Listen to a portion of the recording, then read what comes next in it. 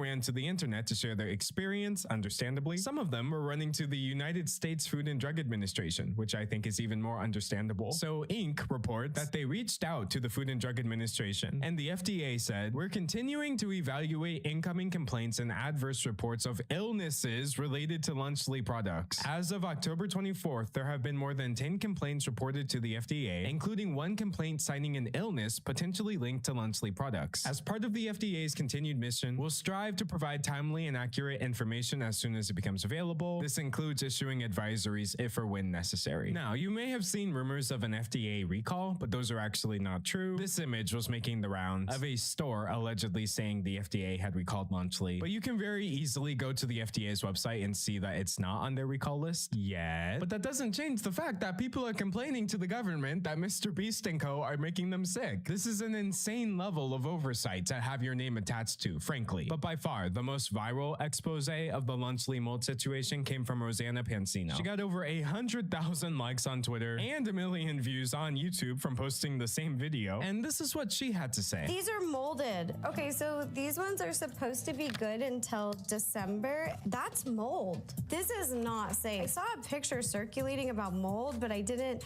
know if it was fake or, I just had heard about it, but this is real, you guys. And there's mold. Why is there mold in the Lunchly? Oh my God. It's actually disgusting. Actually disgusting indeed. I also cannot stress enough these products are being marketed and sold to children. But anyway, I appreciate Rosanna for calling this out, but a certain subgroup of people, presumably Mr. Beast fans, did not. Dude, you're 40. You can just tell this is a child. Rosanna says, incorrect, I'm 39. Probably the greatest possible way of answering this. And A, her age is completely irrelevant to her right to call this out. And B, wow, what is your skincare routine? But children making silly quips are very easy to ignore. But tell me why there was a bunch of grown men out here trying to make excuses for why it was okay that there was mold, or even worse, just implying that people were somehow lying about all of this, despite all of the examples you've just seen. Every time I've seen a video of mold being in the cheese of Lunchly, the video always starts with the packaging already open. Someone could have just put the mold in before filming. Someone could have put the mold in before filming.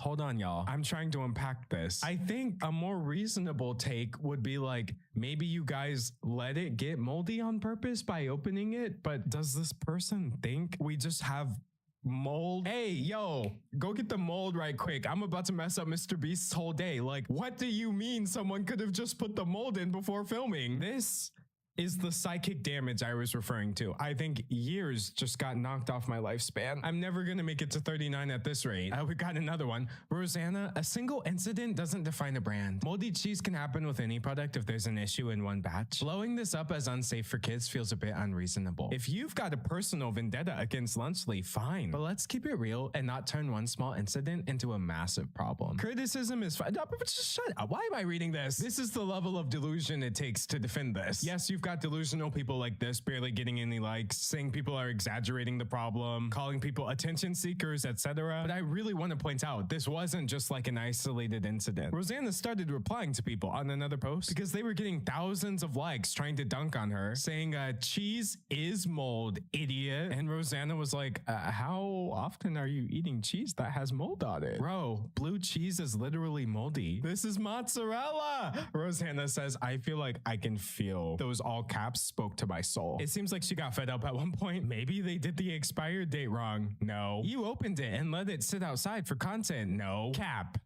No cap. I won't lie to you. I was on the fence on whether or not I wanted to talk about this because it's literally already in the news. Like the PSA is out there. But when I saw that people were literally defending moldy cheese just to cape for their favorite YouTuber, I was like, nah, fam, I cannot be the only one reading this. In fact, remember that one streamer who found mold in the unsealed package? They purchased 22 boxes of Lunchly because they were actually trying to disprove the mold allegations. The whole reason I did this is because I did not believe the original source, as she was clearly biased against Mr. Beast. So I wanted answers and bought every Lunchly I could find. I didn't expect mold, but I found it. First of all, what is wrong with being biased against Mr. Beast? Oh, guys, I'm feeling kind of biased against Jeff Bezos today. Like, what? But secondly, this doesn't matter. Like, I don't care that Rosanna has uploaded multiple videos criticizing Mr. Beast. First of all, good. And secondly, whether she did or did not upload those videos beforehand doesn't change the fact this is mold. In fact, she actually posted the unedited footage. Had a lot of Mr. Beast fans spread the lie that I was faking the moldy Lunchly vid and I would never post the full video with no cuts. Well, here you go. I'm sure they will still not believe this is real, but maybe the dozens of other videos online showing moldy mozzarella will convince them. Again, please be careful eating these if you have them. Also, her unedited reaction is iconic. These are molded.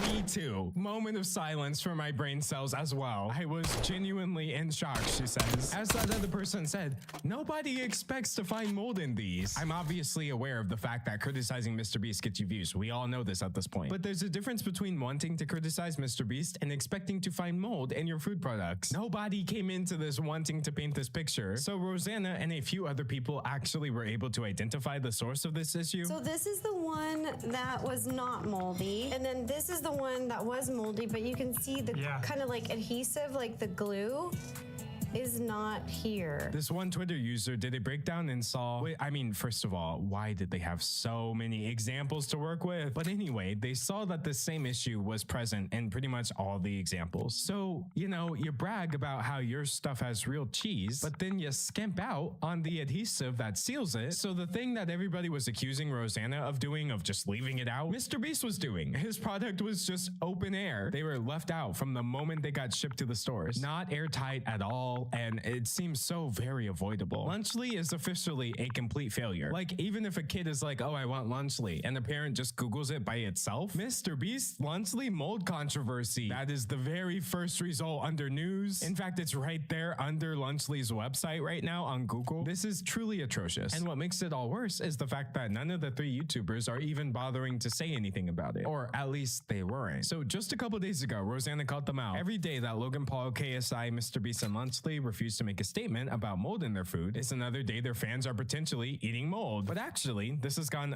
slightly unnoticed because they didn't bother putting it in the title. But Logan Paul and KSI did react to this, and they did so by making fun of Rosanna and just laughing about the whole thing. So in her video, she mocked Logan Paul's infamous, "I like my cheese drippy, bruh." I like my cheese moldy, bruh. And Logan Paul watched this. Yeah, like I like my cheese moldy, bro. Yo, when she saw that, she must have been jumping, bro. She must have been like, yeah! So yes, they actually sit here and argue that Rosanna is actually happy about all of this because it's going to bring her more likes. Going at you guys or at Beast, you could get so many likes. You could be showered in likes. Bro, some of these, she got like two. So annoying, She man. got like two. Like hairs, bro. I know, but it is funny. 2 to 5 sentient trash bags speaking into a microphone is a genre of podcast that I wish would just end already. What did we as society do to actually deserve this? But anyways, Rosanna wanted Lunchly to respond as well, and they technically did too. In this Rolling Stone interview, a Lunchly spokesperson told them all Lunchly products go through a stringent review process to ensure the quality and safety of its products. So I guess their multiple inspections and USDA approvals weren't enough because your product was still moldy. Spokespeople for Mr. Beast and Logan Paul declined to comment. KSI did not respond by publication time. So to not have time to give an official statement, but to sit around and laugh at her on the podcast is insane. These people do not care. And really, I think it all just proves that at the end of the day, Dan TDM was right about everything. He's the one who called KSI out, resulting in that weeks-long meltdown, and saying this is selling stuff for the sake of making money, and specifically saying they're selling crap to kids who don't know better than to trust the people who are selling it to them. This man absolutely saw into the future exactly what was about to happen, and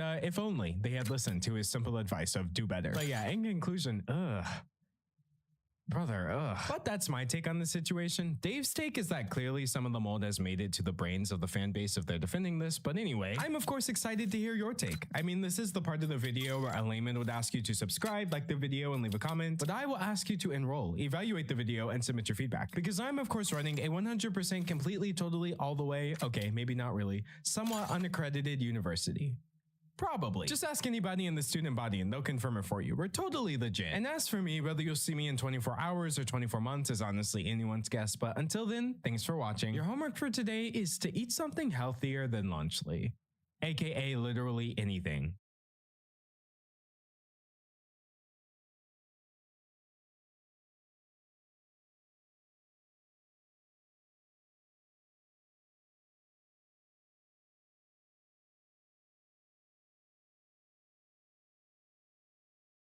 One of my least favorite people on the planet. What do you want Kamala Harris to do or say, Bill Maher? That she's stepping out of the race and endorsing Donald Trump? What more can she do? I mean, he's going to tell us.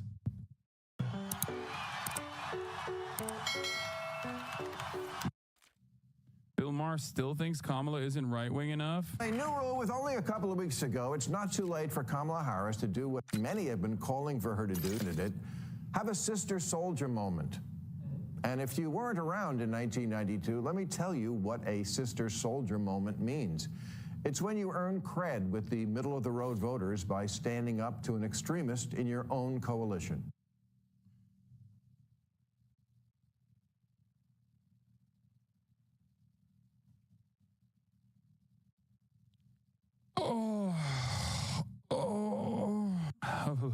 I have chills, dude.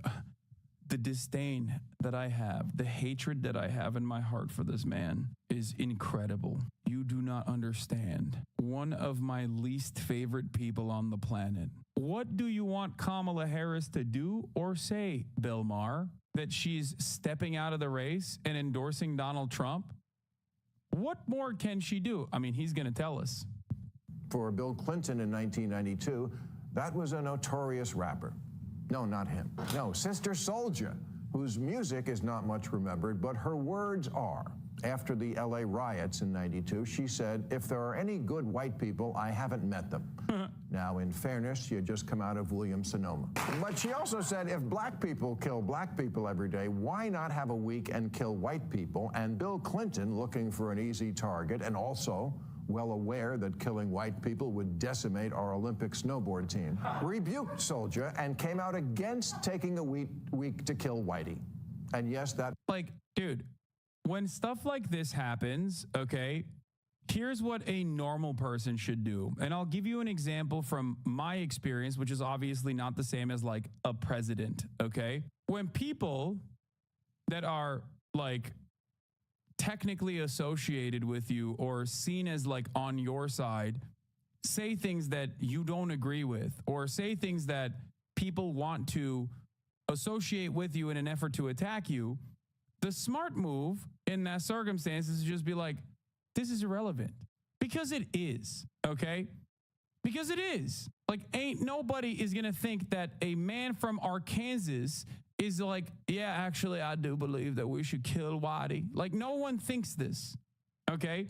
So there is no reason to fucking put your foot down and just like go after a fucking rapper. You know what I mean? It's just a stupid thing that people do in an effort to say, I'm on your side, okay? I would never.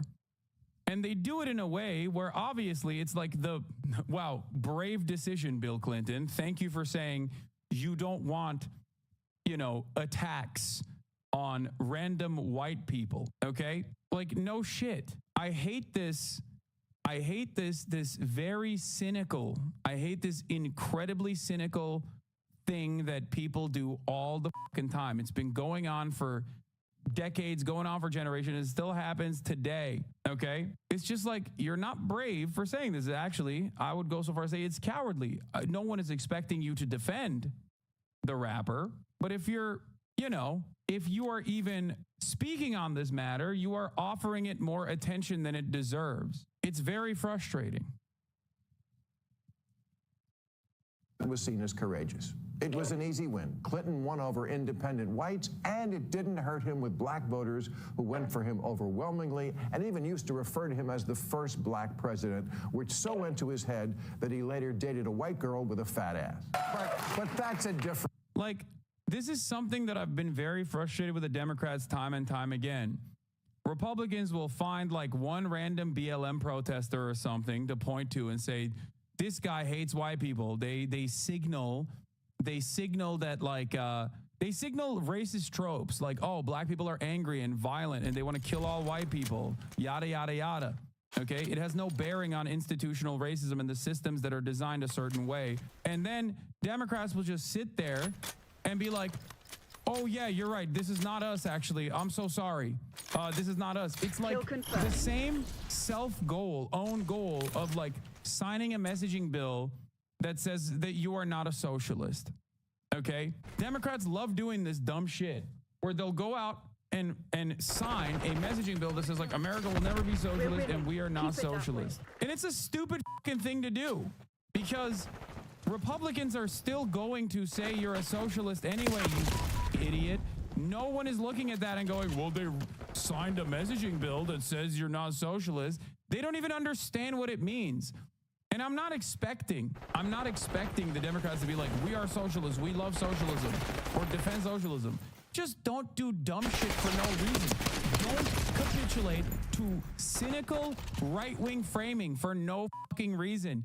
Now you have elevated this conversation. Now you are simply saying like, this is not us. And the people that are in your base are going to look at that and go, okay, this is not us. That's fine. You know, we didn't think that it was us, but it's all good. But the right will still go, no, that is you. That's you. All you've done is validate the cynical right-wing framing. Republicans never do that. They never back away. They never back down. And they never, ever adopt left-wing framing on shit, okay? Even when it's literally valid, even when it is straightforward, even when it is so valid to be like, what Republican congressperson has gone out and said, you know what, and I'm talking like, you know, the overwhelming majority of the Republican Party, like this would be the equivalent of like J.D. Vance coming out and being like, yes, people have said that we agree with this assessment. We're really sorry. Or associations with like the Proud Boys. Trump never gave up on that. The Democrats were like, dude, what the f? These are your supporters and they're doing violence on the streets. And Trump was like, stand back, stand down. Like they never fucking concede. They never concede to left-wing framing on issues, even if the left-wing framing on an issue is cynical or not correct. Think about that. The were like, yo, your supporters are on the street saying Jews will not replace us. What the is that about? He said, both sides have some good people. That's crazy. That's crazy. He straight up was like, there's very fine people on both sides. Brother, one side had Nazis. What do you mean there were very fine people on the Nazi side? There were no fine people there. Okay? It doesn't make sense. And Democrats are constantly doing this. They constantly turn around and they're like, yeah, you're right. You're so right. We hate these people. Just don't. I'm not expecting them to defend these people or these sorts of sentiments. I'm simply expecting them to be smart and not bring any of that shit up at all. Like pro-Palestinian protests happen on college campuses.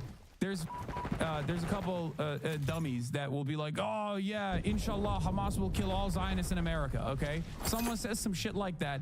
There is no reason. You are under zero obligation to come out and be like, yeah, I recognize this person as a supporter of mine, and I'm actually saying I am not this person. I do not agree with them.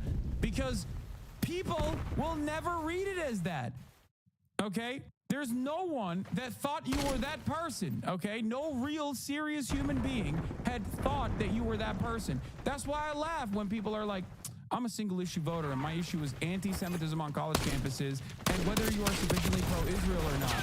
It's like, if someone at this stage is still, asking Kamala Harris if she's like pro-Israel or not, then they're voting for Trump. They're not undecided, okay? It's fucking or they're just like the most delusional person on the planet. Of course she's pro-Israel. What do you mean? What kind of question is this? How can you still be undecided on this matter? It's so stupid. I hate that. It's a tactical mistake from the Democrats to regularly carve out certain aspects that are being cynically used against them, like certain cynical messages, like, oh, the Democrats are a pro-Hamas party. Like, no one can believe that, dude. What the fuck are you saying? So anytime you come out and go, we are the anti-Hamas party, you're just a fucking idiot. It's just like a tactical misstep. My expectation, once again, I'm going to repeat this over and over again. My expectation is never from a national campaign to come out and be like, we are, long live the resistance, okay? Like, that's not, intifada revolution. That's not what I'm expecting. I would not expect that at all. I would, as a matter of fact, say that would probably have serious repercussions in the opposite direction for the campaign if they were to do that. Americans are anti-war broadly, but they're not like pro-resisting against American imperialism. Different history lesson. The lesson for today is that the last two successful two-term Democratic presidents After this, I'm going to watch Joe Rogan. Both had sister soldier moments. Oh yes, Obama had one too. In 2008, Republicans thought they had him beat when the man who was Obama's reverend in Chicago claimed purposefully engineered aids to kill minorities and spoke the words, "Goddamn America." And that is the kind of "this place sucks" rhetoric you're only allowed to use if you're a Republican. But Obama reasoned then, as Kamala should now, that, yeah, there are some Americans who are not going to vote for me just because I'm black. And while I can still win without them, I can't win if I lose the person who will vote for a black president, but is kind of looking for a reason not to. So he made an amazing speech about race and called Reverend Wright's words a bunch of rants that aren't grounded in truth. He said Wright expressed a profoundly distorted view of this country, a view that sees white racism as endemic and that elevates what is wrong with America above all that we know is right with America. It's funny because, like, Reverend Wright was 100% correct, and Barack Obama was absolutely being a cuck here. But of course, that's not going to stop Bill Maher from, saying this is fantastic.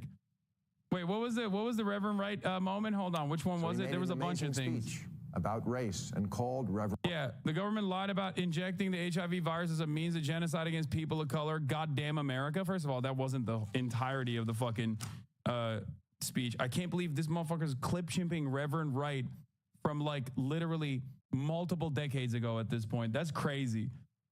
The disrespect, bro. Yeah. Goddamn America. That's in the Bible. Fantastic clip. A classic Hasanabi broadcast special. Don't give me the Boondocks one. Give me the real one. Here, this is the... Where governments lie, God does not lie. Where governments change, God does not change. And I'm through now. But let me leave you with one more thing. Governments fail. The government in this text, comprised of Caesar, Quirinius, Pontius Pilate, Pontius Pilate. The Roman government failed. The British government used to rule from east to west. The British government had a Union Jack.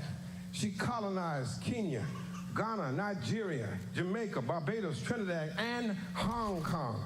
Her navies ruled the 7 seas all the way down to the tip of Argentina in the Falklands. But the British government failed.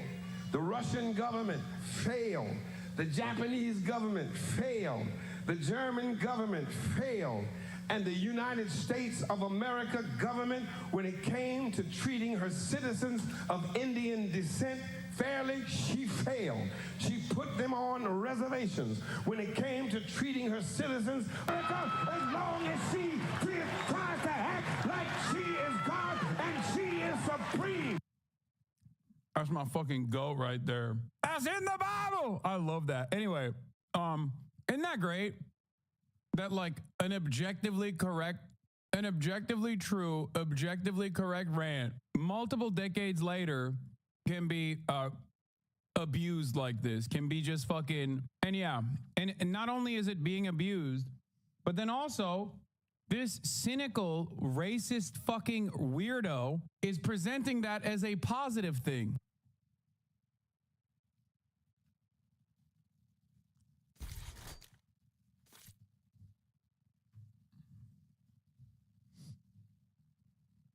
It's fucked up. There are some Americans who are not going to vote for me just because I'm black. And while I can still win without them, I can't win if I lose the person who will vote for a black president, but is kind of looking for a reason not to. So he made an amazing speech about race and called Reverend Wright's words a bunch of rants that aren't grounded in truth. He said Wright expressed a profoundly distorted view of this country, a view that sees white racism as endemic and that elevates what is wrong with America above all that we know is right with America. And he won big. Now, Kamala could make her own Reverend Wright speech and ask all white Americans to please understand, as much as you can, how much in 2020 the sight of a black man being slowly murdered with a white cop's knee on his neck would affect you if that was the history of your race. I think most Americans would be sympathetic. And then admit that in 2020, the left got a little carried away. Carried away, like most of the merch at this shoe store. You know what's funny? Well, not Bill Maher. But you know what's funny?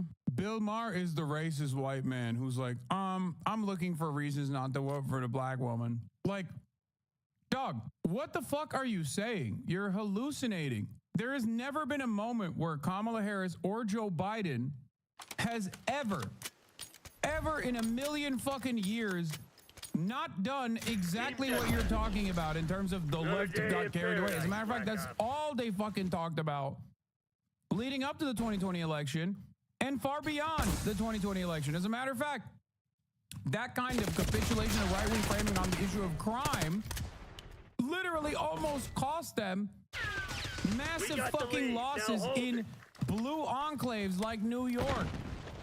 It actually did tilt a seat for a guy that lied about everything in his background and had to resign in fucking disgrace, George Santos. Stop giving credence to stupid-ass right-wing panics.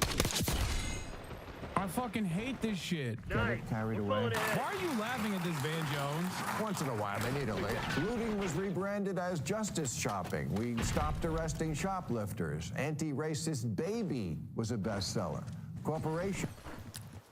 Dude, the looting panic was completely fucking made up, okay? Organized retail theft, once again, a complete invention. The media abdicated its responsibility to accurately assess what the fuck was going on and totally fucking dropped the ball on this issue. One of my most resilient, most prescient fucking takes. And people would yell at me all the time in the same exact way that Bill Maher is fucking talking here. Hassan, you love crime. Or even worse, they would say, Hassan, you just can't ever criticize black people. Like, you're actually racist because you just think it's cool when black people loot. When in fact, the data on organized retail theft or just like massive retail thefts leading to stores closing in certain districts was not real. It was an invention. It was a fucking invention. Just like when people say California is a crime-ridden shithole because of a lack of prosecutorial interest in going after people who are stealing things worth less than what, $2,000 or whatever. Texas has even more liberal laws surrounding the matter, and yet our perspective on this is completely fucking shifted. And after half of these fucking people have openly demonstrated that they lied about this shit, and the media regularly writes articles about how, like, why is there so much crime panic when it seems like crime is down? When data shows crime is down, why do Americans still falsely believe that there's crime everywhere? Like, they write articles on it all the time now. Bill Maher's still running on the crime panic narrative in 2024 when crime is down across the board, Chad. The only area where crime actually went up significantly was homicides. That's the only area that it went up for there was a brief blip, okay? And that is significant. But what's wild about this is that homicides are down too. They're fucking down. And these guys are still doing this shit. You're falling behind. That's crazy. And Bill is doing this funny thing where he's like lumping in things that are worthy of like comedic criticism, like Anti-Racist Baby being sold, being the highest sold book or whatever, with like objectively racist shit. Took DEI to ludicrous lengths. We opened our hearts to all who wanted to come here, and then also our borders. Portland decriminalized all drugs, and Seattle set up a no-cop zone until they had to reverse course on both. Standardized testing was dropped until schools saw how dumb that was. And yet, the head of the teachers union in Chicago still maintains that testing is, quote, junk science rooted in white supremacy. And her union tweeted during COVID, when many Americans felt we could have gotten back to normal sooner, that the push to reopen schools is rooted in sexism, racism, and misogyny. No, it was rooted in reading, writing, and arithmetic, the teaching of which is apparently job none in Chicago because only about 1 in 4 students in the city are proficient in either math or English. And absent. Yeah, I wonder where that's coming from, dude. The teachers union or the lack of fucking adequate funding in the Chicago public school system? Fun fact for those of you who don't know, Chicago Public Schools, 90% of the black and brown students in the entire state of Illinois are in the Chicago Public School system. Just, you know, something to consider. Absenteeism is off the charts. The teachers there want a raise now. And look, I'm always all for all teachers always getting a raise everywhere. I hate kids. I can't imagine being around them all day. But I also think Kamala Harris could have a moment if she trotted out her favorite phrase and said, let me be very clear. Our schools need to do better. Our kids need to be in school, and when they're there, they need to have the phones off and the brains on, learning the basic things we used to teach. And the idea that testing is rooted in white supremacy is in itself a racist belief that says black children can't compete with white children on tests, which they surely can. That line will get you an applause break from all sides. When Kamala says we're not going back, the undecided voter thinks, no, I don't want to get on the short bus back to Trump Town. But I also don't want to go back to 2020. Please, God, don't make me sit through another one of those corporate-mandated sensitivity training sessions. When the Harris campaign launched, they got great traction by calling Trump and Vance weird. That was good. Weird was working. People are tired of weird, and ever since Donald Trump decided to dominate our fucking lives, the Democrats' argument has been, we'll restore normal. Well, if what you're selling is let's be normal again, here's an idea. Be normal. America. One thing to remember is that he's talking about how, like, in 2020, the left got out of control. Yeah, it's really interesting that he's making that argument because the 2020 campaign was objectively more progressive than this current campaign. And Bill Maher seemingly has not been satiated of his thirst for even more moderate positions, apparently. More right-wing positions, let's be real, let's call it what it is. And yet in 2020, Joe Biden won, you fucking idiot. What are you talking about? In 2020, Joe Biden's campaign performance was objectively better than fucking Kamala Harris's current campaign performance. What the fuck are you talking about? It seems like it didn't matter at all for many Americans. What American right now is still talking about 2020, dude? Only Bill Maher. Oh, man, remember how the left went too far in 2020? That's why I'm voting for Donald Trump. Like, yeah, that guy was going to vote for Donald Trump. Doesn't need a revolution. It needs fixing. I hate this shit. What a fucking pathetic little dumbass he is.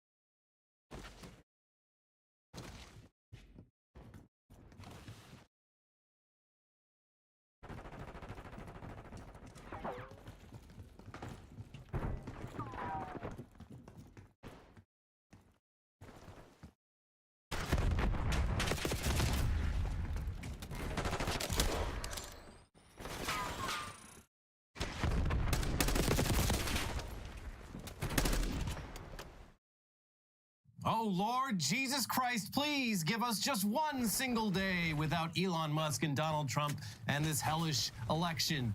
There's got to be something else happening somewhere else that we can talk about. Oh, what's that, Lord? Today there is? Oh. Okay, cool. Thank you, my lord. Yeah. We will get to the news about Elon Musk being best friends with Vladimir Putin, but the Lord has blessed us with several international weekly weird news stories to at least distract us for but a brief moment from what is going on in these United States of America.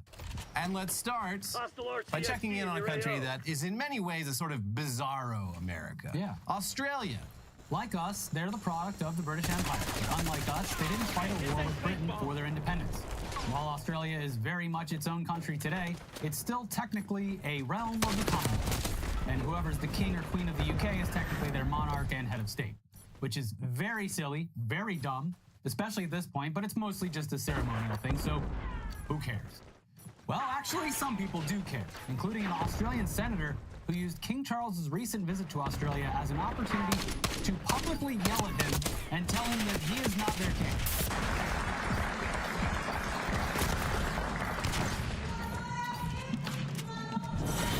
Guess I chose the wrong people for the job.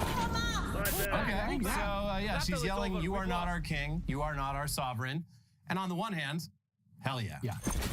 On the other hand, though, we are so worn down by the state of our own country that it's hard not to associate what we just saw with the kind of shit that like Marjorie Taylor Greene does. Sure. So it immediately makes us wonder, oh God, is she yelling at the king for cool reasons?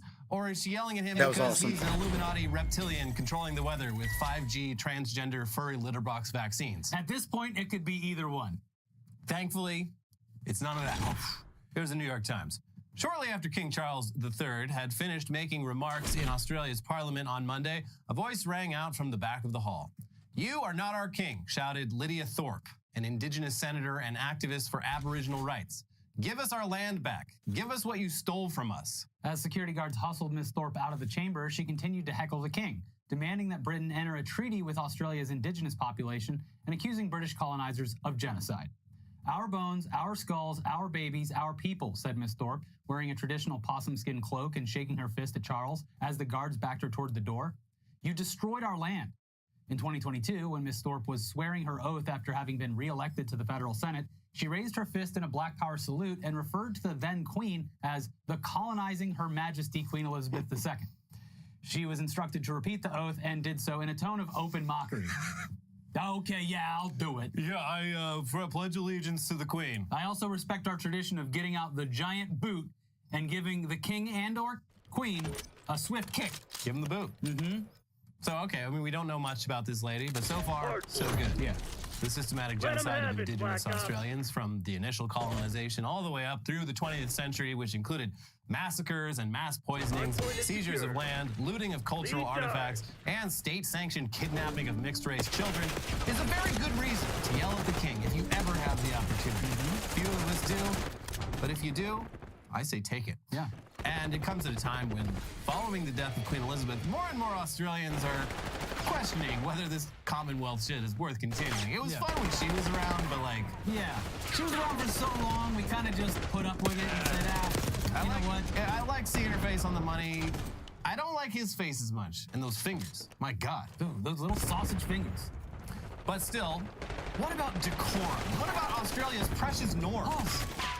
Doesn't this outburst violate the senator's sworn oath of allegiance to not only the Queen, but also to the Queen's heirs? Well, here's ABC. Independent Senator Lydia Thorpe has offered an extraordinary defense of whether she breached her parliamentary oath, claiming she pledged allegiance to Queen Elizabeth II's heirs rather than her heirs. Nice. When she was sworn into Parliament. The revelation comes after Senator Thorpe interrupted a royal reception in Parliament House on Monday, shouting, "You are not our king, and this is not your land," to King Charles III. On Wednesday, the Indigenous senator was asked by the ABC's afternoon briefing if she had renounced her sworn parliamentary affirmation to bear true allegiance to the monarch in her heckling of the king. "I swore allegiance to the king's heirs," she replied. "If you listen close enough, it wasn't her heirs, it was her heirs that I was giving my allegiance to. And now that, you know, they are no longer here, I don't know where that stands." And I also have my fingers crossed behind my back, and whatever else works. It was also opposite day? Yeah. I don't know if you all checked the calendar, but it was opposite day. Yep. So, very cool. Yeah. Between this and that other Australian senator who did an entire speech in TikTok brain rot language. To the Sigmas of Australia, I say that this goofy air government have been capping. A lot of exciting things coming out of the Australian Parliament lately. Makes me a little bit jealous. But shifting our focus now to elsewhere in the Commonwealth of Nations, to the realm of Canada, where they've got a much more puzzling problem on their hands than what to do about the king. Mysterious white blobs keep washing ashore in Newfoundland. Nobody can tell what the hell they are. I've got the perfect solution, and it involves dynamite. How big are these blobs? Not big enough for that. An M80 will do just fine. But then you just get more blobs, and they're smaller. Well, we'll get smaller fireworks. I'll make a little firecracker. Yeah, a little firecracker. Anyway, here's the New York Times. It's the first time I've ever seen anything like it, and I've lived right here in Placentia Bay my whole life, said David McGrath, a 67-year-old retiree who stumbled across the mysterious newcomers last month. The Canadian Coast Guard was notified. Beaches on the southern shores of the North Atlantic Isle were briefly roped off. A federal agency began investigating. The blobs range in size from a coin to a dinner plate. They come in an almost pristine white before mixing with sand and turning darker. They are sticky. And they are, this is the main thing, indisputably blobby. Yep, that's a blob. All right. That's definitely a blob right there. Put that in the blob book. And look, these are blobby. No one seems to know what the hell they are. I mean, it's unclear if they're the product of plants, animals, or some other life form like a slime mold. Some people say they have a smell, some don't. It's not even clear whether these blobs are of this world. But it sounds like it's all hands on deck to figure out what exactly they are. And I think the first thing they should do is blow one up, because how else are you going to find out if this thing is alive or dead? I mean, they're so small, you blow them up, you're like, well, where'd it go? I guess we're going to have to try it again. But then what if it takes all of its little parts and forms back into a bigger blob? Well, then you'll know that this is, in fact, an alien life form sent here to Earth. We shouldn't do this anymore. Yeah, that will be the dead giveaway.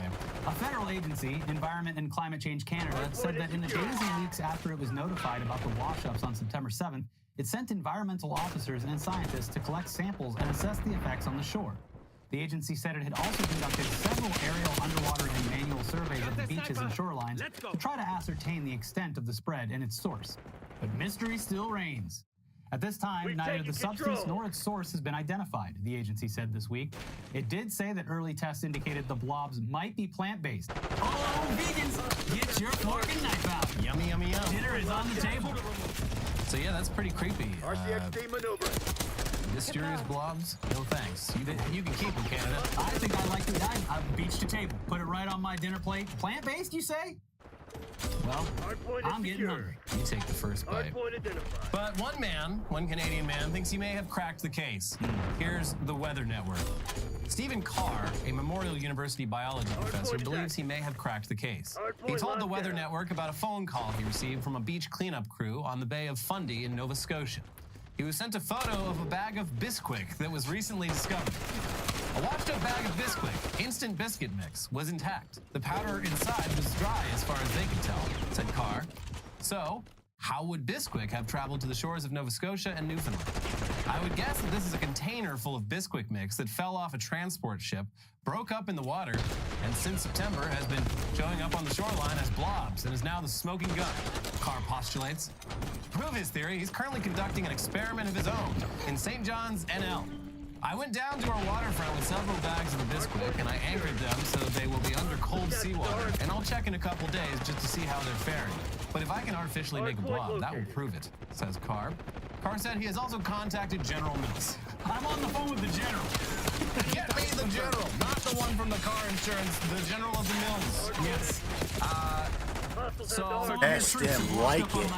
Dear General Mills. Also, my inclination was pretty close to dead on. I mean, not the blowing stuff up, but the having it for dinner. I mean, you could, I guess. You want a salty, uncooked pancake? Or a biscuit. A salty? I love salty biscuits. The biscuit of the sea. Yes. This is okay. It's actually maybe better than all those Garfield phones because those were actual pollution and all those rubber duckies that keep showing up on shores. This is, I would assume, eventually biodegradable. Yeah, I think it is. It's just weird. You show up on the beach and there's all these blobs everywhere. But that would make sense if a giant fucking container of just like a billion packages of Bisquick fell off. Yeah, you're gonna get some blobs. Yeah, I like this theory, and I like this very ambitious home scientist. I think this is great news for one particular set of. It's great news for dogs whose owners walk them on the beach. Yeah, that's probably really good for their taste buds. Not mine. They're liking it. Yeah. But moving on now to some news out of Japan, a country whose work culture is notoriously toxic, with tyrannical bosses, insane hours, mandatory overtime, mandatory after-work socializing, strict hierarchy, and expectations of the utmost loyalty and respect. Basically everything wrong with U.S. work culture, but like taken to an extreme, with some pretty serious physical and mental health consequences. And it's so bad that even when workers decide that they can't take it anymore and they want to quit, they're terrified to actually submit their resignation and experience the wrath of their bosses. The situation has created a whole market for a brand new industry where Japanese workers are paying resignation agencies to quit their jobs for them as their proxies. Yeah, it's like the surrogate that would... They got surrogacy. They got so many different types of surrogacy going on over there. It's great. Yeah. We don't need robots. Yeah. We're putting people to work. Yeah, Japan, everyone thinks, oh, Japan, so it's the future, high tech. No, they know...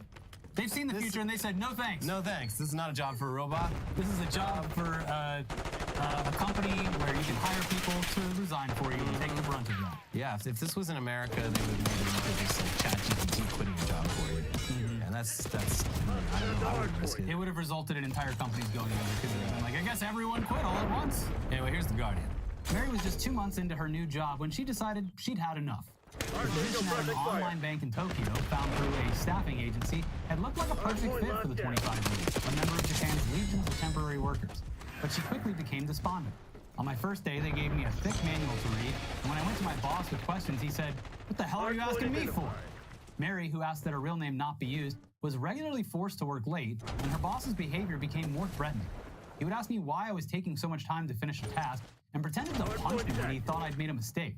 And he'd do things like deliberately knock my pencil case on the floor. It was power harassment, pure and simple.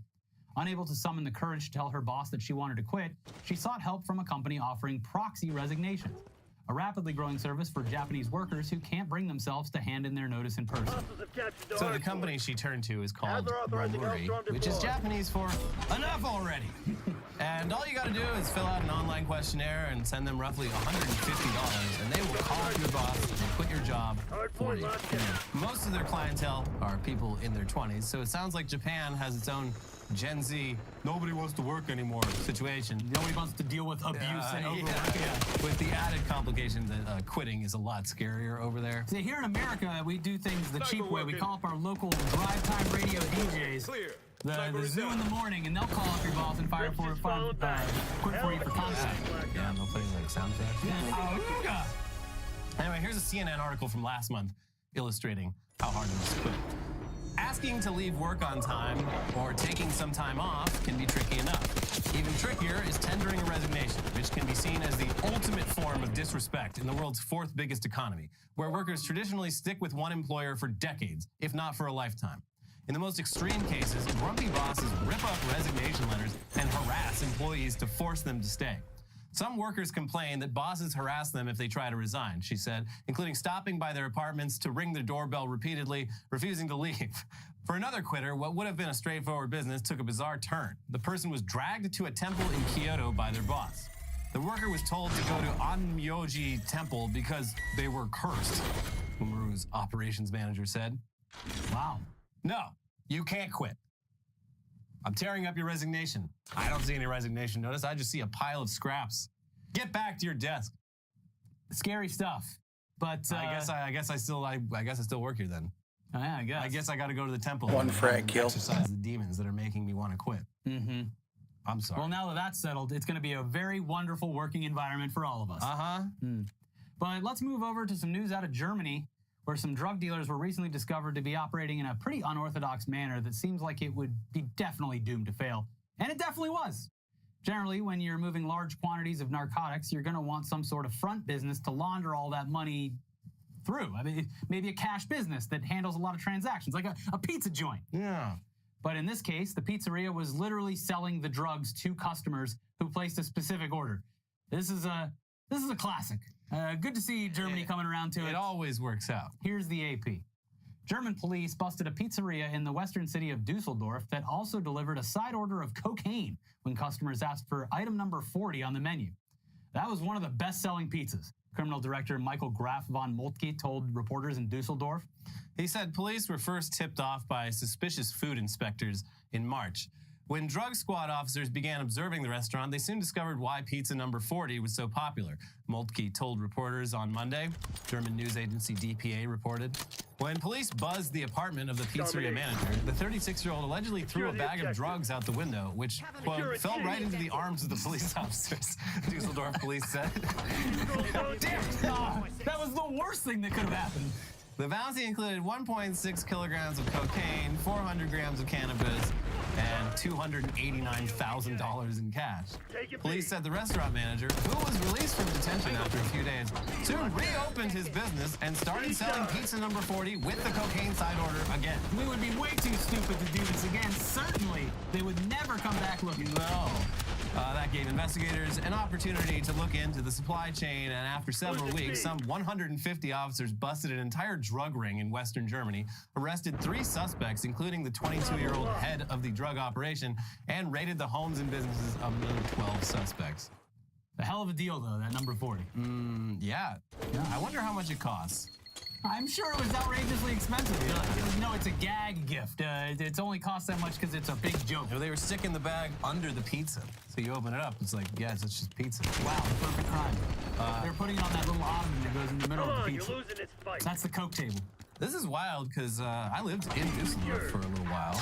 Yeah? 6 months. Yeah, Coke pizza? No, but I ate a lot of pizza. I was like 21, and they said, they didn't say where this place was, but they said it was in the nightlife district, so I know exactly where that would have been. Yeah. I spent a lot of fucking time there, late nights, you get hungry. So your problem, Elliot, was that you asked for a slice and a Coke, not the number 40. Yeah. They were like, are you sure you want a side of Coke? And you're like, well, yeah. I was like, yeah. Delicious American soda. And they put the real sugar in it there. Yeah, they definitely did. I like that real white sugar, if you know what I mean. Not that corn syrup. They do things the old-fashioned way in Dusseldorf. No. I mean, maybe I did buy cocaine and I just didn't see it under the pizza and I threw it in the trash. Weird. I stayed up all night and went back for more pizza. Great. No, I was mostly eating doner kebab over there. That's the street food of choice. So obviously there's some pretty blatant lessons to be learned from that story for all the aspiring cocaine dealers out there. So many points in the story where they could have probably gotten away with it. We got the lead. Now Yeah, I mean, this is a classic thing. This happens at drive-thrus, pizza delivery. Like, it's from my knowledge, a pretty American thing. Yeah. People doing side hustles at the jobs they work at, not the businesses It's not the businesses themselves. Yeah, it's usually like it's whoever's working the drive-thru. Yeah, I'm delivering pizzas tonight, so if you call and order a pizza, I'll come bring your stuff by or whatever. But then, throwing the drugs out the window right to the cops, and then continuing to sell drugs, not changing your business operation at all. Yeah, not even the number of the order. When it is obvious that the police are onto you. Yeah. But speaking of obvious lessons, over in Poland, a funeral home recently learned an obvious lesson about making sure the coffin you're transporting is secured and is not going to fly out of the back of a hearse and dump the body in the middle of traffic. Yup, somebody did a real-life coffin flop. Life imitates art once again. Here's Euro News. A funeral home in Poland issued an unusual apology on Saturday after a corpse that it was transporting fell out of a hearse and into traffic. Polish media reported that a man was driving down a street Friday in Stalowa Wola, a city in southeastern Poland, when he first saw a sheet on his car window. When the sheet slid down, he saw a body lying on the road. For a moment, the driver feared that he had hit the person. Local media published an image of the corpse lying on a white-striped pedestrian crossing where it tumbled out of the hearse. The company transporting the corpse, Hades Funeral Service, issued a statement Saturday taking responsibility for the incident and blaming a technical failure of the hearse. No, they got us on a technicality. Yeah, it's the car's fault. This hearse, designed specifically to transport bodies, well, it did the exact opposite. Also, we are called Hades Funeral Services. Don't ask why. Don't ask why. We're not transporting your dead loved ones straight to hell. No? Why would you? Where would you get that idea? They're not in hell. They're in the crosswalk. Yeah, that had to be a pretty scary moment, though. You're like, oh, God, why is there a sheet on my windshield? Oh, no, there's a lifeless body in the middle of the road. Did I do that? Did I do that? But, yeah, it turns out they were already dead. You didn't do it. You are looking at a dead body. I'm not on top of it right now, but there's got to be a Polish joke in here somewhere. How many poles does it take to transport a dead human body from a funeral home to a cemetery? More than 2, apparently. Yeah. Seems like a lot. More than they got. Okay, so we finally run out of international news to cover, and it is, unfortunately, time to talk about this dumb country. But before we talk about Elon, here's a fun little one. Over in Washington, D.C., on a sidewalk just across from the U.S. Capitol building, a new bronze sculpture recently appeared, depicting a desk with a giant cartoonish turd sitting on it. Now, what could this mean? Well, the plaque attached to the base of the sculpture explains. This memorial honors the brave men and women who broke into the United States Capitol on January 6, 2021 to loot, urinate, and defecate throughout those hallowed halls in order to overturn an election. President Trump celebrates these heroes of January 6th as unbelievable patriots and warriors. This monument stands as a testament to their daring sacrifice and lasting legacy. Heads down! Sniper! Okay, yeah, so the giant bronze poop is a reference to the fact that a ton of January 6 rioters just pissed and shit everywhere like toddlers while they were storming the Capitol. Yes, they did. And what a great monument for them. I hope they make it permanent. They probably won't. Should. It's going to get taken down. I mean, listen, the Capitol, I didn't learn this until visiting it for the first time this year. That big Capitol building, it's mostly statues. Yeah. It's pretty much all statues. So they got room for one more, I think. And they're always switching them out, too. They're like, the state has to come up with some new ones. Yeah. So I've never seen that many fucking statues in my life. Taking up all the space. Including at actual museums. It's just statues, statues, statues. It's basically just a big museum with a couple of places where they get work done that are far, far away from where any tourists can go. Yeah. And like the rooms where they actually work are tiny and cramped and dark. We walked into one and it was like, this feels like I'm back in high school. It felt like a classroom or like a college classroom where it's just like all of the life is sucked out of you and you feel trapped. And they got all those underground rooms that are like basically like the classrooms that every college campus added after the year 2000. Very hastily, they took the lowest bid, just like no character to them at all. That's where most work at the Capitol is down. Depressing. Yeah. But okay, now it's Elon time, baby. Hey, not our fault. Not my fault. He has made himself the main character. We have no control over that. Every time he jumps up and does an X, he gains more power. He is the richest person in the world. And since that is clearly not enough to satisfy him, he's also taken a very active role in this presidential election for very obvious, self-serving reasons. His blatant partisanship is pretty unprecedented, and it's raised a lot of concerns considering he's a huge government contractor with security clearance and access to classified information. And now, highlighting those concerns is the news that he apparently talks to Russian President Vladimir Putin all the time. Sounds familiar, considering the report that came out recently that says President Trump still talks to him all the time. He's just a cool guy. What am I supposed to do? Not hang out with cool guys? So and this is right as the U.S. is currently funding a very expensive war against Russia in Ukraine. Here's the Wall Street Journal. Elon Musk, the world's richest man and a linchpin of U.S. space efforts, has been in regular contact with Russian President Vladimir Putin since late 2022. The discussions, confirmed by several current and former U.S., European, and Russian officials, touch on personal topics, business, and geopolitical tensions. At one point, Putin asked the billionaire to avoid activating his Starlink satellite internet service over Taiwan as a favor to Chinese leader Xi Jinping, said two people briefed on the request. Musk has emerged this year as a crucial supporter of Donald Trump's election campaign and could find a role in a Trump administration should he win. While the U.S. and its allies have isolated Putin in recent years, Musk's dialogue could signal re-engagement with the Russian leader and reinforce Trump's expressed desire to cut a deal over major fault lines such as the war in Ukraine. At the same time, the contact also raised potential national security concerns among some in the current administration, given Putin's role as one of America's chief adversaries. You're talking about the guy who's in control of sending stuff to space currently, collaborating every satellite with fucking Russia. If this was 40 or 50 years ago, it would be career suicide for... It wouldn't just be career. He would be... probably arrested and thrown in jail, thrown under the jail. This is absolutely absurd to think about when you think about how much he has his hands in the U.S. government. Yeah. So the article also highlights how much the timeline lines up between Musk's romance with Vladimir Putin and his shift from initially supporting Ukraine in the war to just a few months later basically parroting Russian government talking points about how the conflict should be resolved. And then there's this. In October 2022, Musk said publicly that he had spoken only once to Putin. He said on X that the conversation was about space and that it occurred around April 2021. But more conversations have followed, including dialogues with other high-ranking Russian officials past 2022 and into this year. One of the officials was Sergei Kiriyenko, Putin's first deputy chief of staff, two of the officials said. What the two talked about isn't clear. Last month, the U.S. Justice Department said in an affidavit that Kiriyenko had created some 30 internet domains to spread Russian disinformation, including on Musk's X, where it was meant to erode support for Ukraine and manipulate American voters ahead of the presidential election. So yeah, very cool. The richest man in the world, who's also one of the U.S. government's biggest contractors and the owner of a major information platform, is donating massive amounts of money to Donald Trump in an obvious bid for influence over the U.S. government, while also being buddy-buddy with one of the U.S.'s biggest adversaries. All while never, ever shutting the fuck up about how the elites have too much control over this country. Motherfucker, you are the elites. Hit him hard. Yeah. It's so dumb. Why is he allowed to do this? Because he's rich. Well, someone please unburden us of this treacherous man.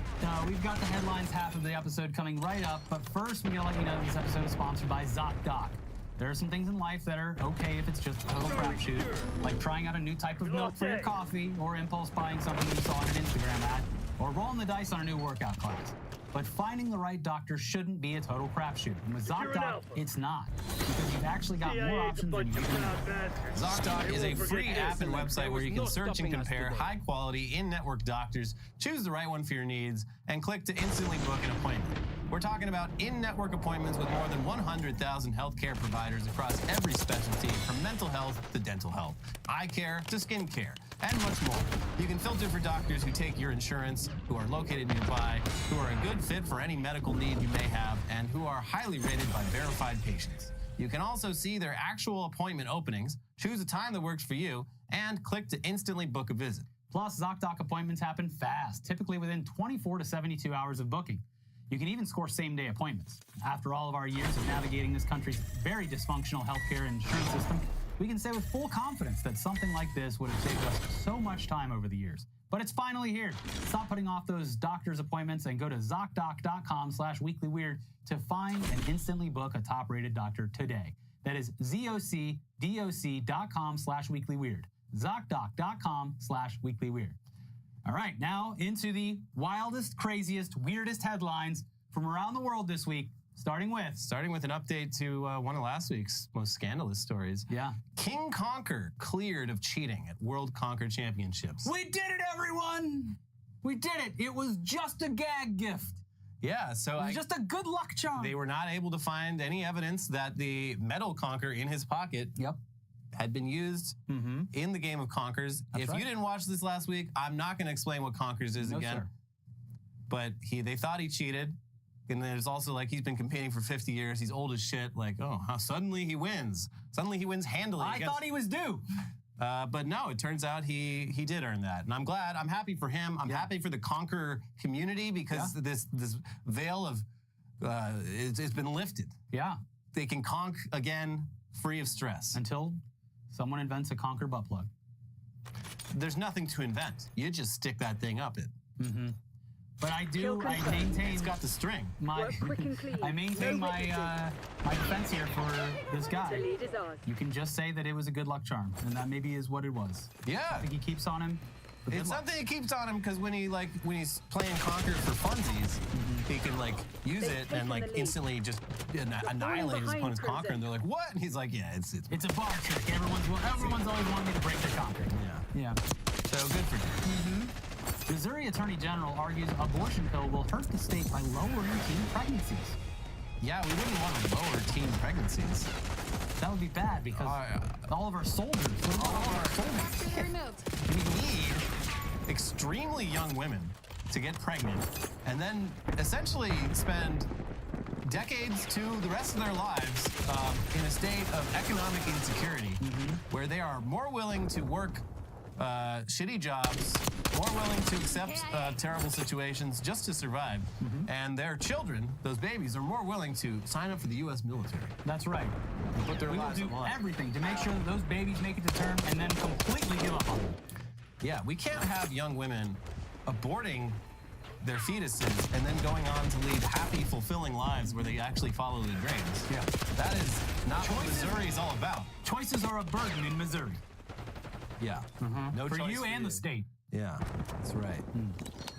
Man caught with cocaine, meth, and stolen vintage X-Men #1 comic in Georgetown. Wow. Man of taste, man of culture. I just got back from Dusseldorf, and boy, are Mario tired.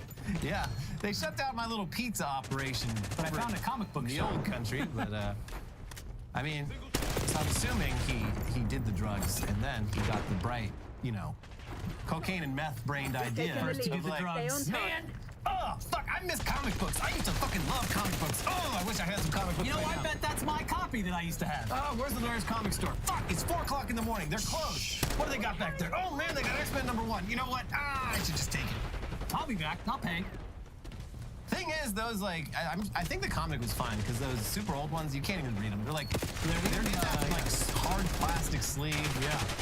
And you probably just doing lines off it. Probably wouldn't want to look at it because those old, they're printed on like rag paper, and the inking and everything is very low quality. It's actually, in the case of these classic comics, the reprinted editions they look significantly better. Yeah.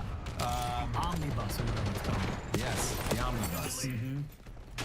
Russian oligarch found dead in Moscow after falling out of window. Oh, they need to do something about these windows in Russia. Yeah, what is going on? How many windows are going to kill people before they do something about Falling out of windows, defenestration, seems to be a problem that only ever affects people in Russia. All kinds of poison flying around all the time? People in Russia with some sort of ties to the government or conflicts with the government. Yeah. I would never go near a window if I ever went to Russia. I'm staying on the ground floor. They got windows, but you fall out of them, you get scraped up a little bit, that's it. Not gonna die. No. Never going upstairs, never taking an elevator. Staying on the ground. Never go to an upstairs location. Never. That's your mistake. Why do these Russians keep going upstairs? Bad move. Dumb. Netflix closes its all-star AAA video game studio, which made 0 games. We tried nothing, and nothing worked. God, the gaming is, it's bleak. Especially AAA. Yeah, the entertainment in general is in a bad spot. Except for COD, this is the best COD ever. Studios that were acquired for lots of money or built, in Netflix's case, they poached a bunch of people from studios across the industry, really top players, people you'd want working on good games. And presumably they were working on, I don't know, something for the years they were there, but now there's nothing to show for it. Yeah. And and then the big publishers keep buying up all these studios, doing nothing with them, and shutting them down. Yeah, it's almost like exactly what happened to the MCN model. Yeah, it's fucked up. What happens when a gigantic media company with more money than sense starts spending all of that money, buys things they don't understand how to operate, and then expects them to put out something wonderful while doing nothing to contribute to the process? And the fact that it's like Netflix too. I know you can play games on Netflix with your phone and Street or whatever it's called. Yeah, they have. I've never tried it, but it's not they're not real games. They're mobile games with a second screen. Don't make me return fire. I don't know what the fuck they were trying to develop here. Like a Stadia, some kind of Stadia thing. But yeah, of course it was fucking doomed to fail. This is like a low interest rate idea that they had. They're like, yeah, fuck it. Keep it going in the Let's start a game studio. Yeah, we're doing everything else. Games are expensive. Yeah. Whoop whoop! Insane Clown Posse endorses Kamala Harris. And they will do more to push the needle than any Republican endorsement. Yeah, Dick and Liz Cheney are changing absolutely zero minds, but... Especially in Michigan, a swing state.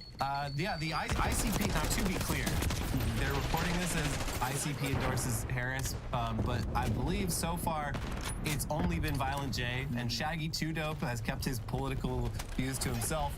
I wouldn't put it past Shaggy 2 Dope to maybe be on the Trump or at least RFK side. We'll take what we can get. But he's not saying anything, and Violent J is all in for Kamala, whoop whoop. Yes. And he has significantly more influence on disaffected voters than anyone else who has endorsed Kamala Harris. So this is good news. Yeah. This is a great endorsement to have. And it's always nice to be reminded that like the ICP, they're not into like fascism and shit. They just want to have good times. They're pretty chill. Yeah. They're not into that. Very loving community. They don't like being branded as a gang. That's right. Which I believe they still are. Which is fascism's kind of shit when it comes to all the That if arts. she's elected president, she will remove that gang designation from the Juggalos. The Juggalos have been pardoned. May the Fago flow. Mm-hmm. Helen Mirren says, it's so sad Kurt Cobain died when he did because he never saw GPS. And apparently this isn't the first time she's brought said him this. up so many times over the years, always in the context of like, Kurt Cobain died at 27 and he didn't get to see Clippy. Yeah, like it's Kurt always Cobain some died at 20, tech thing that he wouldn't have really cared about. He died at 27, he never got to make a Facebook. Yeah. She's literally doing the RIP you would have loved meme. Yeah. And like the larger point she's making, I think is interesting because she's like, listen, I'm old as fuck. I'm like 80 years old. Like the world has changed like a crazy amount, especially in terms of technology in my lifetime. But yeah, the way she has framed it numerous times by saying Kurt Cobain, he never got to use GPS. He would have loved it.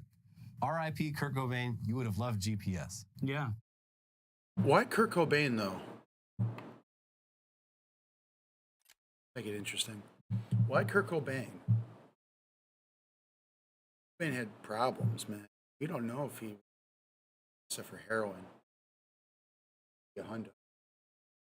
I mean, it is a pretty crazy technological leap. It's pretty cool, yeah. Yeah. She's like, I love seeing that little blue dot go down the street. I mean, listen. Kurt Cobain would have loved being in a new city on tour and having no idea what to eat around the arena and being able to quickly go on his phone and find any number of delicious pizza spots 1991 that might also have a side business. Yeah. I mean, like, my grandma was born in, like, fucking, like, 1926 and lived long enough to, like, have fucking Instagram. It is pretty crazy to, like, think about. Team deathmatch. Kurt Cobain, you would have loved it. We're just going to be... Kurt Cobain, you would have loved Animoji. Yeah. Oh, yeah. What are you looking forward to in the future, Elliot? Nothing. Sitting in the back of your Cybertruck with your VR glasses on, looking at a prettier future? I want everything to just stop. Just stop it. That's what I feel like. I feel like I don't want to put words in his mouth or in his brain, but I feel like Kurt Cobain would reject all modernity. Yeah, I don't think he would have really been into that. He would have been like one of those guys like what's the actor Michael Shannon who like doesn't even have a fucking cell phone. Yeah, and he would have moved out to the middle of fucking nowhere in Washington. Yeah, well that's where he was from originally. He probably would have gone back. Yeah.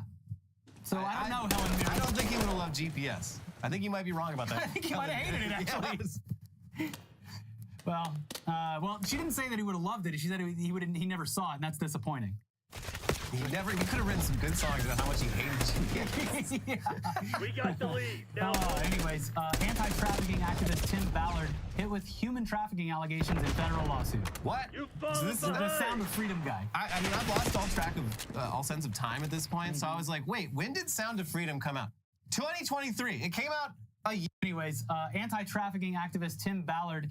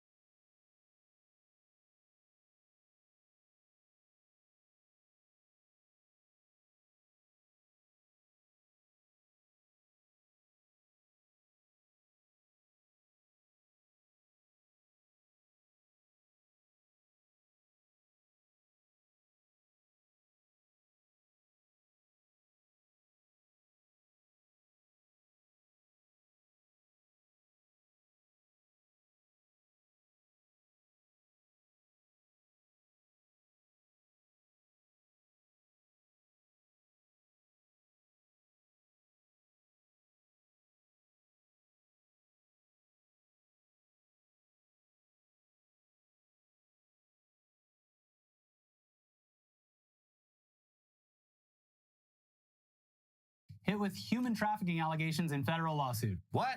So this is the Sound of Freedom guy. I mean, I've lost all track of all sense of time at this point. So I was like, wait, when did Sound of Freedom come out? 2023. It came out a year ago. Wow. And that was that movie. Every year there's at least one where the Christians just like start buying all the tickets to it and not going to the theater. Yeah, look how good it did at the box office. Giving them away at like the church. The donation. Yeah, so it was like the #1 movie in the country, but it was a movie about how real life Tim Ballard had like personally rescued a bunch of like human trafficking victims from like the cartels and shit. And I think it was like a month after the movie came out, there was like, okay, so yeah, it turns out he himself actually doing a lot of It was human just trafficking. research, actually, so... It is so like... That was the one where they said that it smelled like, the theater smelled bad because they were, the Satan was lurking in there and keeping people away, so that's why there wasn't anyone in there. Satan has a smell. Yeah. Smell like sulfur. Yeah, that's what they were saying. They were like, oh, nobody's in there because it's being... Someone farted. Yeah. One of y'all farted. And that's such a good excuse, though. If you fart and someone's like, Jesus, what is that? And like, oh my God, it's Satan. Yeah. He's in here with us right now. You smell that? That's Satan. But yeah, you'll probably hear nothing about this from all the people who were hyping the shit out of this movie Are you sure a year ago. Turning Point USA isn't going to talk about it at their big event? Oh, God. Oregon police draw backlash for hide and seek with a cop event. Run without consequences. So the police departments in this country, because of their horrible relationship with the community, they occasionally do these like blank with a cop events, sort of humanizing the like come on down and hang out with a cop. Yeah. They're not going to kill you. They will be carrying the gun because that's their personal security, emotional support gun. But this one is the fact that it's a Halloween event and the flyer for it looks like. It's like advertising a scary experience, like a maze or something. It's like, oh, like come down and get chased around by Freddy and Jason. No, it's just like play hide and seek with a cop. The scariest thing. And then it's a winking cop. But yeah, all these people are. Well, first of all, yeah, people are like, are they going to be wearing guns? And they're like, yes. Obviously they'll have their revolvers. All these people are just like, yeah, no, I don't want to do that. I feel like, and people, I agree with this. I feel like the muscle memory might kick in on these cops. That's the scariest part. Because we've already seen so many examples of cops like shooting someone dead, not even on purpose, just because their natural reaction is to reach for the gun. We saw my favorite example of this. It was a baseball game where a cop got hit by a home run or a foul ball or something and reached for his gun immediately. Insane. Just by instinct. A baseball hit me. I'm going to need my gun. Yeah. I need to shoot this baseball. So better luck with that next time. Man complaining of indigestion had live cockroach in his intestines. I don't like that. No. Was his name Asmongold? He cleaned Love that. He found a receipt from 2004. You rich, dirty bitch. He's like, this is what groceries used to cost. Yeah, people are like, that's how nasty you are. You found a fucking perfectly preserved receipt under all that trash that you haven't cleaned for at least 15 years. Disgusting man. But, I mean, he may have cockroaches living in him. I don't know how this happens. Which way does it go in? He had to like accidentally like swallowed something with like cockroach eggs in it or something, right? I don't know. Or just slept with his mouth open and just crawled all the way down. I don't know how it would work. You would feel like your stomach acid would make quick work of it. Maybe it's something sexual. It went up his butt. Yeah. Like that gerbil. Yeah. Well, you got to work your way up to the gerbil. Yeah. You got to Start with the start small. Yeah.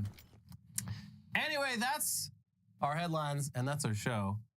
Before we close out, I will be joining. We were recently on a episode of the Western Kabuki podcast. Thank you to everyone who listened to it or watched it. We'll link it again down below. You can go they're having a live stream on Sunday all day. They're raising money for Palestine.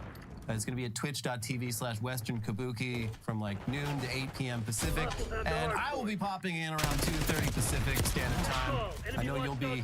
I'll be doing the exact opposite. I'll be in Florida visiting my family who luckily were pretty much unscathed from the hurricane. But the soonest I could get in... You'll be doing hurricane relief on a very small scale. Yeah, the roof of the local airport was torn off in parts. So as soon as I could get back... So having said that, I think videos will be like one day late next week because I'll be out of town. But that's it, yeah. But yeah, I'll be on the Western Kabuki stream. Stop by, help raise money for Palestine. I think we've got a lot of guests coming in, so it sounds like a lot of fun. I'll pop into the chat. What's up, chat? Yeah. Chat Anyways, please smash that like button. Don't just lovingly tap it. Smash it. Smack it. Leave a comment, talk about anything we discussed today or whatever you want. Make sure you like the video though and subscribe if you're not already. We have 2 other videos popping up right here for you in case you missed.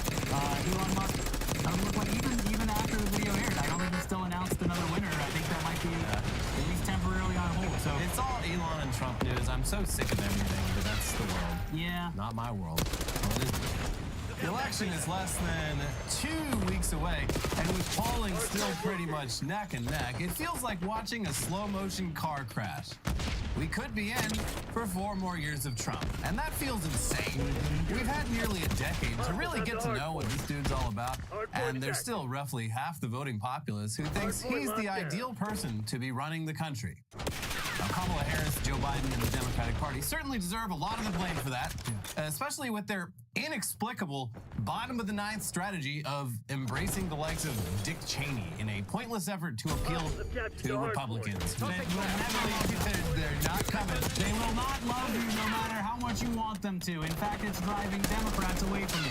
But, you know, say what you will about the Democrats, they never caused a deadly E. coli outbreak. And I guess technically Trump didn't do that either, but it's pretty ironic timing that right after his dumb little campaign stunt where he pretended to work at McDonald's for a total of 30 minutes, a bunch of McDonald's customers across the country came down with E. coli bacterial infection.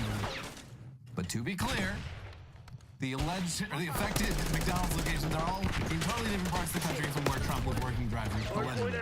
They allegedly have nothing to do with this. When he filled his diaper while working at the McDonald's, that E. coli did not travel through the air. Violating just a bunch of health codes working back there, by the way. So the timing of these 2 McDonald's-related stories also, of course, led lots of Trump supporters to conclude that the E. coli news was simply a deep state false flag meant to hurt Trump.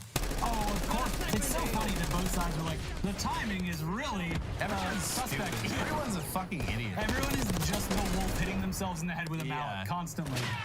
I mean, you'd think that if that were the case, they'd at least make the fake E. coli outbreak happen in the part of the country where Trump did his McDonald's stunt.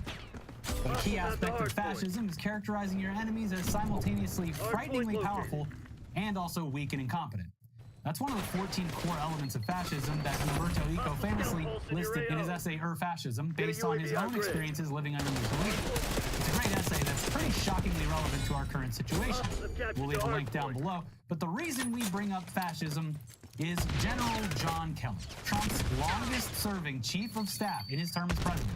And that guy, John Kelly, just straight up called Trump a fascist this week. So, again, over the past couple weeks, we've been very cautious to keep throwing that word around, but it kind of encompasses everything that Trump is going for. And it's scary. Definitely some parallels. And also, a lot of people in his prior administration have come out and said such things, and now this guy is just straight up saying it. Yeah, so I mean, of course, plenty of people have been calling Trump a fascist for a very long time. But this is a guy who worked with Trump on a daily basis in the White House for a year and a half, which is an eternity in working for Trump. That's so many Scaramucci's. Yeah. And before that, he spent 6 months running the Department of Homeland Security. And this guy, at least at one point, was happy to not only serve under Trump, but also directly help him implement shit like the border wall and the Muslim ban, especially when he was at DHS. So this is a guy whose political beliefs line up pretty well with the Trump agenda, and he's still warning everyone that Trump is a fascist with no respect for the Constitution. In response to a question about whether he thought Mr. Trump was a fascist, Mr. Kelly first read aloud a definition of fascism that he had found online. Well, looking at the definition of fascism, it's a far-right authoritarian, ultra-nationalist political ideology and movement characterized by a dictatorial leader, centralized autocracy, militarism, forcible suppression of opposition, belief in a natural social hierarchy, he said. Mr. Kelly said that the definition accurately describes Mr. Trump. So certainly, in my experience, those are the kinds of things that he thinks would work better in terms of running America, Mr. Kelly said. He added, certainly the former president is leaning far right to the agenda. He's certainly an authoritarian, admires people who are dictators. He has said that. So he certainly falls into the general definition of fascist, for sure. He certainly prefers the dictator approach to government, Mr. Kelly said. Mr. Trump never accepted the fact that he wasn't the most powerful man in the world. And by power, I mean an ability to do anything he wanted, anytime he wanted, Mr. Kelly said. I think he'd love to be just like he was in business. He could tell people to do things and they would do it, and not really bother too much about what the legalities were and whatnot, he said. Mr. Trump's recent comments about using the military against what he called the enemy within were so dangerous, he said, that he felt he had to speak out. And I think this issue of using the military to go after American citizens is one of those things I think is a very, very bad thing. Even to say it for political purposes to get elected. I think it's a very, very bad thing, let alone actually doing it, Mr. Kelly said. Mr. Kelly said that Mr. Trump was repeatedly told, dating back to his first year in office, why he should not use the U.S. military against Americans and the limits on his authority to do so. Mr. Trump nevertheless continued while in office to push the issue and claimed that he did have the authority to take such actions, Mr. Kelly said. And yeah, there's a lot more there. He says that Trump fundamentally doesn't understand basic American values, the Constitution, or the role of the president. And that all he really cares about is how loyal people are to him. We've all seen this. We know who Trump is. It's just... This isn't a theory. We've seen it happen. He says Trump is grossed out by disabled veterans and called wounded or killed soldiers suckers and losers and is incapable of empathy. But where it gets really crazy is right here. Mr. Kelly confirmed previous reports that on more than one occasion, Mr. Trump spoke positively of Hitler. Quote, he commented more than once that, Hitler did some good things too, Mr. Kelly said Mr. Trump told him. Mr. Kelly said that Mr. Trump had little appreciation for history. I think he's lacking in that, he said, but said that he would still try to explain to Mr. Trump why those comments about Hitler were problematic. First of all, you should never say that, Mr. Kelly said that he told Mr. Trump. But if you knew what Hitler was all about from the beginning to the end, everything he did was in support of his racist, fascist life. The philosophy. So that nothing he did, you could argue, was good. It was certainly not done for the right reason. Mr. Kelly said that would usually end the conversation. But Mr. Trump would occasionally bring it up again. Hey, John! You know that Hitler guy we were talking about? You said he had some good ideas too, right? No, this is fucking yikes! Yikes! Insane. When people tell you who they are, listen, god damn it! Yeah, it's very annoying that this is brushed away so easily because of everything else that's going on. This is crazy. We've been so worn down by this man and his fucking bullshit for so goddamn long that his longest running chief of staff has firsthand experience. Yeah, he's a fascist and he wants to be like Hitler. Yes. Why isn't anyone listening to me? Yeah, well, I don't know. Groceries are like kind of more expensive. Have you seen the price of eggs? Mr. President, when I started mining Bitcoin in my basement, my electricity bills went through the roof. What are you doing to stop this? So yeah, Kelly expanded on this in another interview with The Atlantic. This week, I asked Kelly about their exchange. He told me that when Trump raised the subject of German generals, Kelly responded by asking, "Do you mean Bismarck's generals?" He went on, "I mean, I knew he didn't know who Bismarck was or about the Franco-Prussian War." I said, "Do you mean the Kaiser's generals? Surely you can't mean Hitler's generals." And he said, yeah, Hitler's generals. I explained to him that Rommel had to commit suicide after taking part in a plot against Hitler. Kelly told me Trump was not acquainted with Rommel. I would have fired his ass. Plotting against me? No, thanks. And that article, it goes into a lot more, it's more focused on Trump's alleged disrespect for the troops. Well-noted disrespect for the troops. Including an anecdote about him offering to pay for the funeral of a murdered soldier, and then later, upon hearing how much it would cost, telling a room full of staffers, "Doesn't cost $60,000 to bury a fucking Mexican. Don't pay it." Now with that one, everyone's denying it, including the family of the dead soldier, who seem to still be fully on the Trump train. But someone says they were there and says they heard it. But yeah, the reaction to the Hitler's general stuff, which I'd say is even worse than that, has been a fun mix of "he never said that" and "well, here's what he actually meant when he said that." With Fox News' Brian Kilmeade doing a little bit of the latter.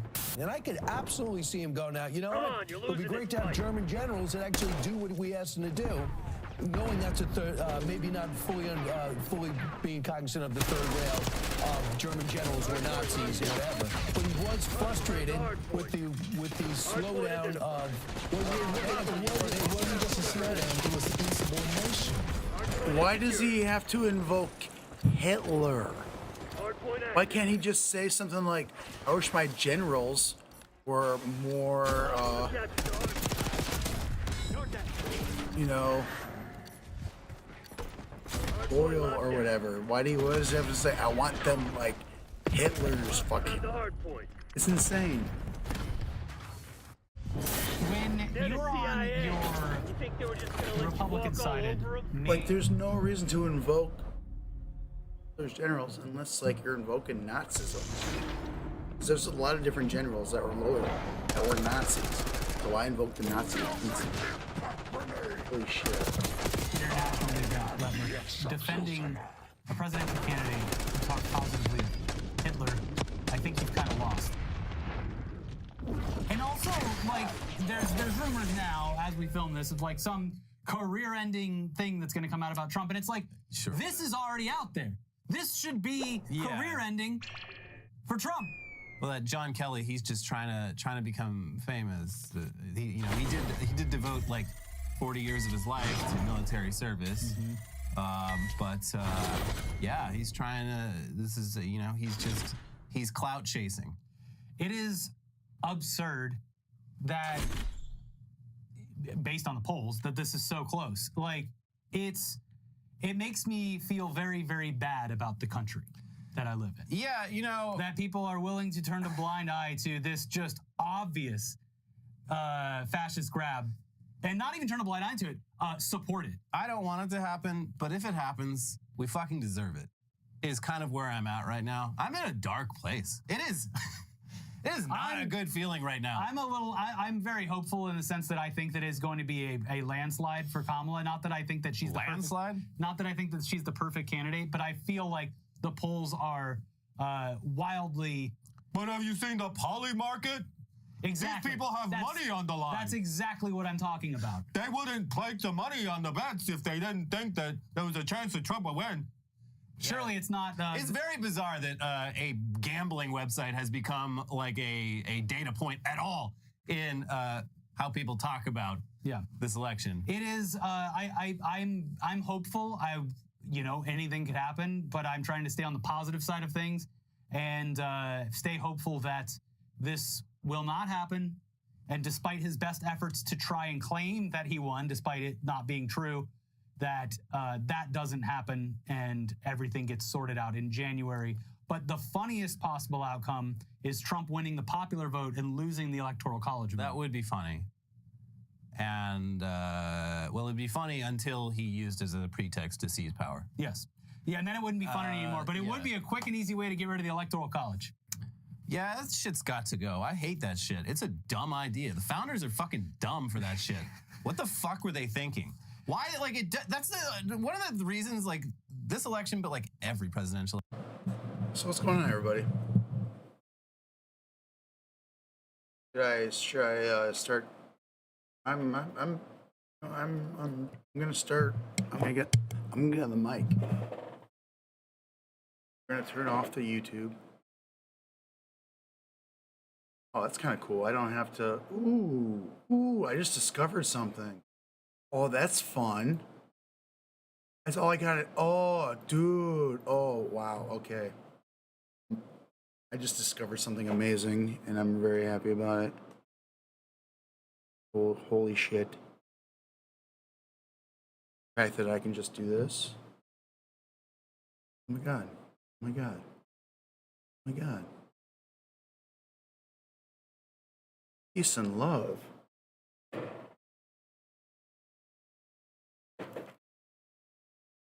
Okay, how's everyone doing tonight?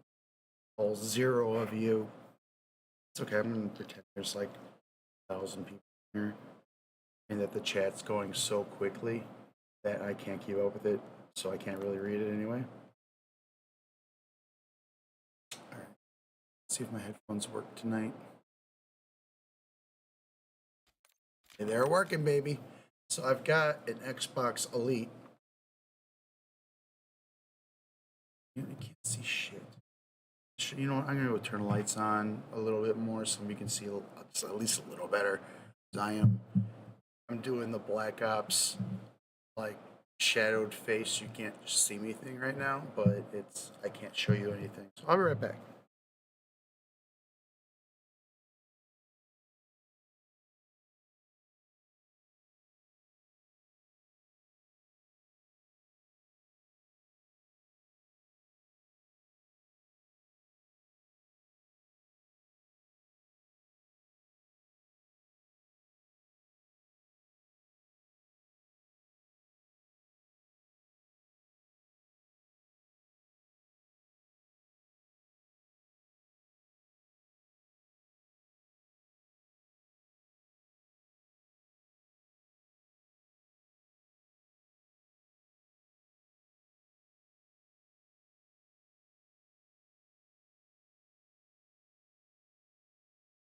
Literally made no difference. I turned like some lights on in my apartment, and I'm still just completely dark. 1 second. I got a couple more I can turn on.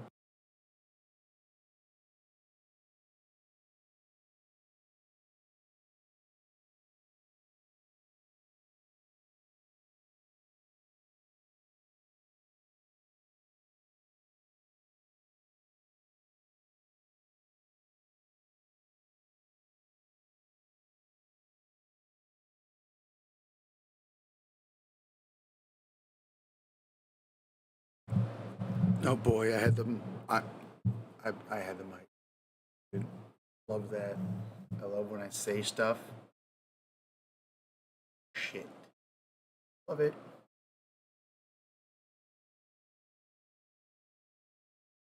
I'm about to go snap my fingers for no reason. 1 second.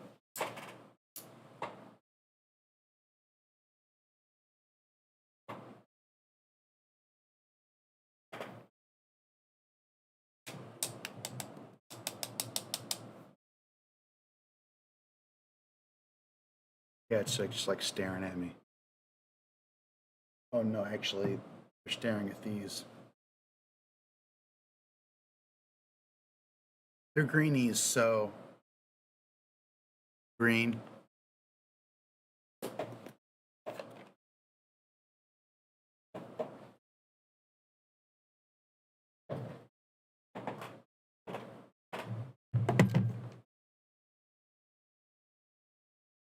Oh, I've got 2 cats. One's Rocky and one's Mo. You're sweet as sugar.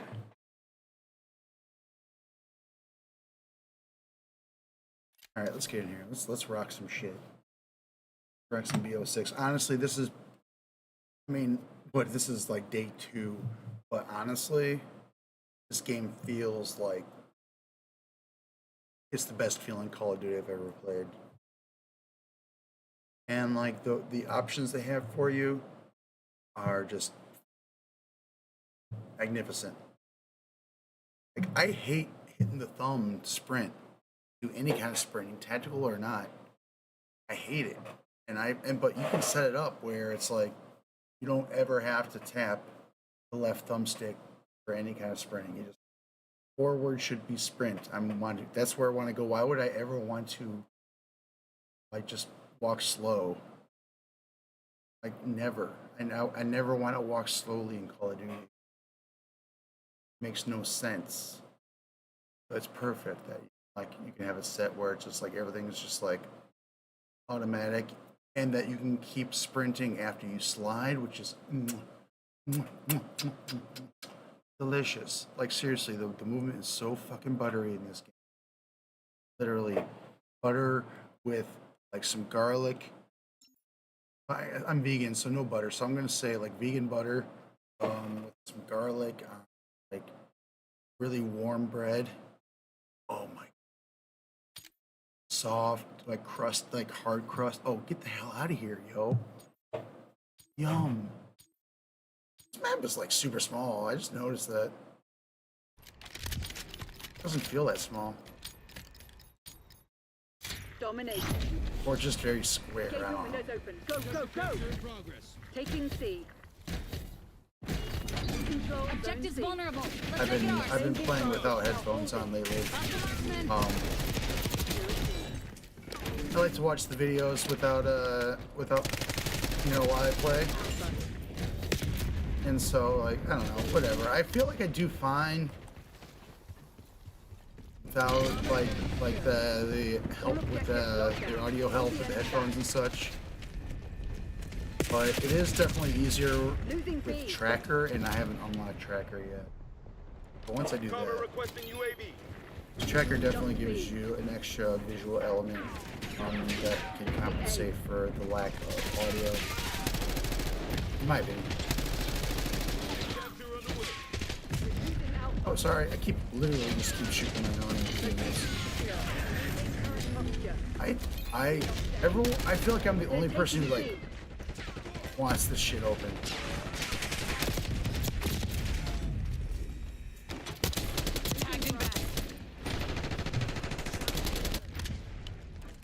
Bagged. Let's go. I have no idea what the next level for this gun is. This XM4. This game is so BlackOps, but I love it. Seriously, like it's 4 years to develop this, and you can feel it. They should give every studio this much time, because this is perfect. This feels just as polished at this point as this feels just as polished as Modern Warfare 3 is right now after an entire life cycle. Like, I feel like they just like they're like built. This game feels like they just taken Modern Warfare 3 and like Treyarchized it and made it beautiful and added backward sliding. Favorite thing on earth. Securing Zone A. Like, I didn't know how much I needed this in my life, but my life is good now. So that I can slide backwards. Taking Alpha. Frag set. Got eyes on a hostile. Losing A. We're losing Charlie. Shut up. Taking B. Enemy. We're losing Alpha. Cover me. Taking the objective. I forgot we played that mission. Hold your position. Felt like we were playing We've lost Alpha. now. Clear. Oh, hey, Incoming on your location. ladies and gentlemen, and non-binaries. Get shit on. Enemy care package above. Hostile UAV established over. Where are you? Where are you? Where are you? Losing Bravo. Capturing the objective. Oh no! Oh, I'm in the sights of the chopper thing. Oh, I'm gonna die. Oh, God, that's murderous. I hate that. The Watchdog Kilo is a motherfucker. It is a motherfucker. So check it out. Thank you. Losing B. Whoa, wait. Is that our? Is that a friendly? Just heard it. Oh, God! Okay, you still open here? Losing Bravo. Oh, God, not me. Losing B.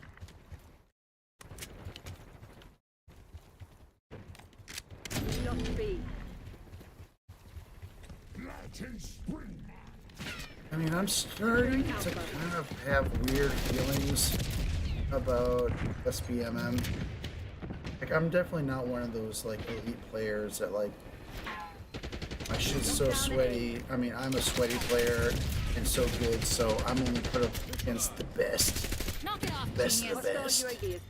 And, so my games are never fun and all samey. Hostile sniper down. Move. But, like, my experience is, like, I mean, I'm like, I play a lot of Call of Duty. I love Call of Duty. It's my favorite thing to do.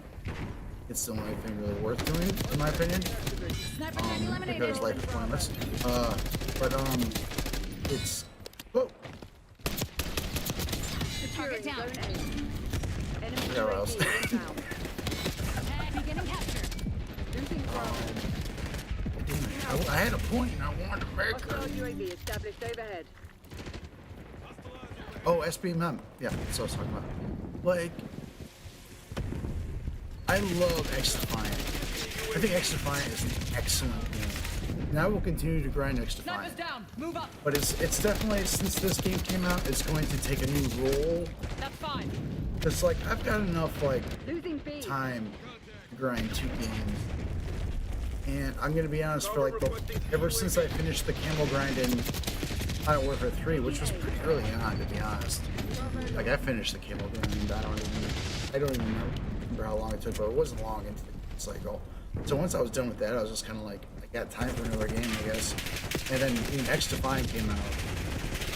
Come on. I still think it's Chef's Kiss. I think X Defiant's fucking great. If anyone disagrees with me on this, I don't know why. I have no explanation. The gunplay is fun. It's super fast. It's like it feels good. It's just different though. It feels a little different, but like it doesn't feel bad. Different doesn't mean bad. And once you get used to it, like dude, I go back and forth between Call of Duty and X Defiant. And I'm like ultra sensitive to that kind of shit. I get like motion sickness or whatnot. But not anymore. Get off your back. I can no longer scream get off your belly. Everyone's like on their backs now.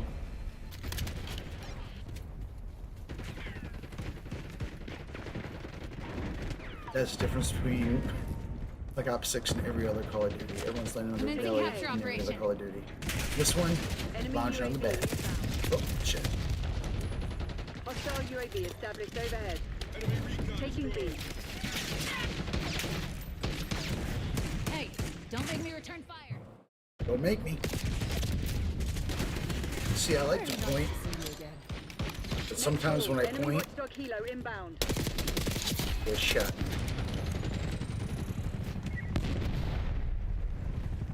Oh, enemy. Ellie, mine. Oh, cool. How did I do this? I don't even know how I did this. Dude, shut up.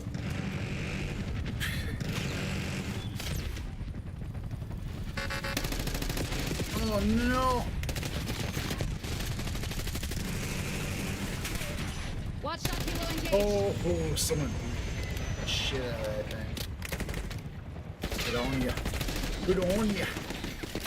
Controlling Bravo. Watch.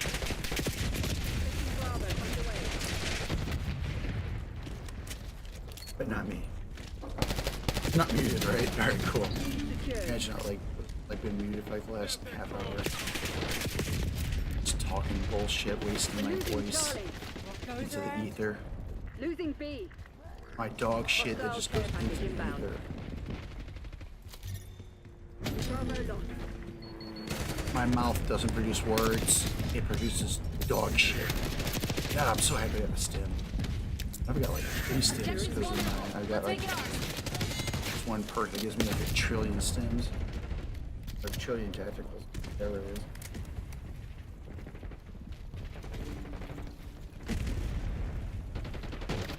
I hate to say it, but like my streams are like, I can't talk if I haven't been drinking. That's pretty sad. Like, at least like I can't talk to like nobody. If like someone was actually in my chat and saying shit, I can definitely like bounce off that, like if I was sober. But to be sober and just sit here and talk to yourself when there's like no one here, it sucks. Awful. I have trouble doing it.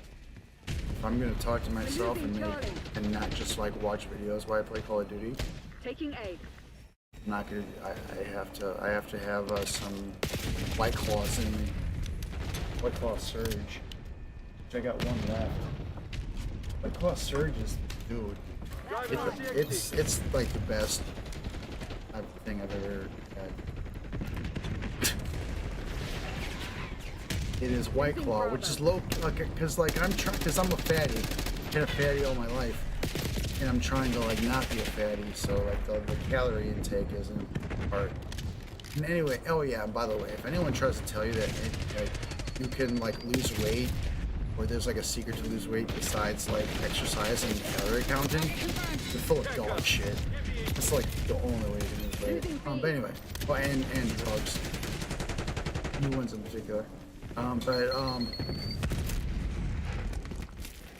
So look at, long story short, I'm trying to watch my calories, but I want to get drunk. It's hard to do both.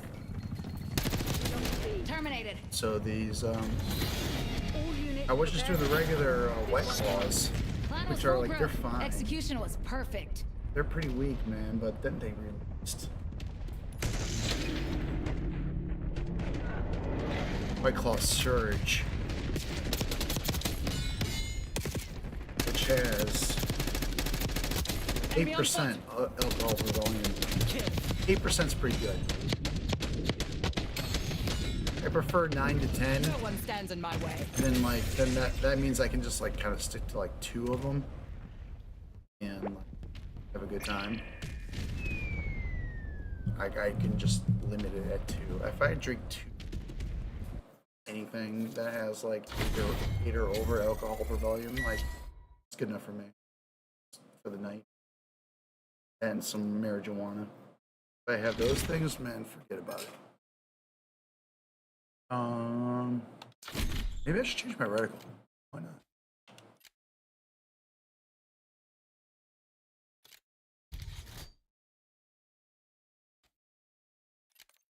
I got all these new reticles. Super fun. This is a tough call right here. I think I might. I like the minimal. I've always have.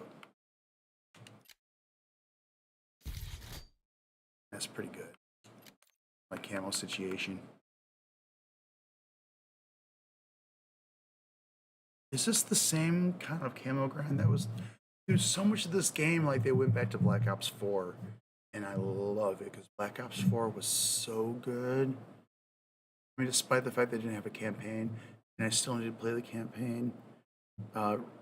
Remind me, Chad, all 0 of you. But this is probably the most fun I've had in Call of Duty since then, and that was the first one I played, and now it's dog shit. Play that, but it was still like some of the most fun. Don't get me wrong, I've had fun with every Call of Duty, and I love Cold War. This is better than Cold War. I mean, for a few reasons. I mean, besides the map selection, once they have more maps come out on this, this is going to be a fucking masterpiece. Need more maps, some more. They remastered maps. But I've already kind of like decided that this is probably. At least because I started late. All these like I don't have that stupid nostalgia like Black Ops 2. I go back to that. I'm like, dude, this does not feel as good as Modern Warfare 2019. Just slide canceling. Modern Warfare 2019 was an amazing game. People shit on the maps, and the maps maybe weren't great, but like once you learn them, like even like Piccadilly, dude. I'm sorry, that's a hot take. That's a real hot take. Say that Piccadilly wasn't bad. But Cheshire Park, I love that map, dude. And like the shipment was a meat grinder. I did not hate the shipment in Modern Warfare 2019. And what else? They didn't have good maps, I'm sorry. It was Modern Warfare 2 2022 was a disaster. The movement in that game, like, destroyed. I mean, it's literally the reason why I played X Defiant. I mean, X Defiant looked cool when they first announced. I mean, everyone was like, "It looks dumb in the punk shit." I didn't care. It looked like Call of Duty, and I wanted more options than just Call of Duty to play.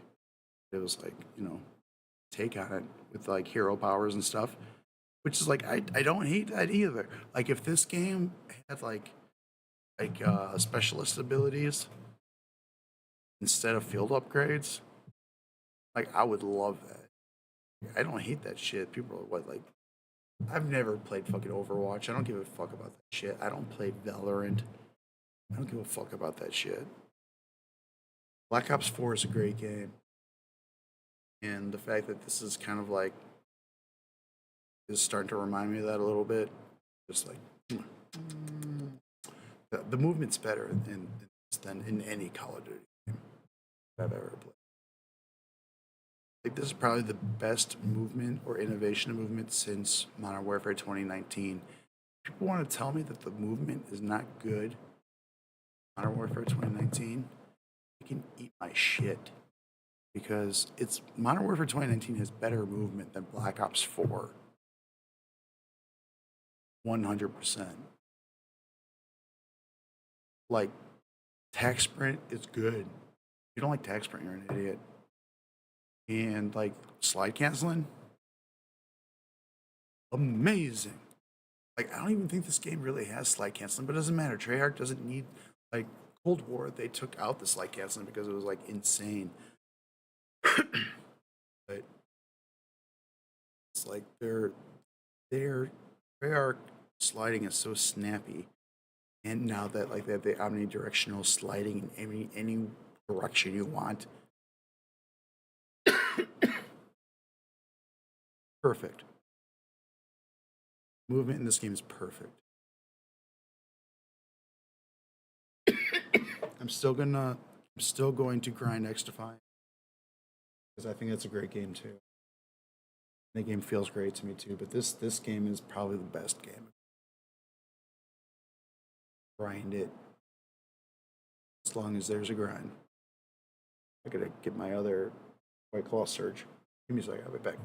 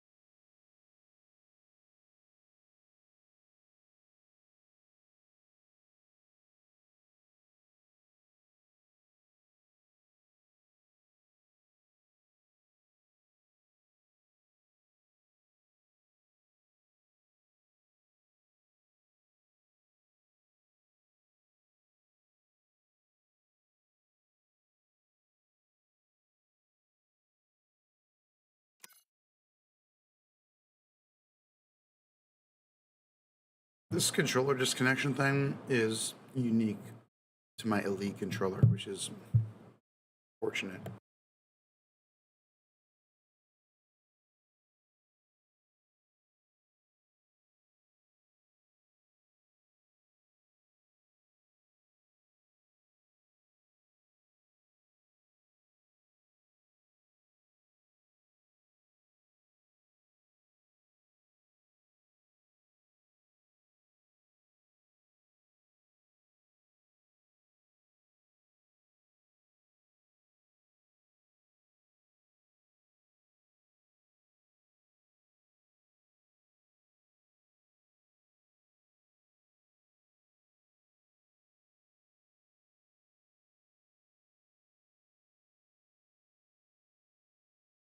My cats are old.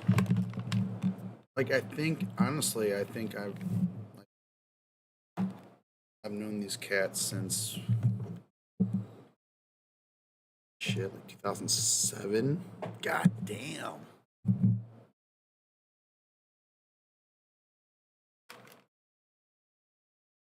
They seem to be doing pretty good, but this guy behind me, this is Rocky, and he was poor, but he's like, but I feel like that's like a cat thing. Like cats just puke, right? Or just like spit shit up. Because like after he's done, he's just like fine. And he's just like begging me for treats. Plus all these cats do is beg me for and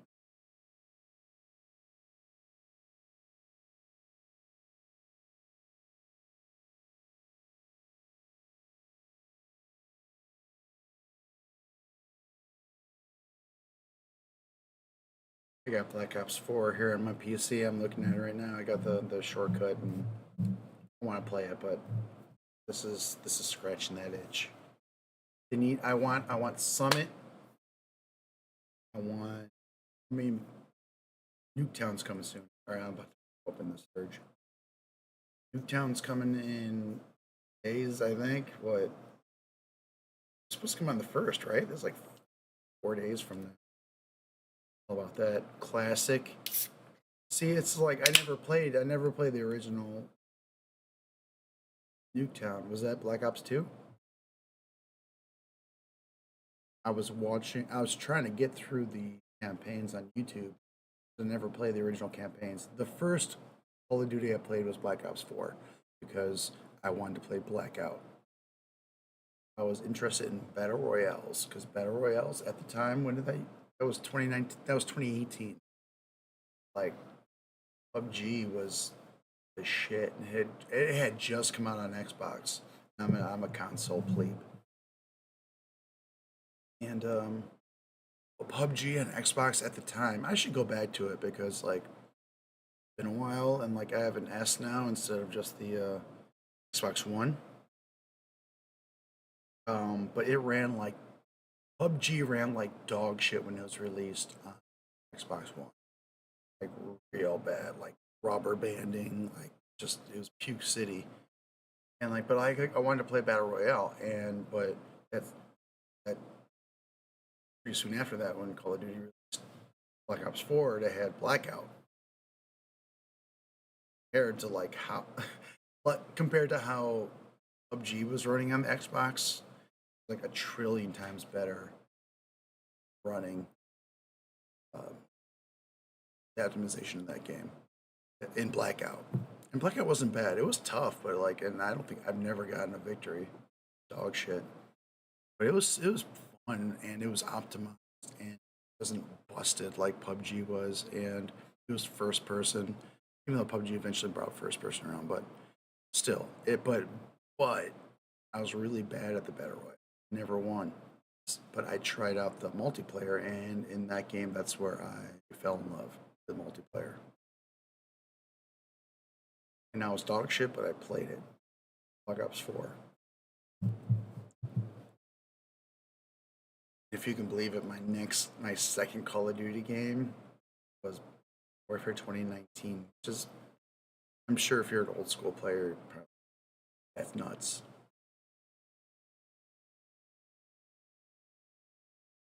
So I'm like a modern COD player, purest form. Like I started basically just before they kind of switched to the new age. This is the fact that like the HUD in this, that you have a Black Ops 4 HUD. Because the Black Ops 4 HUD is perfect. It's real perfect. All right, I need to play. I'm just talking too much. Thanks for listening. Chat 0. Love you like family.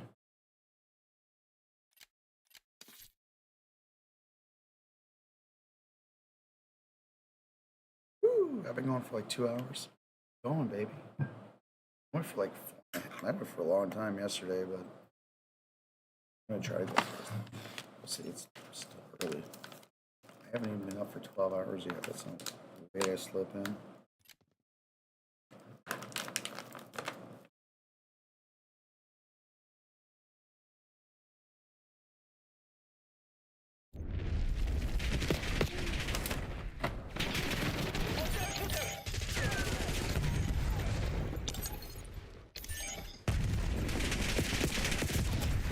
Game mode is this? Oh, confirmed. Okay. Got it.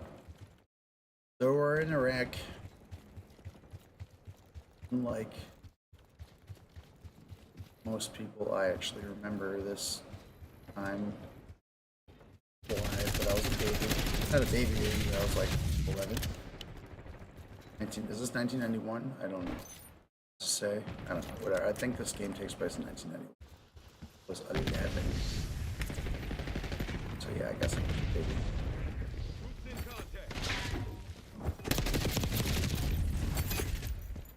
I'll do the math. Yeah, I'll just do it for you. I'm 44. Chat.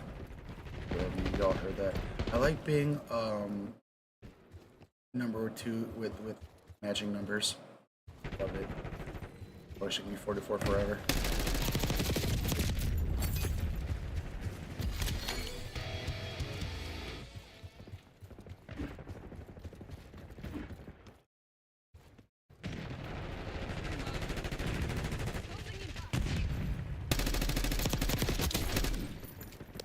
Okay, okay. That tag. No, no, no, no, no. Don't want that. I want that. Shooter removed. You took my tag. You my tags. I don't, you know, I mean, it's like not like a thing, but I do not like the fact that the tags are orange. I mean, sorry, they're fucking orange. I watched that Ace video that he just put out about controller settings and settings in console settings, and he was talked about way more than just controller settings. Talked about the color filtering and stuff, and I listened to him, and now it was a good idea because he's right. The reds are popping. The reds, it's really strange that the reds are kind of dull in the default version, and when you put on that filter too, he was talking about making the reds kind of redder. The only thing that's weird that it does is it makes the Woods number skin very, very red. It made me question whether or not, like, whether enemy players glowed red, because I saw that, but then I had a friendly that skin on, and he was like a red as fire truck. Shut down Arcane. Flatlined him.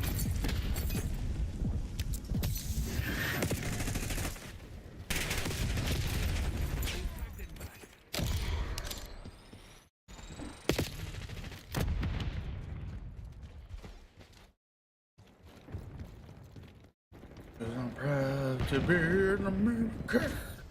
They're walking all over you. Hostile in my sights. Get out of here. Look at that orange ass tag.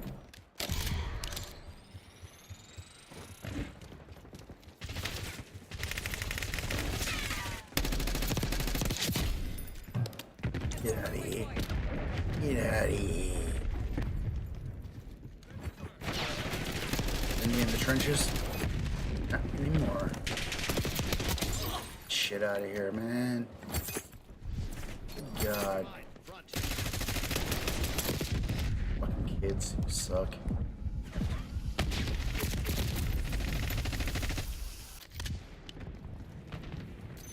Saying that like literally like in the middle of the scoreboard.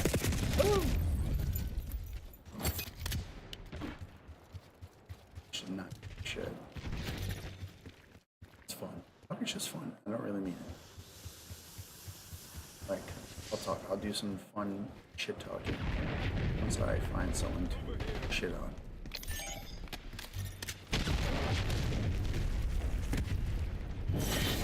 CIA against 100 goddamn criminals. This is the best Look, you can do. the math's not hard. We lost. Math's not hard. Math is hard, I'm sorry. Well, we have calculators. Action back.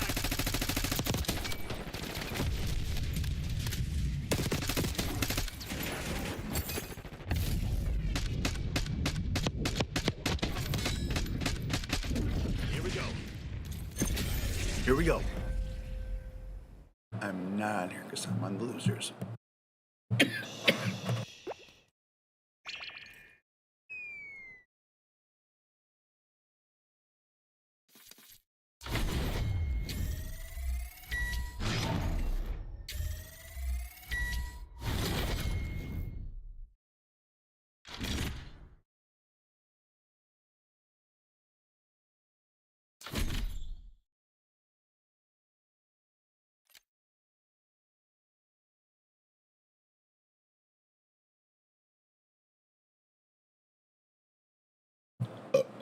Sweet kitty, Rocky. Anything to say?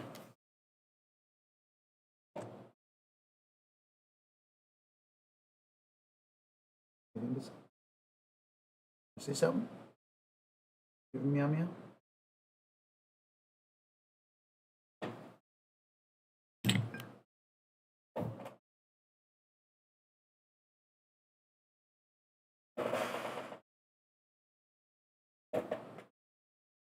Love that. That was chill. That was mega chill. Yeah? All right.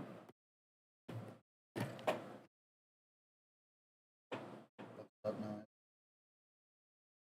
Okay. I got this cat behind me on the cat tower.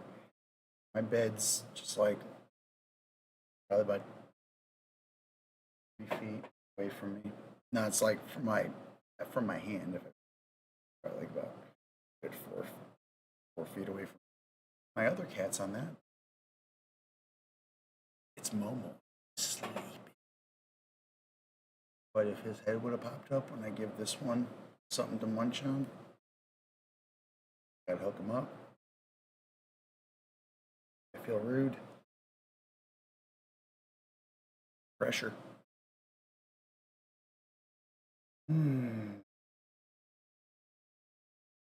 This would be a whole lot more fun if there was someone in. But it is still fun. But I have to be drunk. If I was sober, I would need someone in. If I'm gonna like do this right now, just like peppering ether, freaking psychopath, I have to be drunk. 100%. That's like literally why it was created. I can be on stream and talk to me. Bless it. God bless our fucking degenerate ancestors who figured out how to get drunk. Beautiful, beautiful early human. Love them. Love them with all my, with as much love as my heart is capable of. Thank you, ancestors, for eventually bringing me Claw Surge Blackberry with 8% alcohol volume, spiked sparkling water with a hint of blackberry. This might be the perfect drink on earth. I don't care what you think.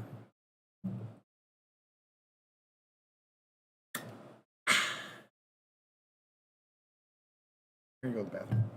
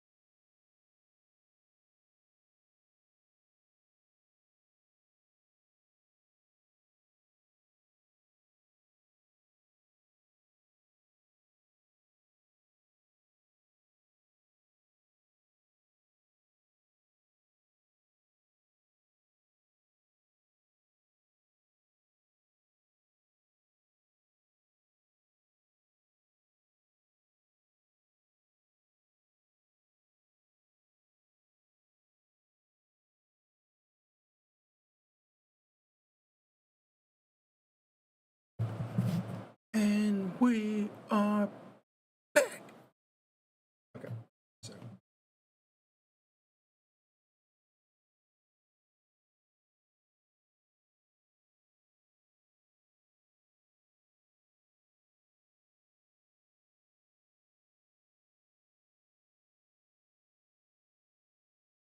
election, like fucking bums me out, is 90% of the population really has no fucking input on the results. It's only really Pennsylvania and Michigan and maybe a couple others where like your vote really fucking matters.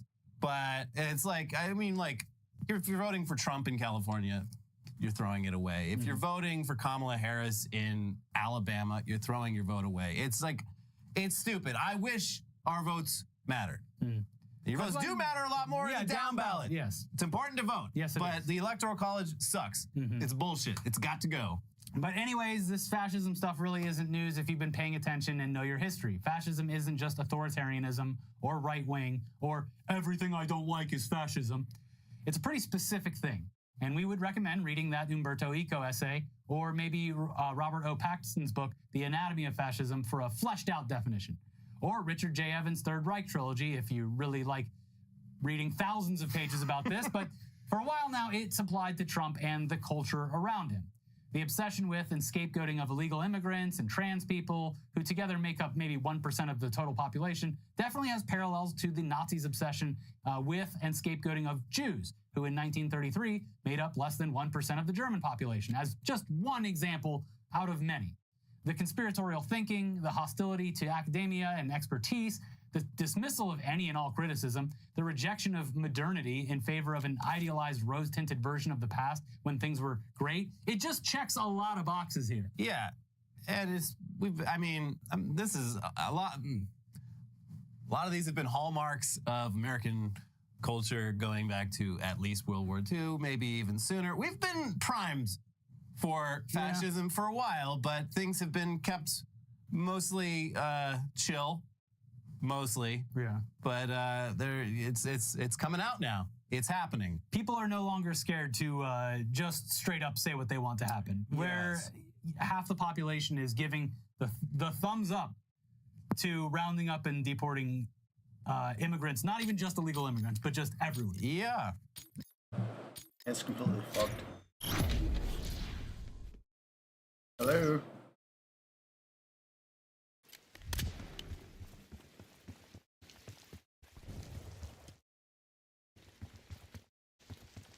Yeah, we need more maps in this game, but at this point, I'm very, very happy.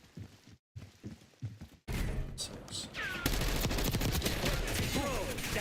First blood, baby. Let's go. Ah.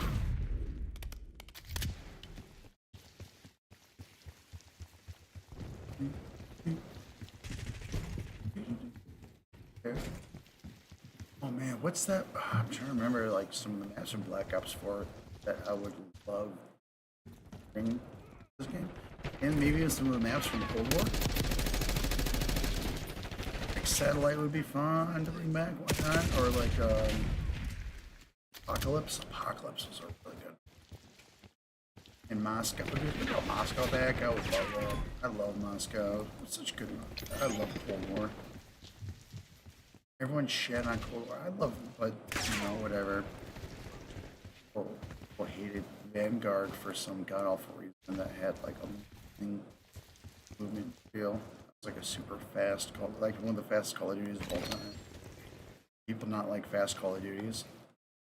If you don't like a fast Call of Duty,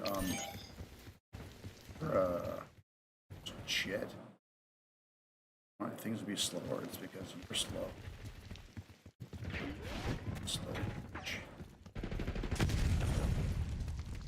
You ain't twitchy as a motherfucker. I'm like, how to play this game? Sniper eliminated. Like, I'm mega twitchy. Now, like, I take a lot of presence. Still twitchy as shit.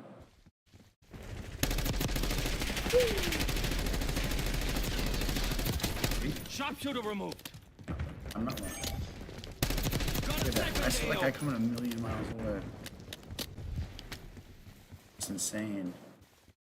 Got mental problems. So I'm just moving too quick up here. Hell out of here. I'm gonna run away. Put an assassin dude. Started to move. Like, I can, like, this is my third White Claw, Surge, Blackberry, Neutralized. Made pure gluten-free, 8% alcohol per volume, spiked sparkling water with a hint of blackberry. This is my third one, and I still like a reaction time, like look at that, look at that. Oh, well, he had pretty good. Whatever, no hate. See, yeah, it was pretty good.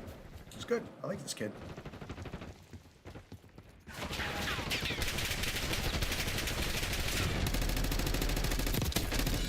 My aim, never forget a debt. Impeccable, impeccable, and the best aim you'll ever see on is epic.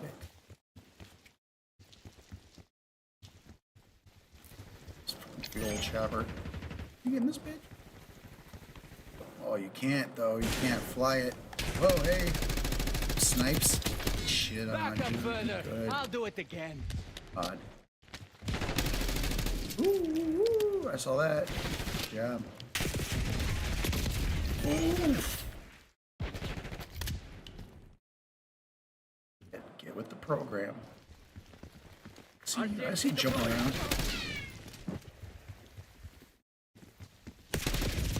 Oh.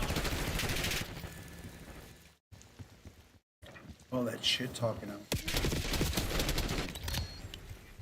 Stand by it.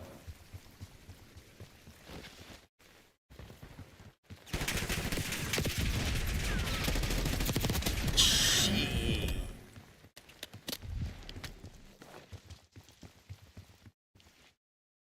.187 with the Dicky out Dutch. Snoop Dogg Chronic from 1992. Thought that was appropriate since this is supposedly taking place in 1991. 1 year before the Chronic 9 Deuce came out. Kids, when Snoop Dogg was younger than like literally like half my age right now. Like I'm like he was like 12 when he recorded Chronic. Launch your UAV. Dr. Dre was like not wearing makeup for the first time in his life when he recorded the Chronic. Whoa! And nothing wrong with wearing makeup. Peace and love. I wear makeup sometimes. Proudly. Does that look good?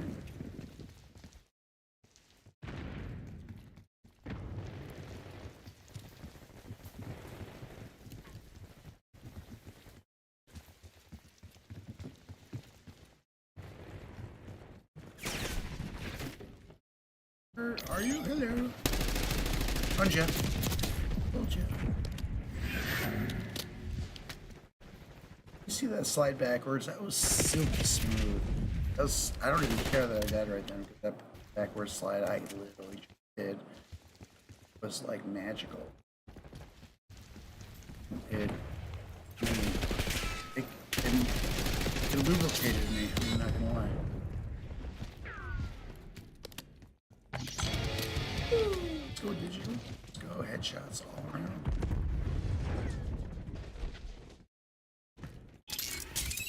Treyarch loves circular staircases. And I know why, because they're cool. Circular staircases are objectively cool.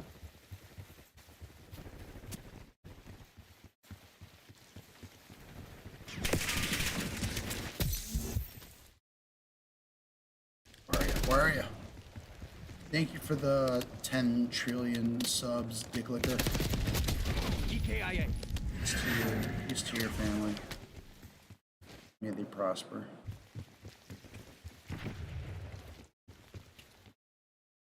Oh, you don't run from me. No! Oh, that was God. That was God dingus. Oh, I should delete the game, but I'm not gonna. Should, but I'm not gonna.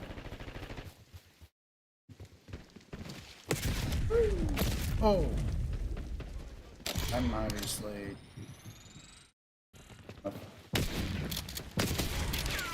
Enemy RCXD detected. Woo! RCXD was Detected? I didn't detect a fucking remote control car. Gotta have some kind of. Oh, hear ya. Oh, well, at least I got him, but he still killed me. Okay. Five down.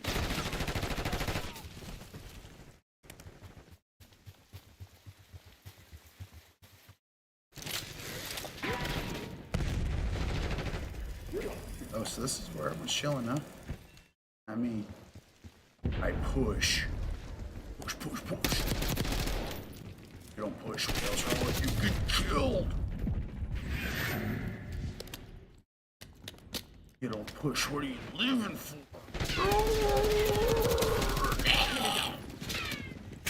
Oh shit, oh shit.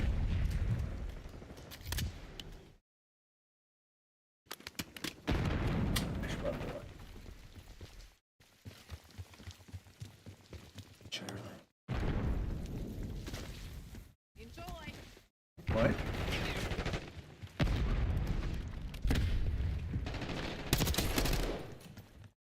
Rash. Gearing up for a final push. Man, whatever happened to...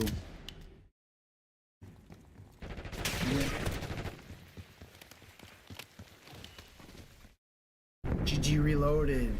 GG Reloaded, man. Kick off YouTube. I got this sniper. Let's go. He made me laugh, so I should pull up some old school. So fucking funny. Because I started watching him in 2019. Because he was like, this is the campiest game of all time, which it was. And he would camp and just piss people off, and it was great. Loved it. Because even though the game was campy, not everyone wanted to camp.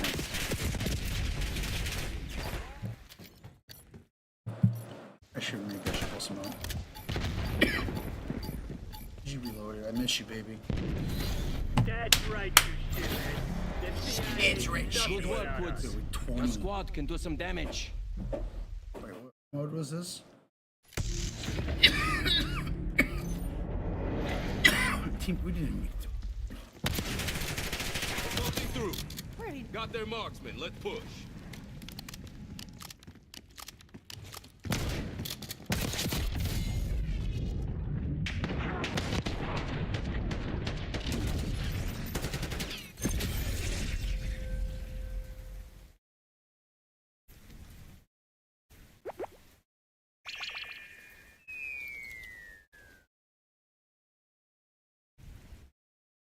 Damn it, I did not do emoji. Emo, sorry.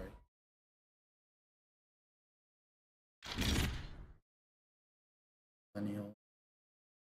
Bargain.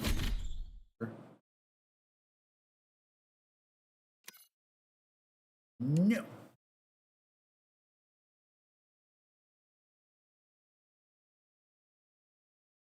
Oh yeah, GG Reloaded. Well, what am I watching right now? Just round everyone up. Round up everyone who isn't me. And then I have the whole country. And then you can spend the rest of your time finally getting a girlfriend like Tim Pool's gonna do. Wait, don't deport all the girls. That's so funny. Yeah, I haven't looked into that too much, but he's taking time away from his show to find a wife. Yeah, to lay down some roots, I guess. Not. Okay. It's definitely not because he lost all of his funding because it was coming from Russia. It's definitely for other reasons. Well, maybe Russia can help him out with the whole wife situation. Maybe, we'll see. Anyway, probably the most important thing to note is that fascism in Italy and Germany, it did not happen overnight. Things were relatively calm at first. And what you picture in your mind when you think of fascism, it came about gradually over several years of incrementally normalizing increasingly extreme rhetoric and policies. Like a lobster slowly being boiled and barely even realizing it. Scholars of fascism. The election is less than 2 weeks away. Family of the dead soldier. Our boy Thunder's still talking about GG Reloaded. That's fun. Not GG Reloaded. Oh my God, did he make a new? Oh my God, no way, dude. Oh my God, this is. Oh my God, peace and love, peace and love. who seem to still be fully on the Trump train. Oh my god, GG Reloaded. I feel like I've wasted, because when was he originally kicked off? Was it still during Cold War? Was it during Vanguard? It might have been during Vanguard. Like I don't think he fucks. I don't think I saw him fucks with 2022, which was like the Dark Ages. 2022 was so goddamn awful. What are they thinking? Like, it's literally the reason why I play Extra Defiant. That game was so bad. I'll always play Extra Defiant, and I'll grind it to the end. Servers are up. I'm grinding Extra Defiant. If you have a problem with that, you can fucking gods fucking fall. Yo, what was that about that? That was weird. That freaked me out.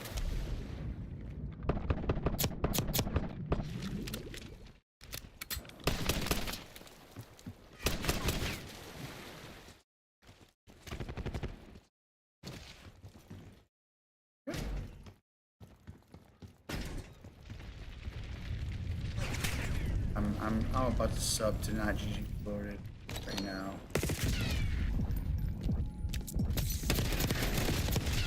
Oh! Target's eliminated. Turret. Let's go.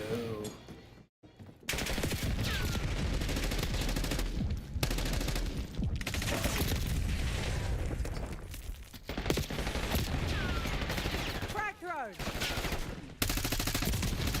I can literally go to the store and get more White Claw Surge if I want to go early. Saturday night, and it's 7:30 on Saturday night.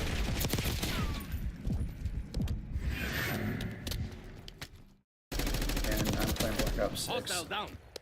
I'm 44 and I'm playing BlackOps 6. You know what? And like, I'm 1,000% happy with that. That's weird. 1,000%. You asshole and lick my pussy.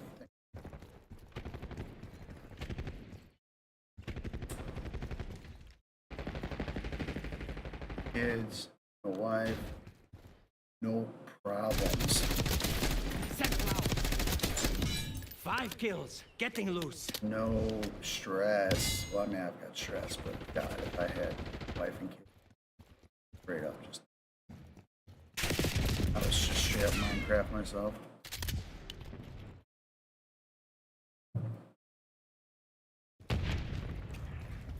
I would straight up Minecraft myself. Getting UAV on grid. Yes. Whoa, whoa, whoa, whoa, whoa.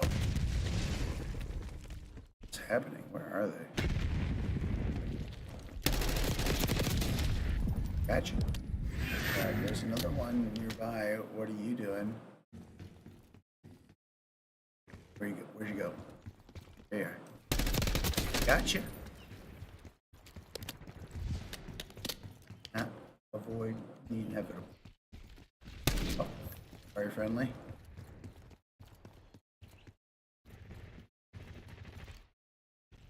Like jumping boat to boat.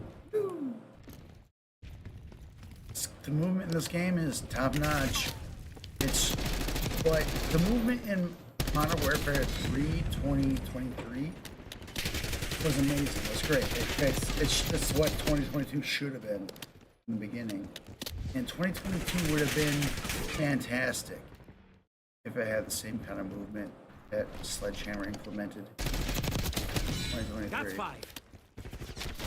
And they made us pay $70 to get the correct movement, to get movement that was fun to play, that was good, that was competitive. But this is like just as good as 2023, but like more. I love that they kept, like, that's the only thing that like 2022 brought around that was good was this. Wait, I can't even do it out here. I'll find a spot where I can do it. Right here. I can't. Come on. Really? Why can't I grab any ledge I can grab on? It's too low. Sorry. Whoa, no, I'm not sorry, but I'm sorry.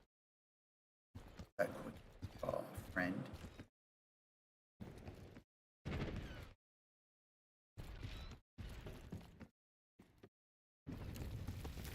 Oh, this. Here we go. This, that. See that? Oh wait. Oh, so it doesn't just hold. It'll bring it all the way up. But that grab, literally the only good thing Modern Warfare 2025. That little grab. That grab. Kill confirmed. And some of the maps were pretty good too. But like, they should have brought every single map from. There were some maps that I really enjoyed, but I would have enjoyed them way more. Anyway, that's done. So I'll go back someday. Except for the fact that it's good.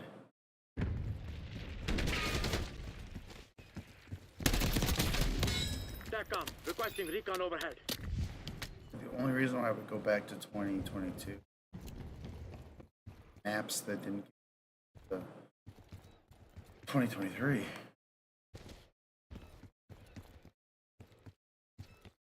I think some of the later maps actually, and like and they actually did fix the move 2020. Like not fixed it, but like improved it. Sliding at least like a little, like brought up closer to like Cold War. About the slide canceling. Running was very quick and snap. Before.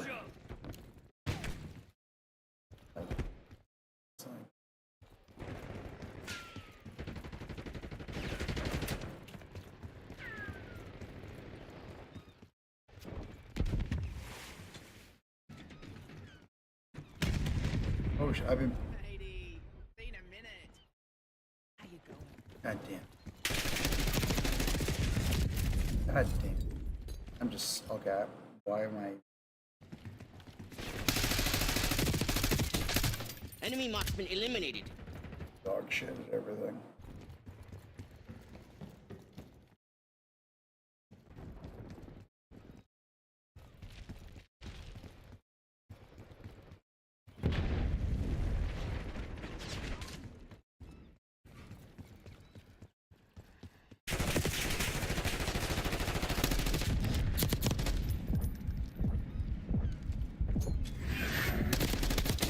Sharpshooter removed. Get out of here.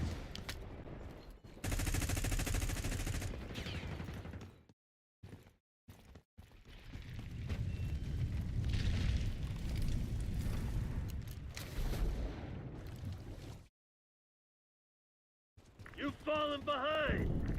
Oh, sorry, man.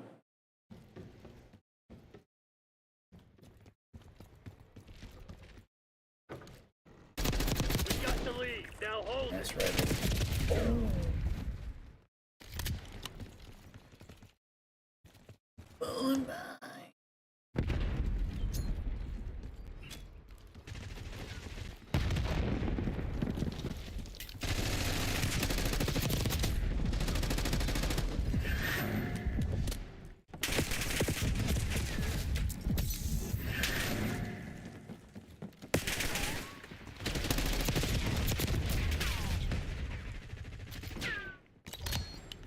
That I don't want to stem.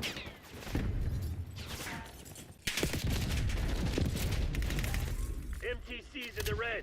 It's now or never.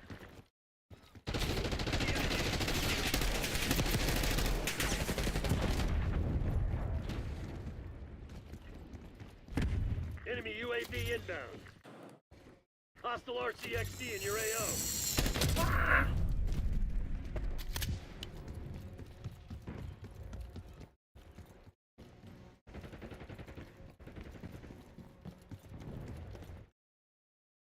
Hostile shooter. Losing.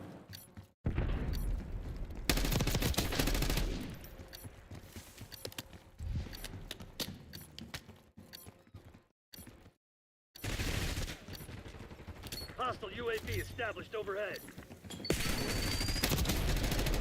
No more sight. go. Come on. Shit. I don't believe in bad luck. Just bad aim. That was Get to brutal. Exfil. Let's get the hell out of here. Tried.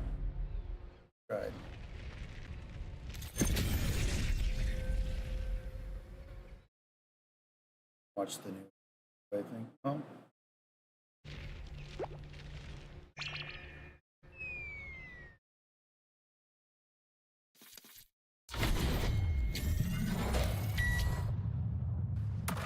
Ooh. What's guys mind? Ooh, update.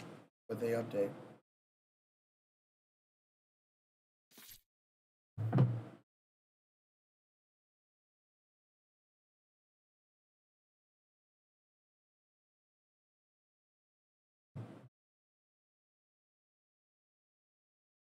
Okay. Okay.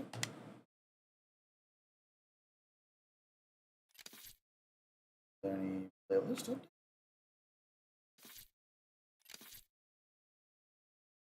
I guess there's no.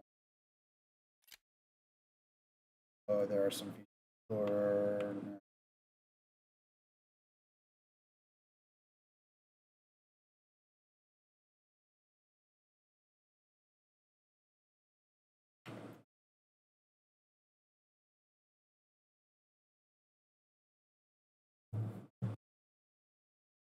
My name is Ace, and today we got our first little update for Black Ops 6, and with this came with a bunch of stability improvements as well as a few key changes, especially to XP. And these are changes that directly affect the video I made earlier, sharing some of the best strategies that you can use to maximize your XP gains. So diving right in, the first thing that's quite nice to see, this has been a minor frustration in my experience so far, with your loadouts. When you're in game and you open up your loadout menu, up until now it would always display the top loadout on the top of your screen and not the loadout that was most recently selected, which is typically the loadout that you're currently using. And that was just kind of annoying because oftentimes as you're unlocking attachments mid-game, you want to pop those attachments on. So you open up your loadout menu expecting that it would be hovering over the loadout that you're currently using, and that wasn't the case. You had to scroll down, find your loadout, and then edit from there. So it's nice to see they've taken care of that. Next, there's just an issue with Bailey's animation in the operator's menu. That was fixed. The mute licensed music setting will now function properly, and that's nice to see as a content creator. Then for maps, on Babylon, Lowtown, and Red Card, all of these had an exploit that allowed players to get outside of the intended play space, and those ones have now been fixed. And they also mentioned they improved stability on Red Card, which is nice to see. And then on top of that, speaking of stability on maps, they address an issue with stability when using in-game interacts, like zip lines, for instance. Now for game modes, they actually increased the amount of player XP and weapon XP that you can earn in Team Deathmatch, Control, Search and Destroy, and Gunfight. So those should all be at least a little bit more viable now, and especially with like Team Deathmatch, it should hopefully be keeping up more with the objective game modes if you're playing that and trying to level up quickly. And they also included just a little note here saying they're closely monitoring XP rates for all modes to ensure players are progressing as expected whenever they play. So from the sounds of it, it seems like more adjustments to this may be coming down the road as well if they find any big discrepancies. At the end of the day, I would still recommend Hardpoint and Domination. Those still seem to be really solid modes for getting player XP. And then for weapon XP, it does appear Face-Off is your best bet just because there's more potential for more kills in a shorter period of time. But I will have a video coming in the not too distant future talking about how to get the best weapon XP rates. Then for the next section, with matchmaking, they address an issue that was occasionally preventing matches from quickly finding a replacement player in the case that another player quit the match. And that was something I was experiencing a lot yesterday, especially. It was really frustrating. I'd have a few teammates leave the game and it just wouldn't fill those spots. So now it's like 6v4 or 6v3, and then the rest of that game just sucks for you, obviously. Then for the firing range, players can now select the loadout in the firing range regardless of level progression. In private matches, it will no longer forfeit the match if there's only one player in that match, and this is huge for me. I've really been getting frustrated with this because I have been doing a lot of testing on the back end, and unless I have multiple accounts or add a bot to the custom game, it would just forfeit that match within 20 seconds. So that was definitely annoying, and I'm glad they've taken care of that one. For theater mode, they just mentioned they improved the performance a little bit when watching clips. For the training course, they've improved stability. And then for the big thing that changed today, I'd say one of the most important things that changed that directly affects the video I made earlier today. With the decoy, you no longer gain any XP for decoys. Previously, you would get 25 XP for every decoy assist. So if you just spam decoys out in the general direction of where the enemies were, anytime anybody on your team got a kill against a player within a general range of that decoy, now after this update, you get 0 XP, which is a bit annoying. I can understand maybe wanting to tune this back a little bit, and I think reducing that down to like 10 or 15 XP would be more reasonable, because 25 was quite a bit. But the fact that they removed that XP entirely is largely just going to make decoys useless. I don't think we're going to be seeing many people use decoys from this point on. After that, they addressed a stability issue with the smoke grenade. Then for score streaks, they addressed an issue where incoming missile sounds from the Dreadnought would continuously play. I have yet to see a Dreadnought in game, so I haven't noticed this one yet, but it's good to see they're taking care of bugs this quickly. Same. For medals, the Ace medal was being incorrectly awarded during certain conditions, and I believe that's a BlackOps challenge as well. So apparently people were earning that when they shouldn't have been earning that one. Then when it comes to player progression levels, they were showing incorrectly on the scoreboard. A lot of times you would just see everybody, or at least most players in the lobby, look like they were level 1, but they actually weren't level 1. That has apparently been fixed with this update. There was also a similar bug I ran into a few times where your level would show different from what your actual level was in some of the menus. Again, it looks like they have resolved that one, and then they just mentioned they improved stability in general in the main menus. And there we go. That's pretty much it. Just a quick update today. Wanted to make sure you guys were updated with this, primarily with that decoy change, because that is significant, and it does change the video that I just uploaded today. It's a bit unfortunate it happened so quickly, but feel free to take those decoys off. You're no longer gaining any XP. Literally the only problem I've noticed is like right here in this menu, and they kind of like stutter. See when they start moving. See, this looks good right now. I mean, they've obviously been trying to work on it. This is really bad, but like, let's see. It's not too bad. Looking good.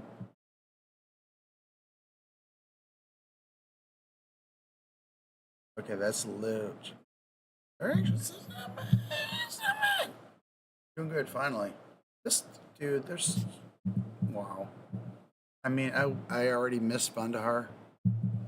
Oh, I wish Bandahar didn't leave. But you know what? So far, it's the 4 years. It's having since Cold War to work on this.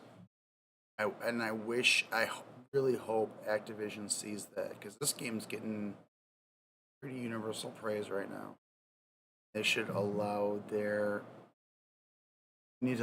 studios to their developers to have enough time to make a game, and obviously they've had enough time for this. I mean, they didn't have enough time for Cold War, and it was still great. It was just low on content, but it was stable, and it was like fun and silky smooth, as Treyarch does. I'm sorry, Treyarch's goated. Fucking goated. Goated. Goated.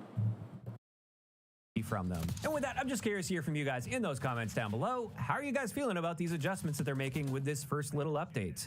Especially with that decoy grenade. Do you guys think that they shouldn't reward any XP whatsoever? Or do you think it would have been more reasonable to just drop the XP rates down a little bit for using decoy grenades? Just let me know down below. If you enjoyed the video, a like rating is always appreciated. And don't forget to subscribe for more if you haven't already. I'll talk to you guys next time.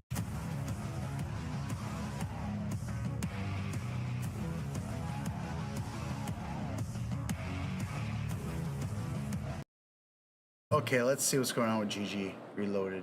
Not GG Reloaded. When's the last time? Oh my God, this is God. When's the last time they posted? A year? No, they didn't get. Oh no, no, no, no, no, no, no, no. No, please. They're still playing 2019. This is Hard Hat. Oh, okay, wait. This is a reload channel. You know what? Still though, I want to watch a little bit. Push the button. Push the goddamn button. Push the goddamn button. I heard what she said. Love it. I hope this is like a one where it's like trash.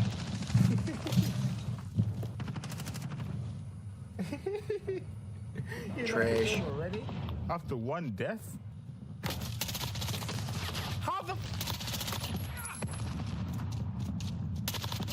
I miss GG Reloaded so much.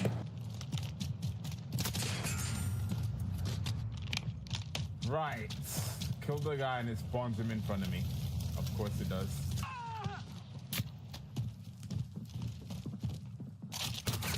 Oh, come on, man.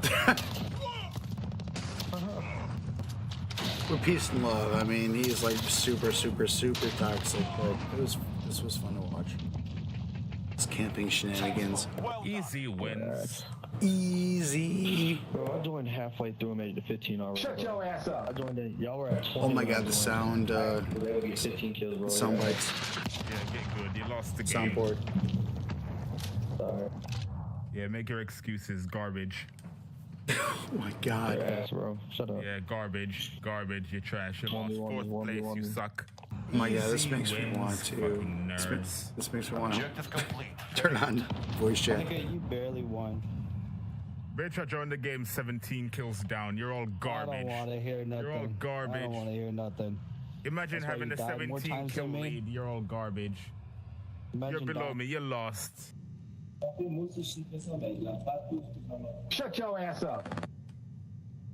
Yo, shut the fuck up. Back out. Fucking camper. I know his bitch ass was in there. You camping, dude. Shut up. Shut up, bitch.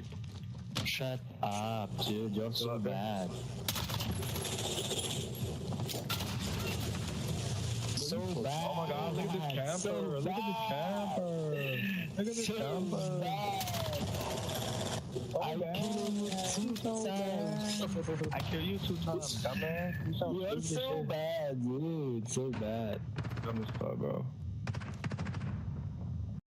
Lads, welcome back to some more Black Ops 6. Today we're going to be talking about some of the biggest issues with the game, mostly focused on multiplayer. But before we dive into this video, I do want to preface this by saying that this is not rage bait, and I'm not going to be sitting here raging and complaining and getting mad at all this stuff. I already did that last night and definitely lost a good chunk of my voice. The main reason why I want to sit down and make this video showcasing these different problems in Black Ops 6 is so that way they can hopefully get fixed. I really do want this game to be as good as it possibly can be. Black Ops 6 is showing a lot of promise so far. I'm really enjoying the game. However, there are some things that are going to hold the game back if they don't get addressed as fast as possible. So if you guys do enjoy this video and you want these things to get fixed in Black Ops 6, make sure to drop a like, subscribe if you're new, and make sure to send this video to Treyarch so that way they can see it. But with that being said, let's get into it. We go with the veteran from the US, Merc.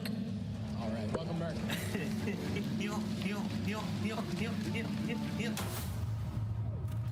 The first thing we need to talk about in this game, which I'm sure you guys saw this coming, because if you've played Black Ops 6's multiplayer at all since launch, or even in the beta, you already know that this is an issue. The worst thing in Black Ops 6's multiplayer right now is the connection experience. The packet burst. Seriously? I have not experienced shit. My experience has been pretty clean. I'm not gonna lie. The lag, it is absolutely insane. This game Lag? I've literally experienced 0 lag. I've got good internet though, and I live in Chicago, and Chicago has great internet. Like for some reason, I don't know why, but it does. It's got fantastic, super fast, fucking great internet here. I've got the best you can get, and maybe that's why. Maybe you should just get better internet, losers. Get good with your internet. game right now is BlackOps 6. And just as a quick little history lesson, a quick little recap, Modern Warfare 3 also had this issue for basically the entire year. I don't know what's going on. What do you... I guess I don't know what lag is then. I mean, I thought lag was like... Rubber banding is like the worst lag in my opinion. And just regular lag is kind of like a not as crazy version of like straight up rubber banding. But I haven't experienced literally the only performance issues I've saw were like in like the lobby with just walking around, and I think they just fixed it. So whatever. I'll you know what? I'm literally like a minute in. I'm just gonna just let him. Merc music, do your thing. Let me hear what you guys say. I don't know why this continues to be such a persistent issue, and it's not fixed here at launch. Now, what's really strange is that in the Black Ops 6 beta on the first weekend, I had these issues like crazy. The packet bursts were actually getting me killed in a lot of different gunfights. It was getting very frustrating, very annoying. Somehow on the second weekend, it was gone. I barely had any of these issues, and now that the game has launched, it's back. Make it make sense, please. There's part of me that wants to think it has something to do with player count. You know, like this game has obviously been very hyped. I'm sure there's a ton of people playing. It's on Game Pass. It's a very popular. I saw that. Dude, I literally have not experienced anything bad. Holy shit. And I know he's probably playing on PC or something. It's gotta be a PC issue, right? Dude, that was bad. That lag, I saw exactly what he's talking about. I have zero. I mean, I will go back and watch. I've been streaming this for like the last 3 hours. I have nothing that bad. Holy shit. If I was getting that shit that bad, I would be playing. I'd be fucking pissed. But goddamn, people are experiencing that? I don't know what to say. I haven't. Zero. If I did, I'd be fucking losing my shit. Call of Duty game, obviously. But what doesn't completely make sense about the packet burst issue is that on the first weekend, that was the pre-order only beta. So there were going to potentially be less players compared to the open beta on the second weekend. So I don't understand how when there were more players, I had less connection issues. But then for the full launch of Black Ops 6 with the highest possible amount of people playing the game, I have more connection issues. It is so unbelievably frustrating. And I'll show you guys in my settings as well. There's been a lot of different tests, Honestly, I wonder where he lives, and I wonder how his internet connection is. If you want good internet, move to Chicago. Literally the best probably on the planet. People have been trying to figure out exactly what is causing this, and it might have something to do with the on-demand texture streaming. Now, in the past, we thought that if you put it to minimal, as well as the local texture streaming quality, if you put all this stuff on the lowest possible settings, that it could help. I could possibly try increasing the allocated texture cache size, but I think for Black Ops 6, if you leave this on optimize, you try to increase this as much as you can, and you put it on normal, at least if you have a decent internet connection, which I've got fiber internets, I've got gig speed internet, I would really hope that trying to max this out could help with this, but dude. If you got gig speed, dude, I don't know, man. He's got to be playing on PC. It's got to be a PC issue because I'm playing on the Xbox Series S. I wish I had an X, but I have an S. But still, it's running like fucking chocolate pudding. How does my console get so dirty, dude? I smoke weed, but like it's not like I'm ashing it like on my console. Why the fuck is it fucking black when it's supposed to be white? Look at this. You can't see it. Fucking dirty ass finger from just wiping it on my console because my console's done. I'm so glad the cartridge just fell and but the top didn't come off. And if it did, it would have spilled everywhere. I'm so happy.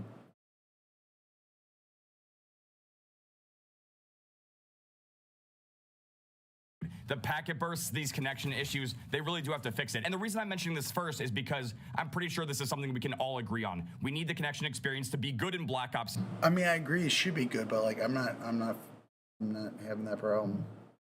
Straight up, bro.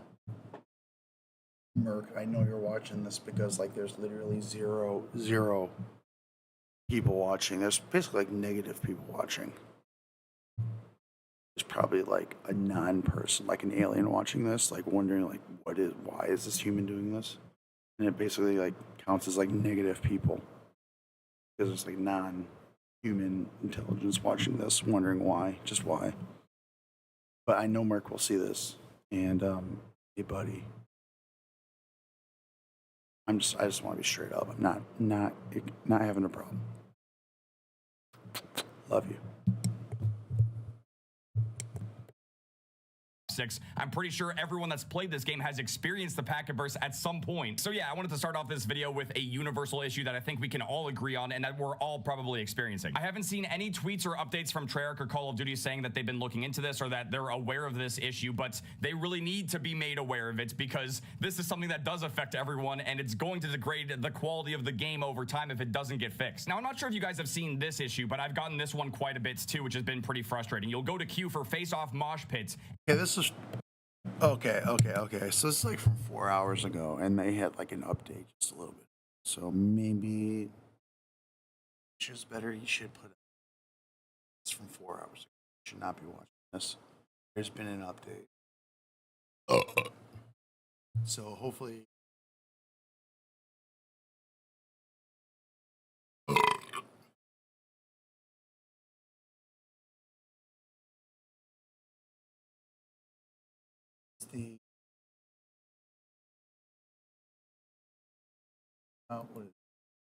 The episode of you when you were on The View, and I think it was 2015 or 2006, like when you were running for president. Right. And you...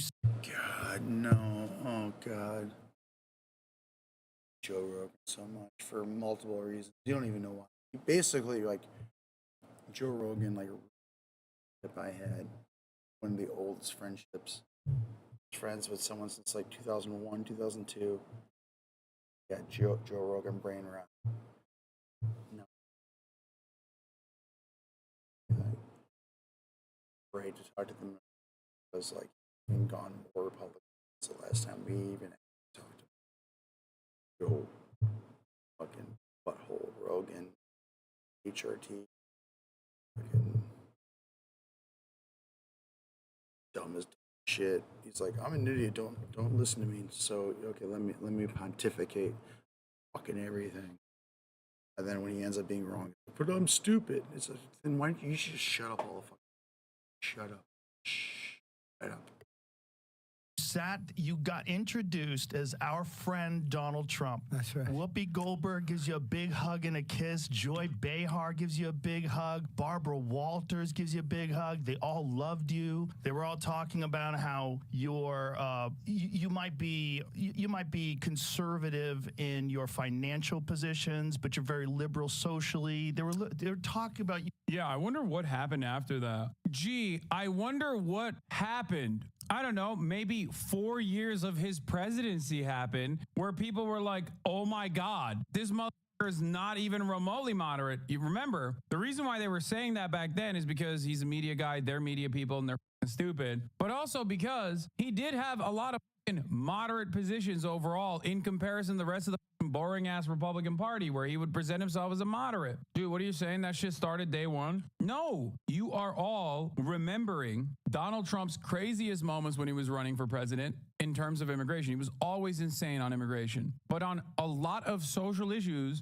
Donald Trump literally redefined the Republican Party. No more deficit hawking, gone. He'll never talk about it. Said he's gonna protect Social Security, okay? Like, said that he was anti-war. He was pro-LGBTQ. Come on, dude. You had such a favorable light. The audience was cheering, and then you actually started winning in the polls, and then the machine started working towards you. The View. I was on The View many, many times, and they loved me. Just the way people would talk. I mean, even if people had criticisms about you, people that didn't like you, there was always feuds and stuff like that. But the reality was the thing turned on you when they found out that you were going to be president. It was very coordinated. And some people are catching on to that now. There's a lot of people that were longtime Democrats like Elon and Bill Ackman and all these different, very intelligent people. And they support. Okay.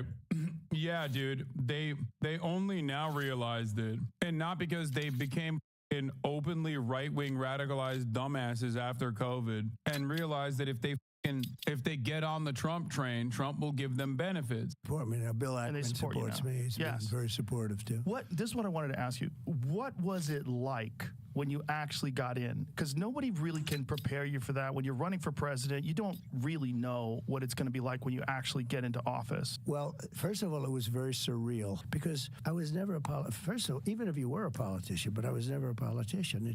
I sort of just started, right? Right. And all of a sudden I'm standing in the White House. And it was very, very surreal. It was just what did you think it was going to be like in terms of like your ability to govern? Yeah. Like this is your first experience governing anything. You never been a governor. You never been a mayor. Private stuff. Business. Yeah. But now all of a sudden you're inside the White House. The biggest thing was just that first moment of being in this hallowed, it was really a hallowed place to me. And then with time, that wears off. With time, it becomes, your place where you...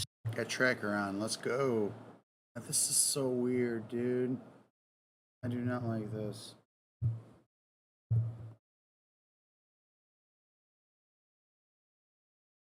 Rogan, seriously, I know you're watching. I'm watching right now. So, your brain is dog shit. You know what, bro? Just go get yourself like a quarter, not even, get yourself like 10 pounds. I'm talking something really heavy. It's like, just smoke, bro. If I were you, that's what I would do. I would just smoke until I just fuck. Quit the podcast. Take the money. Just live simply. A whole lot. Just meditate. Write your thoughts down. Doing right now is like doing. It's probably just in America down. Hurting the. It's helping it. Fucking stupid and don't know shit about his. Supposed to be like 99% dog shit about history. It's going to destroy the American project. It's going to kill democracy. It's going to take everything America stands for, bend it over, and fuck it. Stay and I was doing I had two things that I really focused on: governing the country and survival. Because from the moment I won, before I got to office, what does he even talk? He talks so much dog shit. He talks in this weird ethereal, and is that the right word? I don't know. It's like this magic talk that they're like his followers can. It's weird. all of a sudden, they came down. Nobody has ever been treated that way. And you see that. You see where in the Washington Post very early on, they said, well, now the impeachment stuff starts. And it did. It literally started from the beginning. So I had survival and run the nation. I had a combination. Most people don't have the survival. They get in. What did you expect, though, in terms of, once you got inside, you had to appoint all these people? How many appointments did you have to make? Well, you have actually 10,000 appointments. Now, they're different. You have big ones, and then they appoint 100 people and 200 people. But the president really is involved with approximately 10,000 appointments. So you'll appoint a Secretary of State, and he or she will appoint a lot of people. So it's a lot. But in terms of major... So it's not 10,000 for you. It ends up being 10,000, but what the fuck, bro? It's like I appoint this one guy and he appoints 100. So basically, if we want to have to do 100, so like tens of thousands of people I have to appoint. It's like you're not appointing those. One person, it's a bunch of people. Also, all those people. Donald Trump doesn't do anything. He's lazier than I am, and I am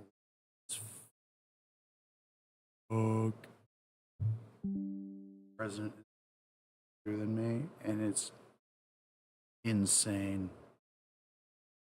So insane. I can't believe what's happening in the world, in America particularly. Like the level of fucking dipshittery. It's like beyond critical levels. Like if like dipshittery was toxic, we would all be dead.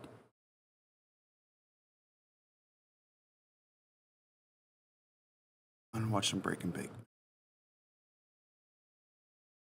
I've basically been a shell of myself. But we're not playing together. We're not talking. It's the issue. Oh, listen. Really? How is everybody still outside? It's not even blaming teammates. Like, we had vertical play and everything. I died. Somebody should have already been up there doing vertical Round 5, was he playing Rainbow? play. Nobody's coordinating. Somebody needs to be behind that drone, taking the real estate. Attention, you're gonna get attention. Look here. Look, listen.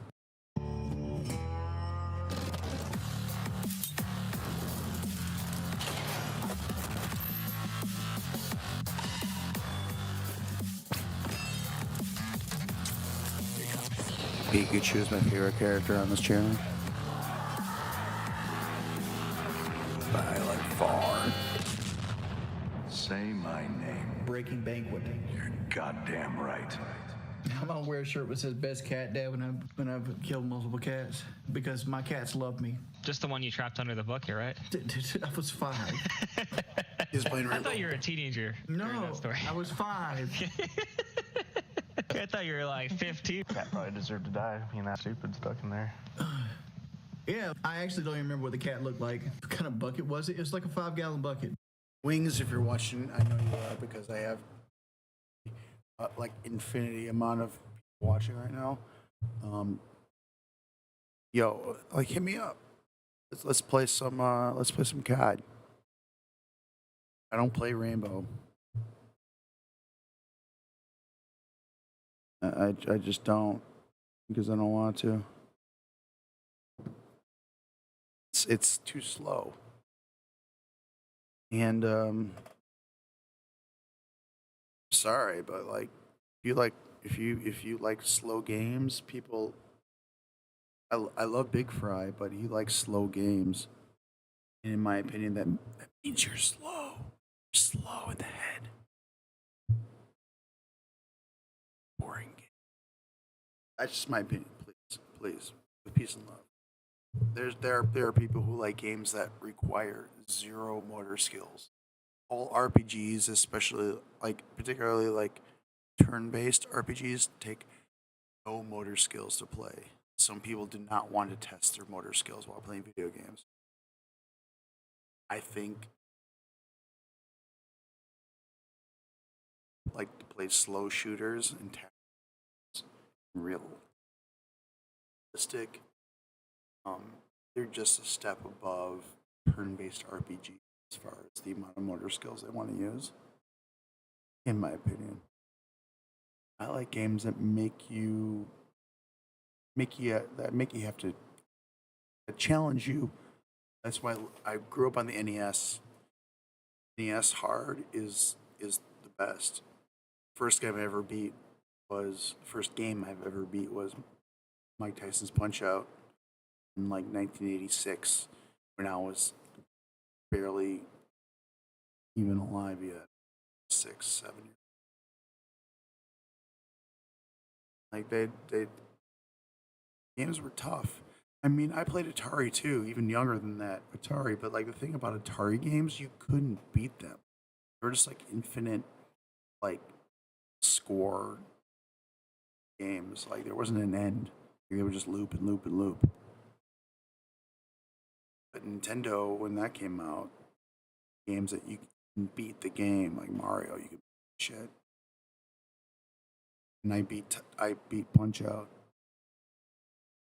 And like, you needed you had to be a twitchy motherfucker to beat Mike Tyson's Punch-Out, especially to beat Mike Tyson himself, because you had to be very.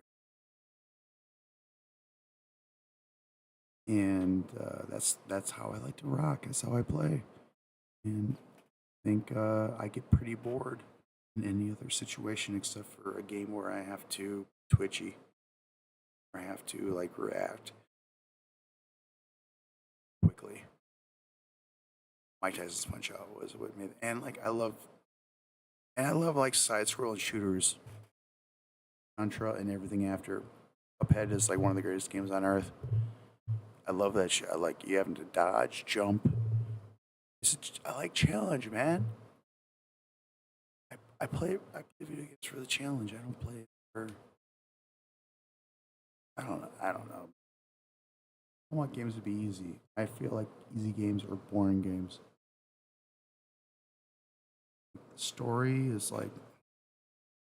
I'm not a huge fan of fiction in general.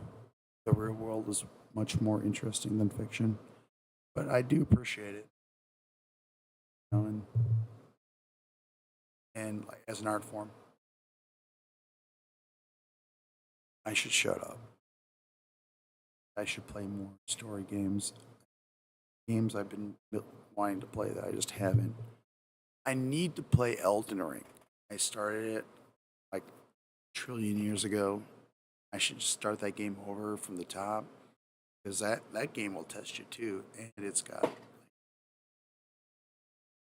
RPG action going.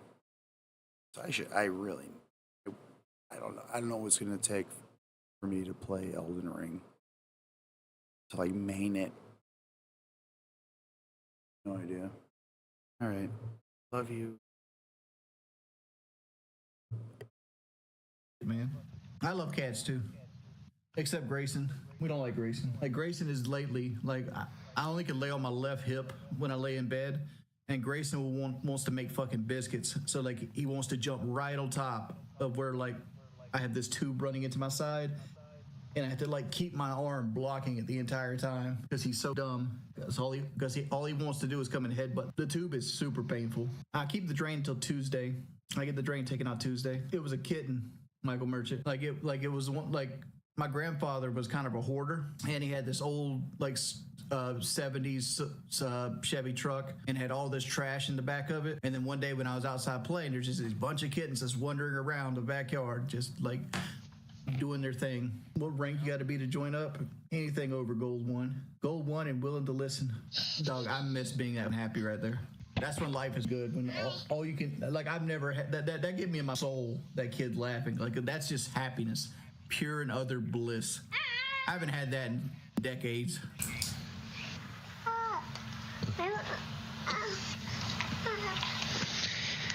He just wants to sit on my lap. It's happening. My best friend in high school was a boy Kelly. Then I married a girl named Kelly. Yeah. Push in. Wait, what was that? Yo, wings, man. You should have a real like self-reflection of your sexuality.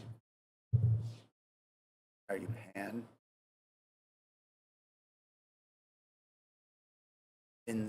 Insexual?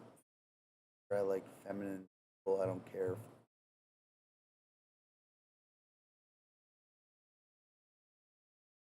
Weird. Ashamed of that. He is dog shit. Caused me emotion. Nate. His aim. Remember Lucy killed me. The diffuser has been destroyed. Mission failed. But good on him for like. I mean, you got to get over the whole fetishizing. Like if you're like, I mean, you are like attracted.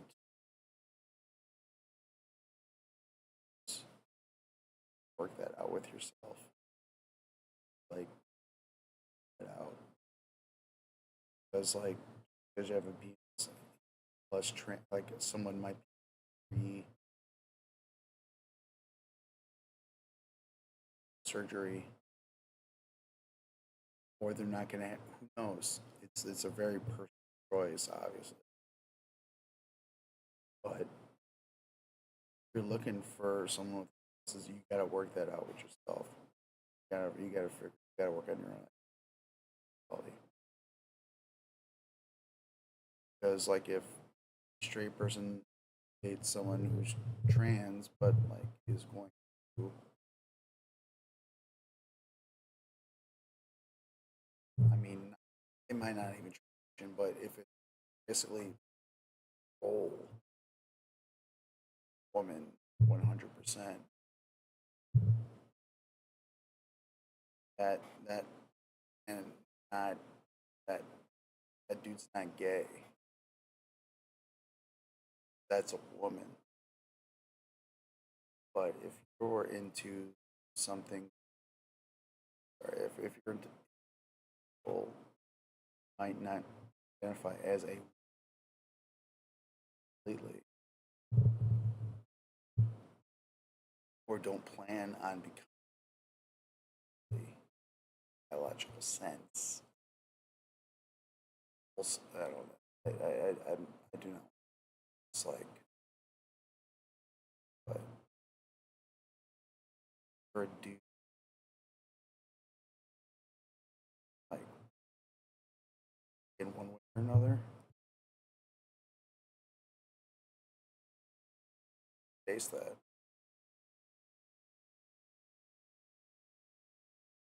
I mean, I'm not saying you're gay, but you're gay. Something else. You're attracted to like, but the thing is, it's like, yeah, it's a. But honestly, I think it's shit.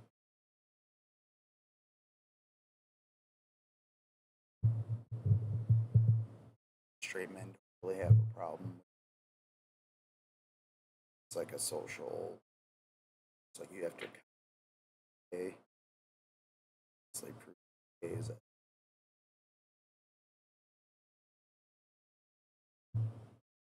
Everyone else's any penis. Just like it's the worst possible. It's kind of like, yo, man, yo. It's like no one. I wish we can get to a point where no one cares. You're like basically straight, but like you like to play with balls once in a while. Who cares? Why do we care? Well, we should just do what they want to judge people. There's straight, gay, all that. It's like there's not that simple. There's a spectrum reality. People should be comfortable with whatever they want to do, as long as it's like consenting adults and it's legal for anyone. Besides that, no one should bug what you're in. And like 99% with a woman, if like someone who does not identify as or not, society would consider a woman.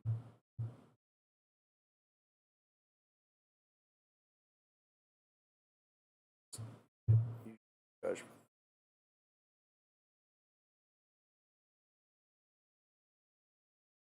Honestly, everyone should just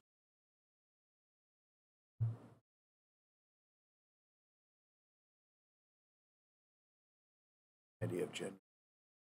Just like be with who they want. Don't judge anyone for.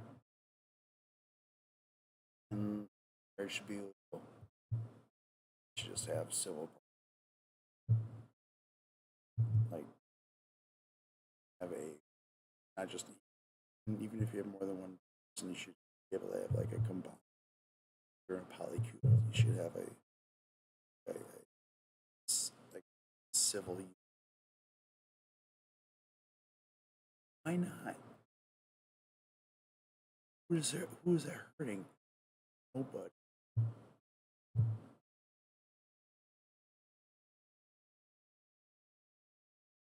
I've gone on a rant. This is what White Claw Surge does to you. Love you.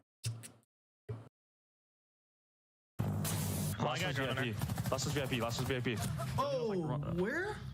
Will you get Kelly to throw a slice of cheese on your head for $20? She's asleep right now. I don't know if we have a slice of cheese in the house, honestly. In that corner. Disable their diffuser. One friendly remaining. Gosh. You were pinging her in the wrong spot. Yeah. My bad. I couldn't ping exactly where she was. You got to let us know that. Because I was pre-firing the 5 and she was laying down.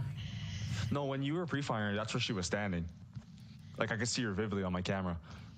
Where you guys want to go? We switched up to go Pent Theater. We did not hold that well.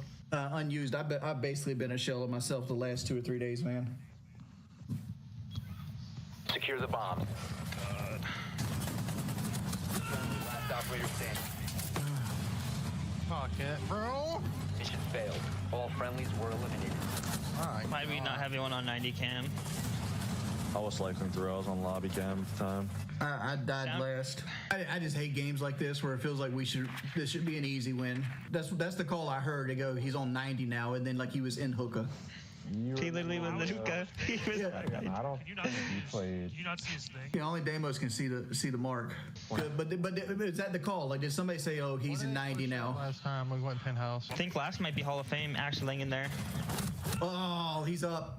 They're both balcony, Hall of Fame balcony. Like, this thing has like suction on my inside, so sometimes it makes my stomach queasy, like when I move too fast. I'm still trying to experience, my body's still trying to like adjust to it. Vigil's downstairs in the bathroom.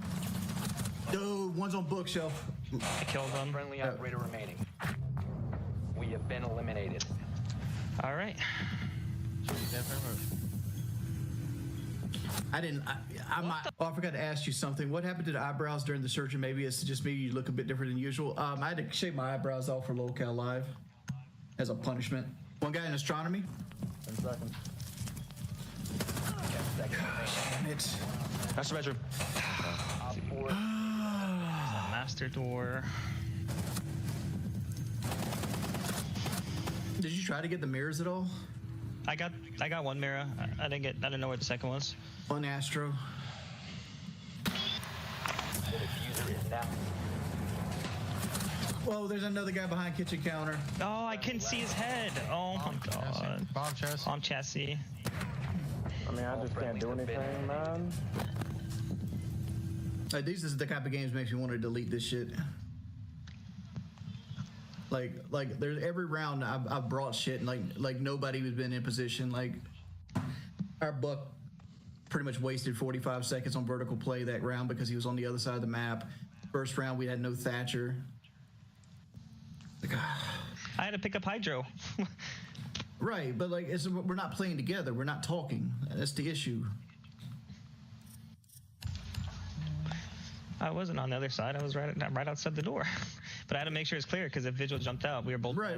But we had no vertical play. We took the top and then we had nothing to vertical play with. Bombs protected. I traded instantly.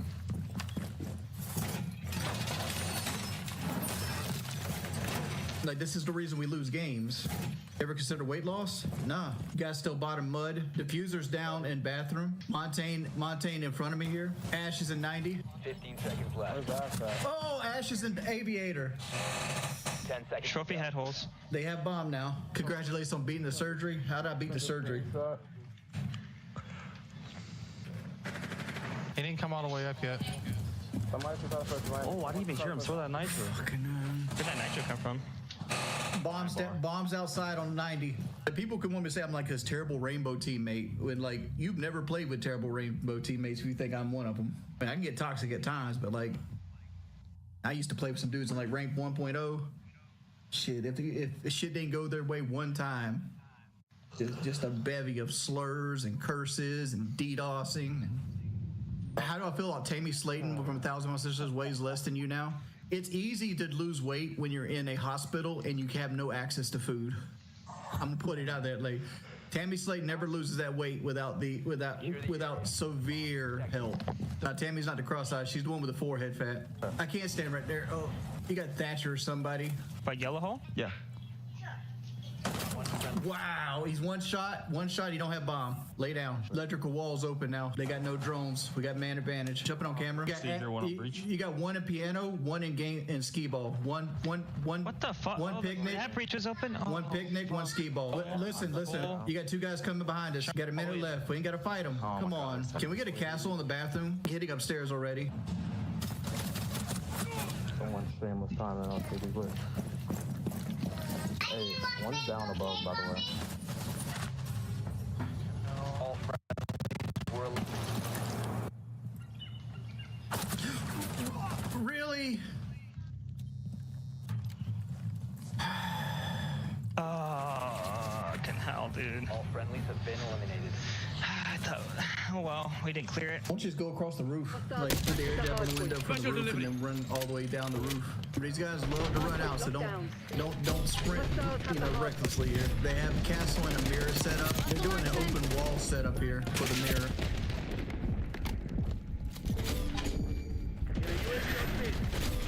Hardpoint is secure.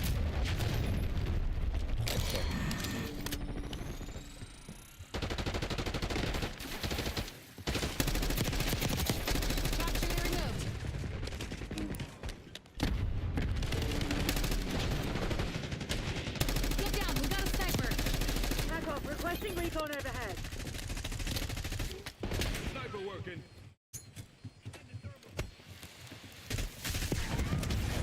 Hardpoint identified.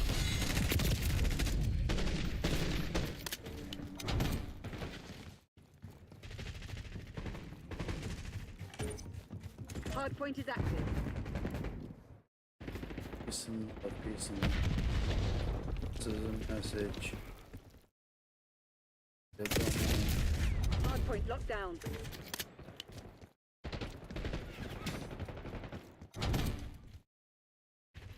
I would 100% for crime.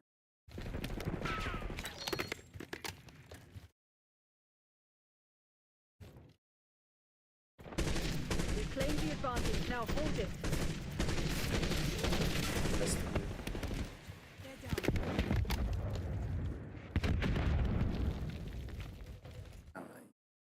Now that I say it out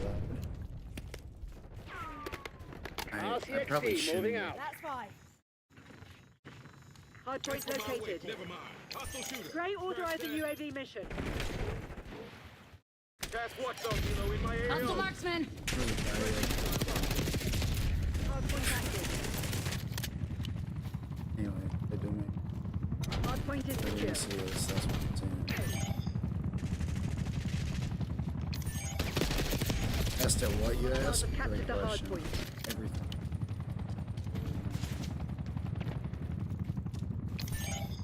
Operating RCXD.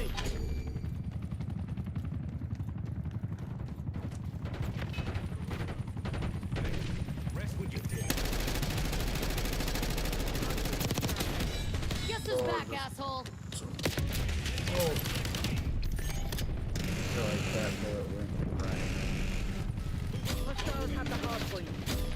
I got the hardpoint. My hardpoint. Oh, damn it. Hardpoint identified.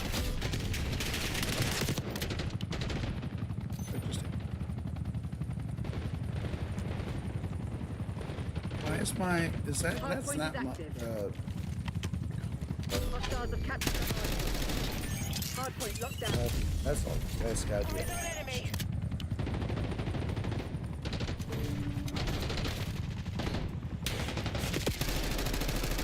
Get down. We got a sniper. Sniper threat eliminated.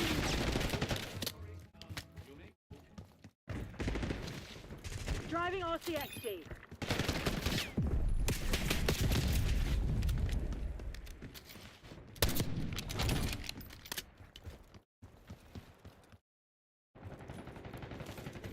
Hostiles have the hard point.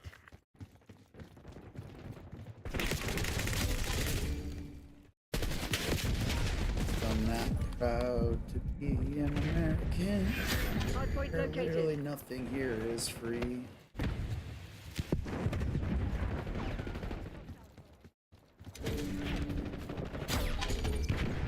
Hardpoint active. Hardpoint is secure.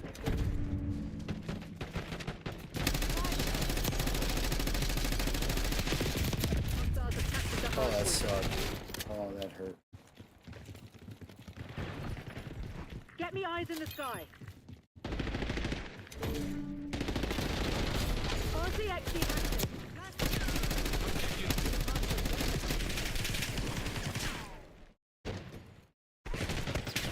Oh, yeah.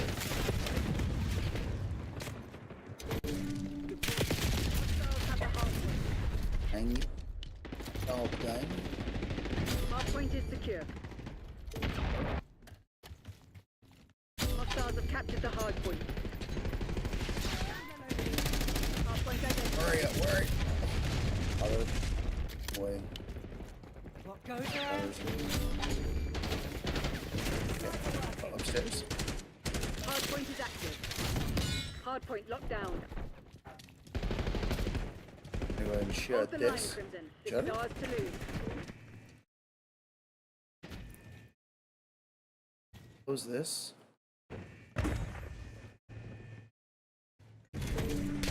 Oh. Hostiles have the hardpoint. Hardpoint is secure. Oh, hey.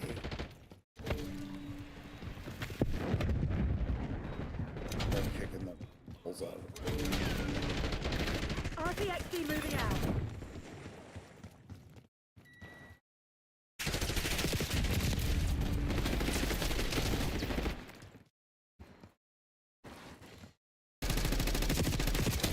Sniper's toast. Let's move. Hardpoint located. Are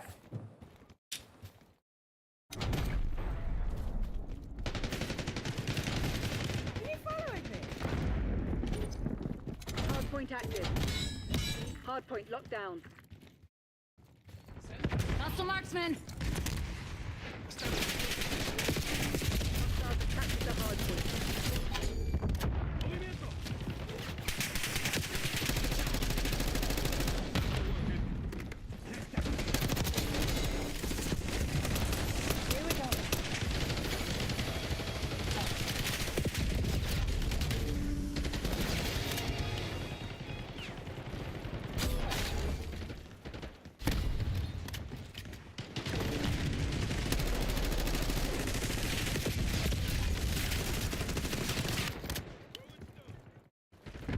Hardpoint is secure.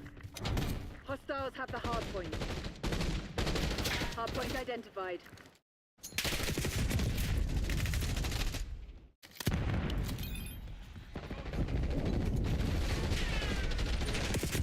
Hardpoint is active. Hardpoint locked down. All threats neutralized. Scour the area. Find whatever they're hiding. Yes, that's how you break them.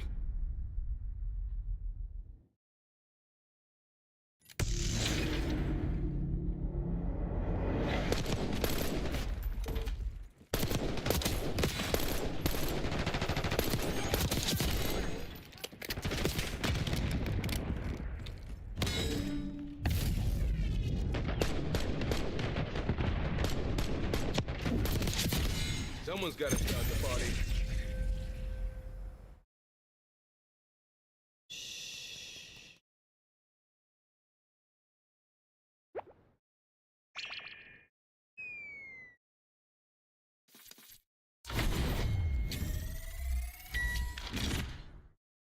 Ooh. A Marshall.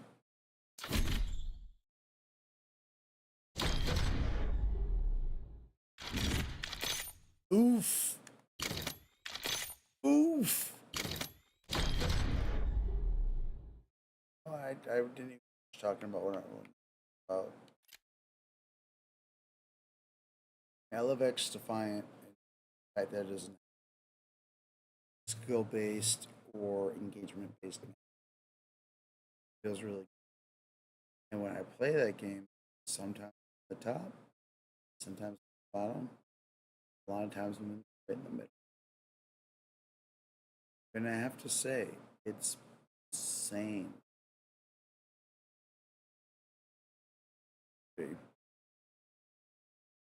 Sometimes I'm on top, sometimes I'm on the bottom, middle, but I'm on the top a lot. Not to be like braggadocious. But I'm not gonna lie, sometimes I'm at the top. Bro. Just the facts. But sometimes on the bottom, I get a mix. Domination. I get a mix with both. Capture the objective. Crimson One taking the objective. Down Charlie. Dude, this. Taking B. They had this in Modern Warfare. This is an asset that they need to stop. Charlie locked down. That is some cheap. It's making me mad. We've taken the lead. Cheap they Stay are. on Capturing the objective. Controlling Bravo. It's like super Engaging hostile. Like how many times are you that? Why can't you Grenade going out.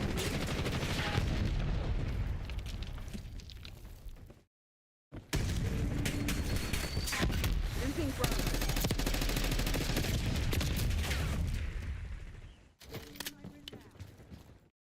Losing B.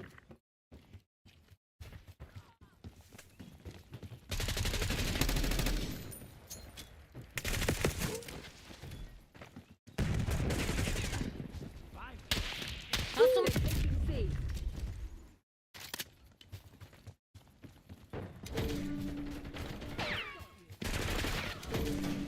Where? Hostile counter UAV established above. Hostile UAV established overhead. Commence counter UAV operations. We're losing Charlie. Been streaming for like 8 hours today. Okay. We lost C. 8 hours Next streaming. call. Enemy watchdog kilo Viewers. found. Excellent shit. Unfiltered. That's what that is. Watchdog helo engaged. This is as real as it gets. This is basically underground. Get down. We got a sniper. One of the coolest that we'll be watching the stream right now. Check. Oh. Thank you.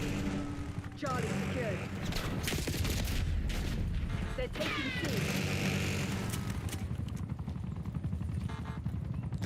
Yeah, I also second one was like Losing B. We lost B. Enemy one.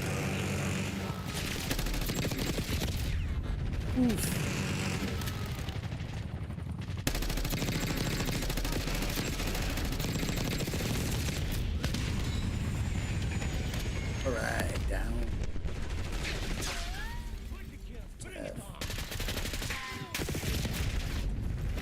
I'm zombie. It's probably gonna be like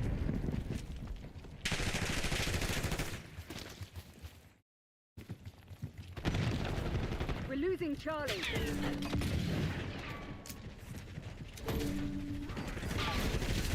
Commencing capture operation. stamina is really nice in this game. It is. It's great. Everything. Gameplay wise. We need more maps. We need Hostiles a reclaim lot the more lead. maps. That.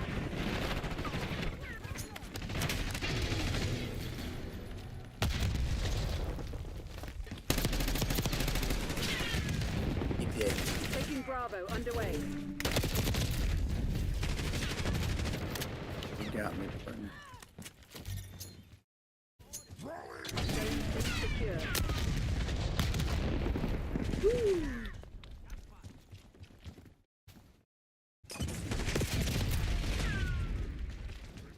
What's my team? Oh, what's that? What was that? Enemy UAV inbound. UA what? UAV. Objective's vulnerable. Let's make it ours. Knock it off.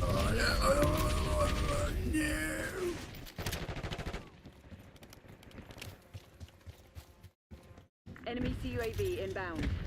Makes me Losing mad every time I Bravo. see that graffiti. Like, there's no way this artist traveled. It's the different, but you know, Bravo lost.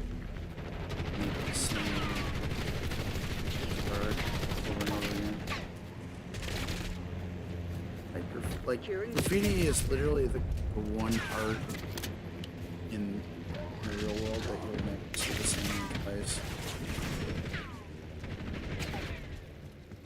Yeah, it's like buggy. I mean, I've seen that one like 3 times.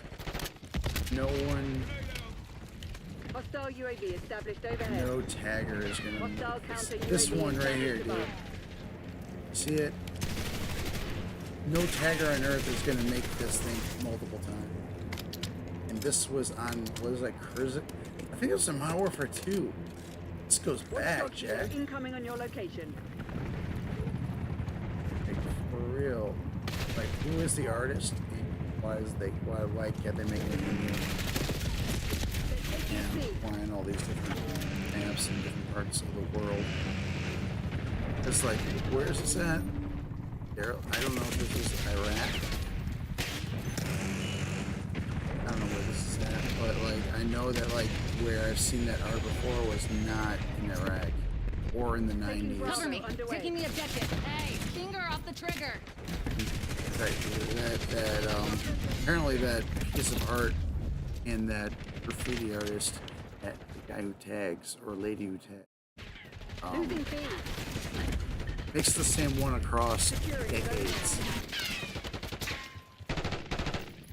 Whether it's 2024 or 1991, you're gonna see that graffiti, and that's insane. Enemy UAV inbound. A series of like, I can't be the only one who notices. It's gotta be hard. Unless it's like at the new Burger Town. This graffiti is like the Burger Town where you're gonna see it in the account. If that was the case, yeah, alright. Controlling Bravo. It's fun. Means they need to name it something. Name it something. Let's see. Let me see. It's over by C. Yeah, there it is. Bullet. The Blue Bandit. Blue, red. It's got blue eyes. No, I mean, sorry, blue face, but everything else is red. So Hostile counter UAV established. they're blue. I'm gonna say they are the choking Enemy victim. UAV inbound. Choking victim graffiti Hostiles establishing scrambler. Enemy has been spotted multiple times in Call of Duty games post 2020.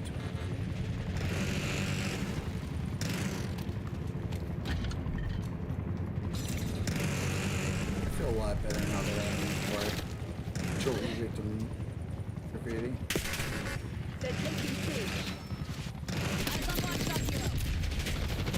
RC actually active. You know what? I'm ready. Let's try it.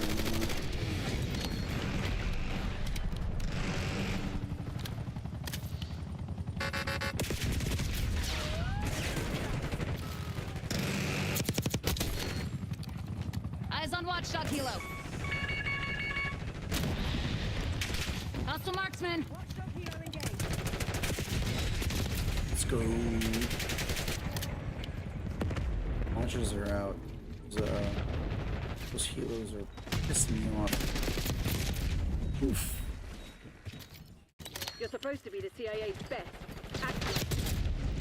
Taking A.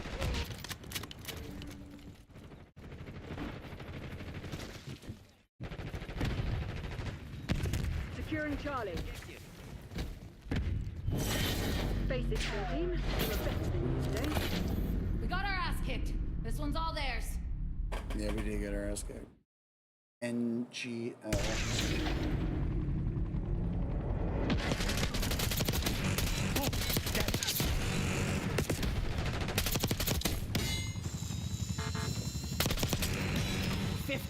Just brutal. Ruthless.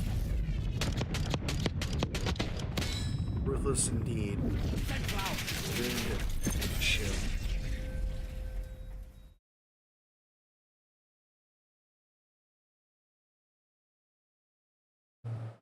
BRB.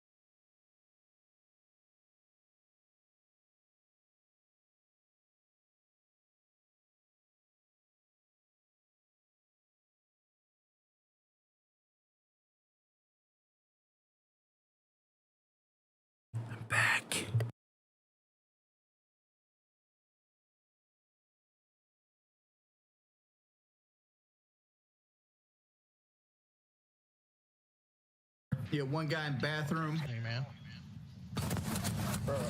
Oh, come on. They came down the stairs. Could try to take it. How is everybody still outside? It's up to you. Clearing utility. They played the mirror us. Oh. Screw it. Never mind. It's not even blaming teammates. Like, we had vertical play and everything. I died from something, but that shouldn't have died to, because like there's somebody should have already been up there doing vertical play. And if the person was up there doing vertical play, the person never comes down yellow stairs, and we have access to sight. But I died with like a minute 50 into the round, and everybody's still standing out on the drones. Nobody's coordinating. I said I had a guy on top short multiple times. I just thought Hydra's gonna help me pinch the fucking guy. I was going around from the dorms. I don't know exactly. All right, we're gonna clear. Here's the thing, and I know I say this all the time, but like if somebody's droning, somebody needs to be behind that drone taking the real estate.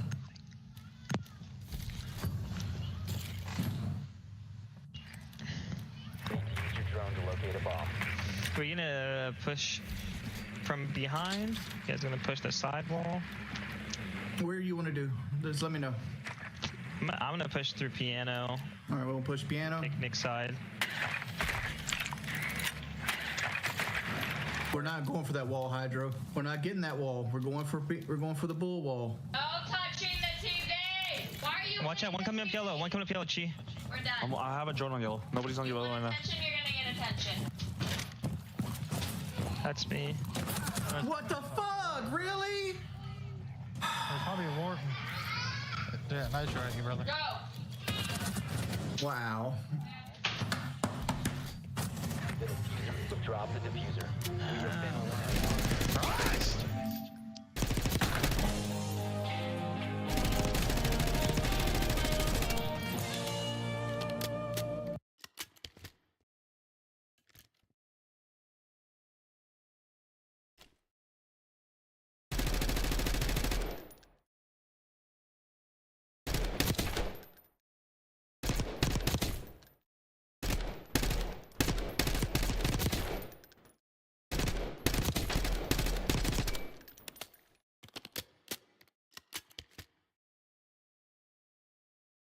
If you're an American, did you know that you live in a superior culture? In this superior culture, if your gums ever start to bleed, you don't go to the dentist, you just rub your gum blood all over the walls. In this superior culture, if you need an alarm clock, you don't buy an alarm clock, you just heat a rotting...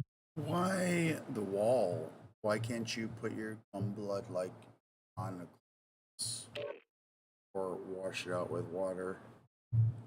rat until it smells so bad that it wakes you up. And the dead rat was a problem. I will be honest. Oh my God, he seriously had a dead rat in his... A rat, not a mouse. Having a dead mouse in... You have a big enough house? Understandable. But a rat? Do you live in a fucking alley, bro? Do you live in a dumpster? Why the hell do you have rats in your house? Shit. Real, like I live in an apartment and I would go to the dumpster in the Ratapalooza, shit ton of rats, hundreds. And not in my apartment, alley outside by the dumpster. They have a rat inside his. Does he live in a castle? Because what happened is so I've had many dead rats in the house. I used the dead rat as an alarm clock because basically I live in Texas. It gets really hot in Texas. And whenever it would get really hot, it would the house would get hotter and it would cook the corpse of the rat and it would make it smell worse. So I would wake up every morning at 7:30 or 8 a.m. I was ready to go because the first thing that happened is I'd smell that goddamn rat. That's a natural alarm. Yeah, free alarm clock. In America, we don't clean our bedrooms or our kitchens or our gaming rooms. And if a cockroach climbs on us while we're gaming, we let that cockroach climb, baby. Okay, we're going. We're on it. Why are we even? Serious business of Call of Duty. If you don't agree, it's because you suck at the game. Shut up. Everyone is like, it's such a waste. I hate it's because you suck. If you were good at Call of Duty, you like,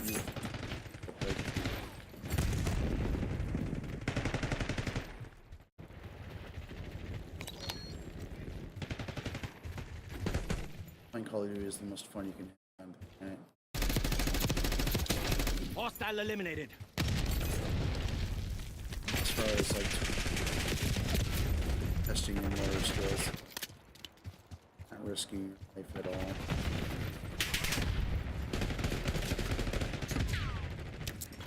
Oof, not mean to do that. Still think I got a flash grenade. Gotta get back to normal. Friendly. That's a kill.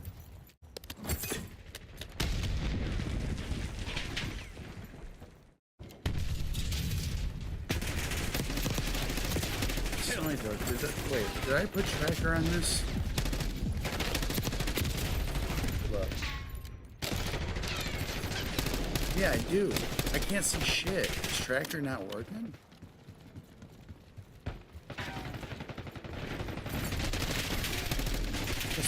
Where is it? I don't see tracker foot.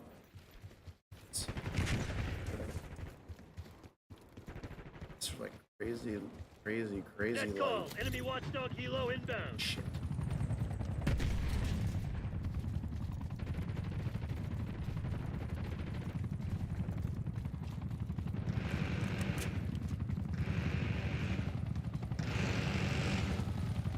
Tally, watchdog helo.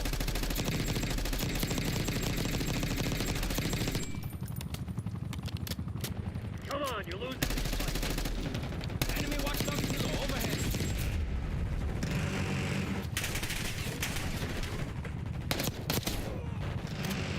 Enemy watchdog helo overhead. Deleted watchdog helo.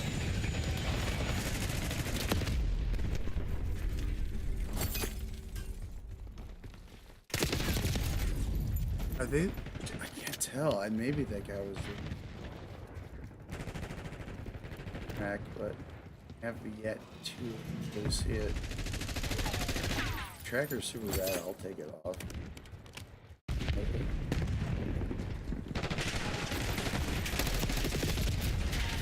Oof. That's fine.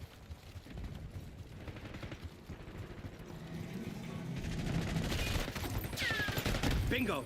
That's a hostile. Shit on, bro. Get shot through a car.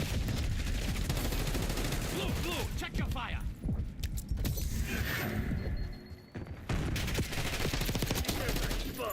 Not good enough. Hostile UAV established overhead.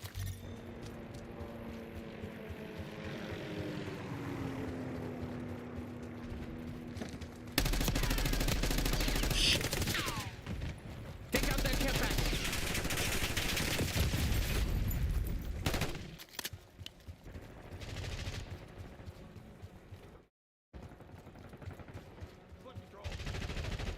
I have yet to see any cracks.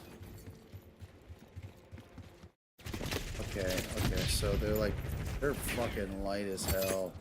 I don't even know if this perk is worth it. That is dog shit.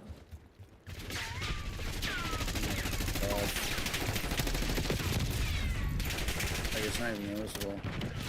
I seriously might take this off.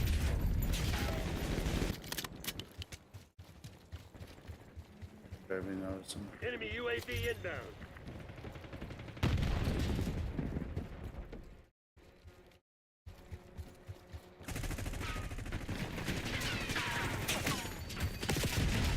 Dude, yeah, those are dog. Yeah, forget this.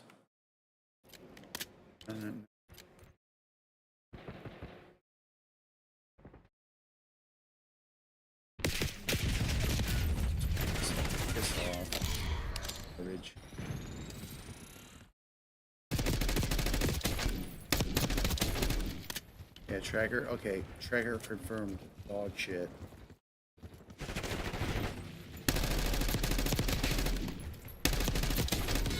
Going to wait to see if they ever buff it. Need to. Because it is useless. It's like the same color as the sand. F you, cracker. Crack dog shit. Crack like shit.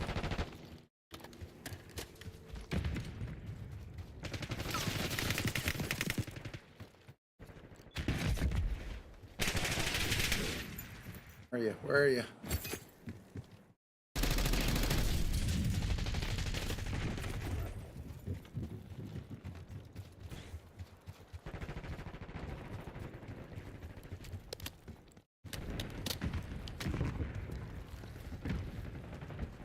Me? Look alive. Hostile sentry turret active. Watchdog helo incoming on your location. Oh shit. Enemy scouts. Oh god damn it. Fire. Requesting UAV tasking. Alright, I'm finishing up my surge. EKIA. How's it going? Wish I had a million of those. Get to work. Oh, I got a launcher, I forgot. Let's go. Oh shit, oh shit, oh shit. Ah. I'll get you. I'm gonna get you. Enemy watchdog helo overhead. Ooh.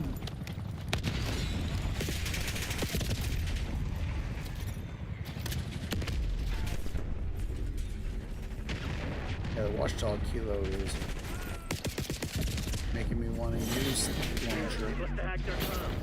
Go dark. We'll pick you up later. Pull back. Kill. Battle is over. We've lost. Awful.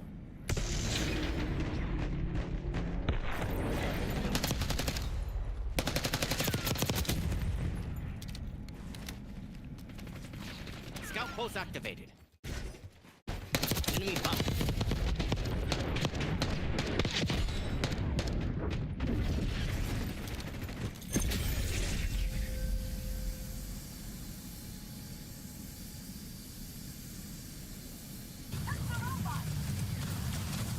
There's a roach flying at me. Give me a minute.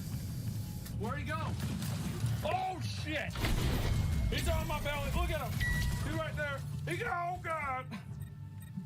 Get him on me. And we sure as hell don't drink gross. water.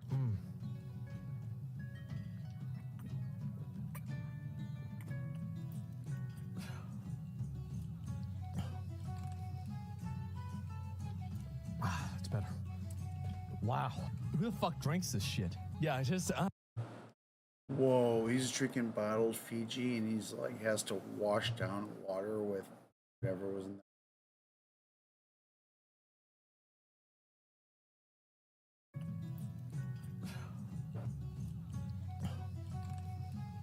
there. The cup says Coke, so I'm assuming it's a Coca-Cola product. It's better. Wow. Who the fuck drinks this shit? Yeah, I just... Dude. Oh my. This dude really exists. Can't believe this dude actually exists.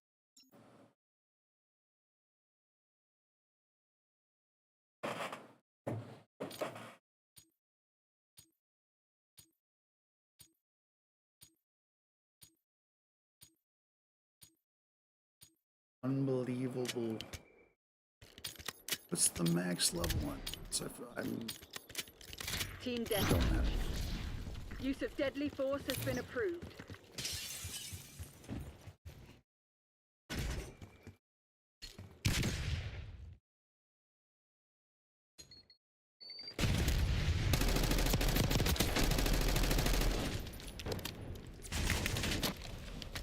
Get down, we got a sniper. Shit. Which snake? Shit.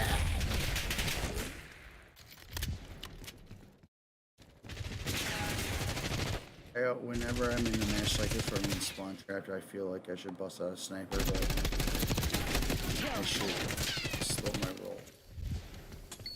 gonna play snipes. I need to warm up. Hostile marksman. Plus that one. Oh, we got crashed. Gotta get me at least. Maybe hopefully it'll change someday, but like I'm gonna snipe. I gotta get the snipe mode. Maybe someday I'll snipe mode, but right now it's if someone was sniping on me right now and decided to change, I'd still get wrecked.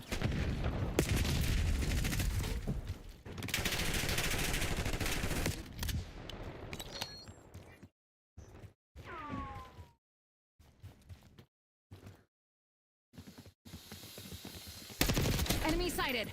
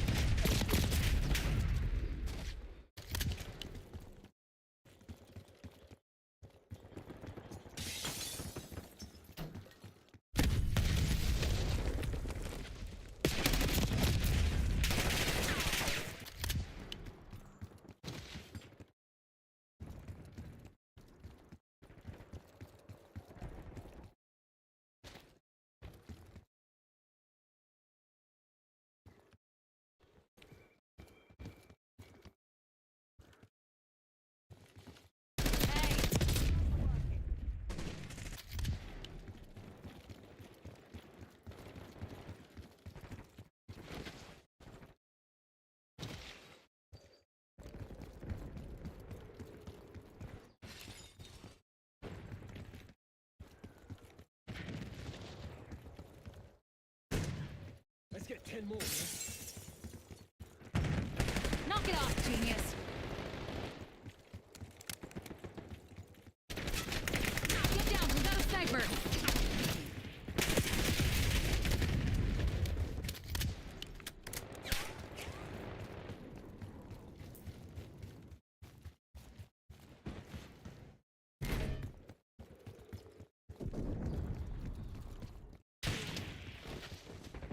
Hostile marksman. Oh, where?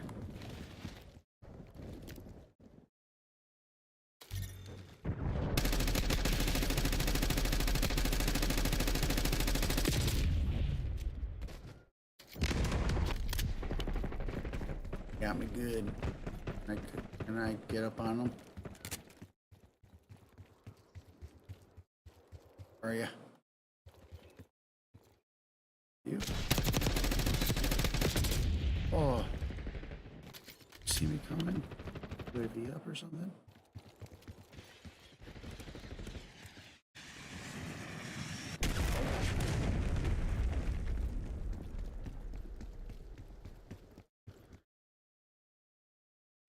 Hostile RCXD in your AO. Enemy RCXD front. RCXD wrecked.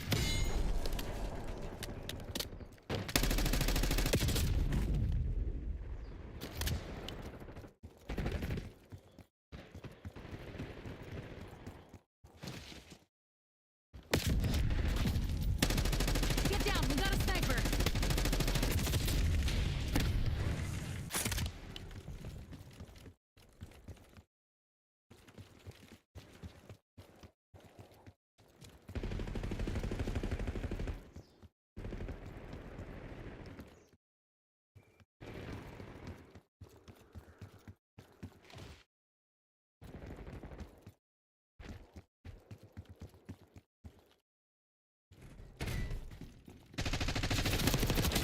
Kill confirmed.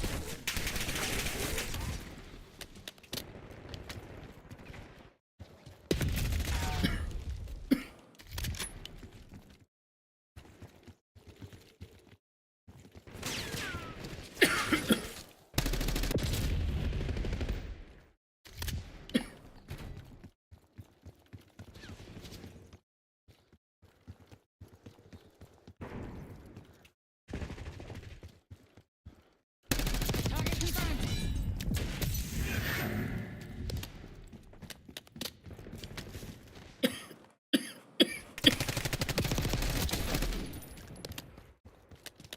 Hostile marksman. Where? Where?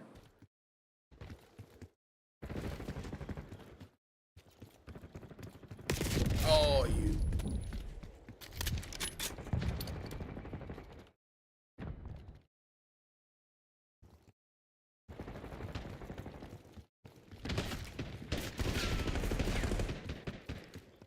Get down, we got a sniper.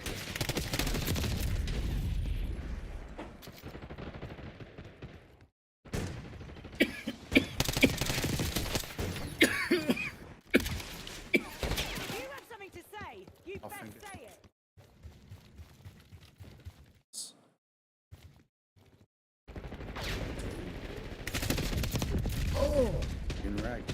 Got my keep right here. Do that again! I fucking dare you! Sweet. This is Frag out. a little angel. Cats actually has souls. They would be the sweetest little kitty angel. The God says hey. So I'm sorry. Sorry, you're out. No heaven for you. Whatever that means.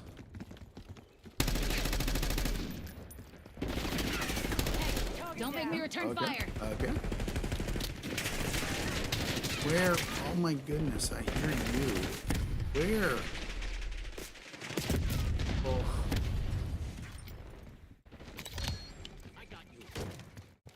Oh, I see you. Come on! Oof.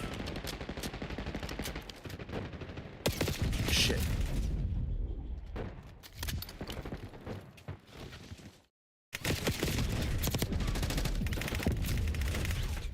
And I see you, and I get bullets, but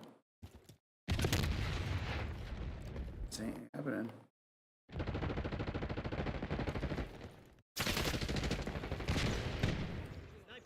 Your tactics aren't working. Find another way. Yeah. Buddy. Where are you?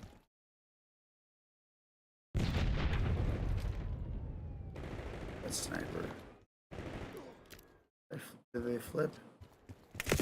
Ah, no! Flip.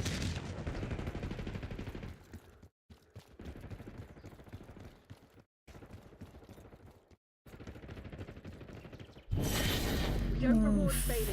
Work out what went wrong and fix it. Look, the math's not hard. We lost. Shut up.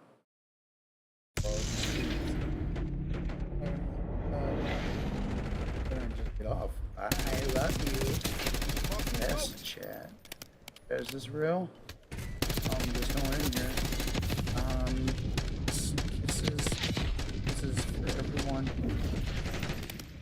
My cat's not here. I can't get my kitty kisses. But shout out to Toxic Chicken, OTW2FYBN, man.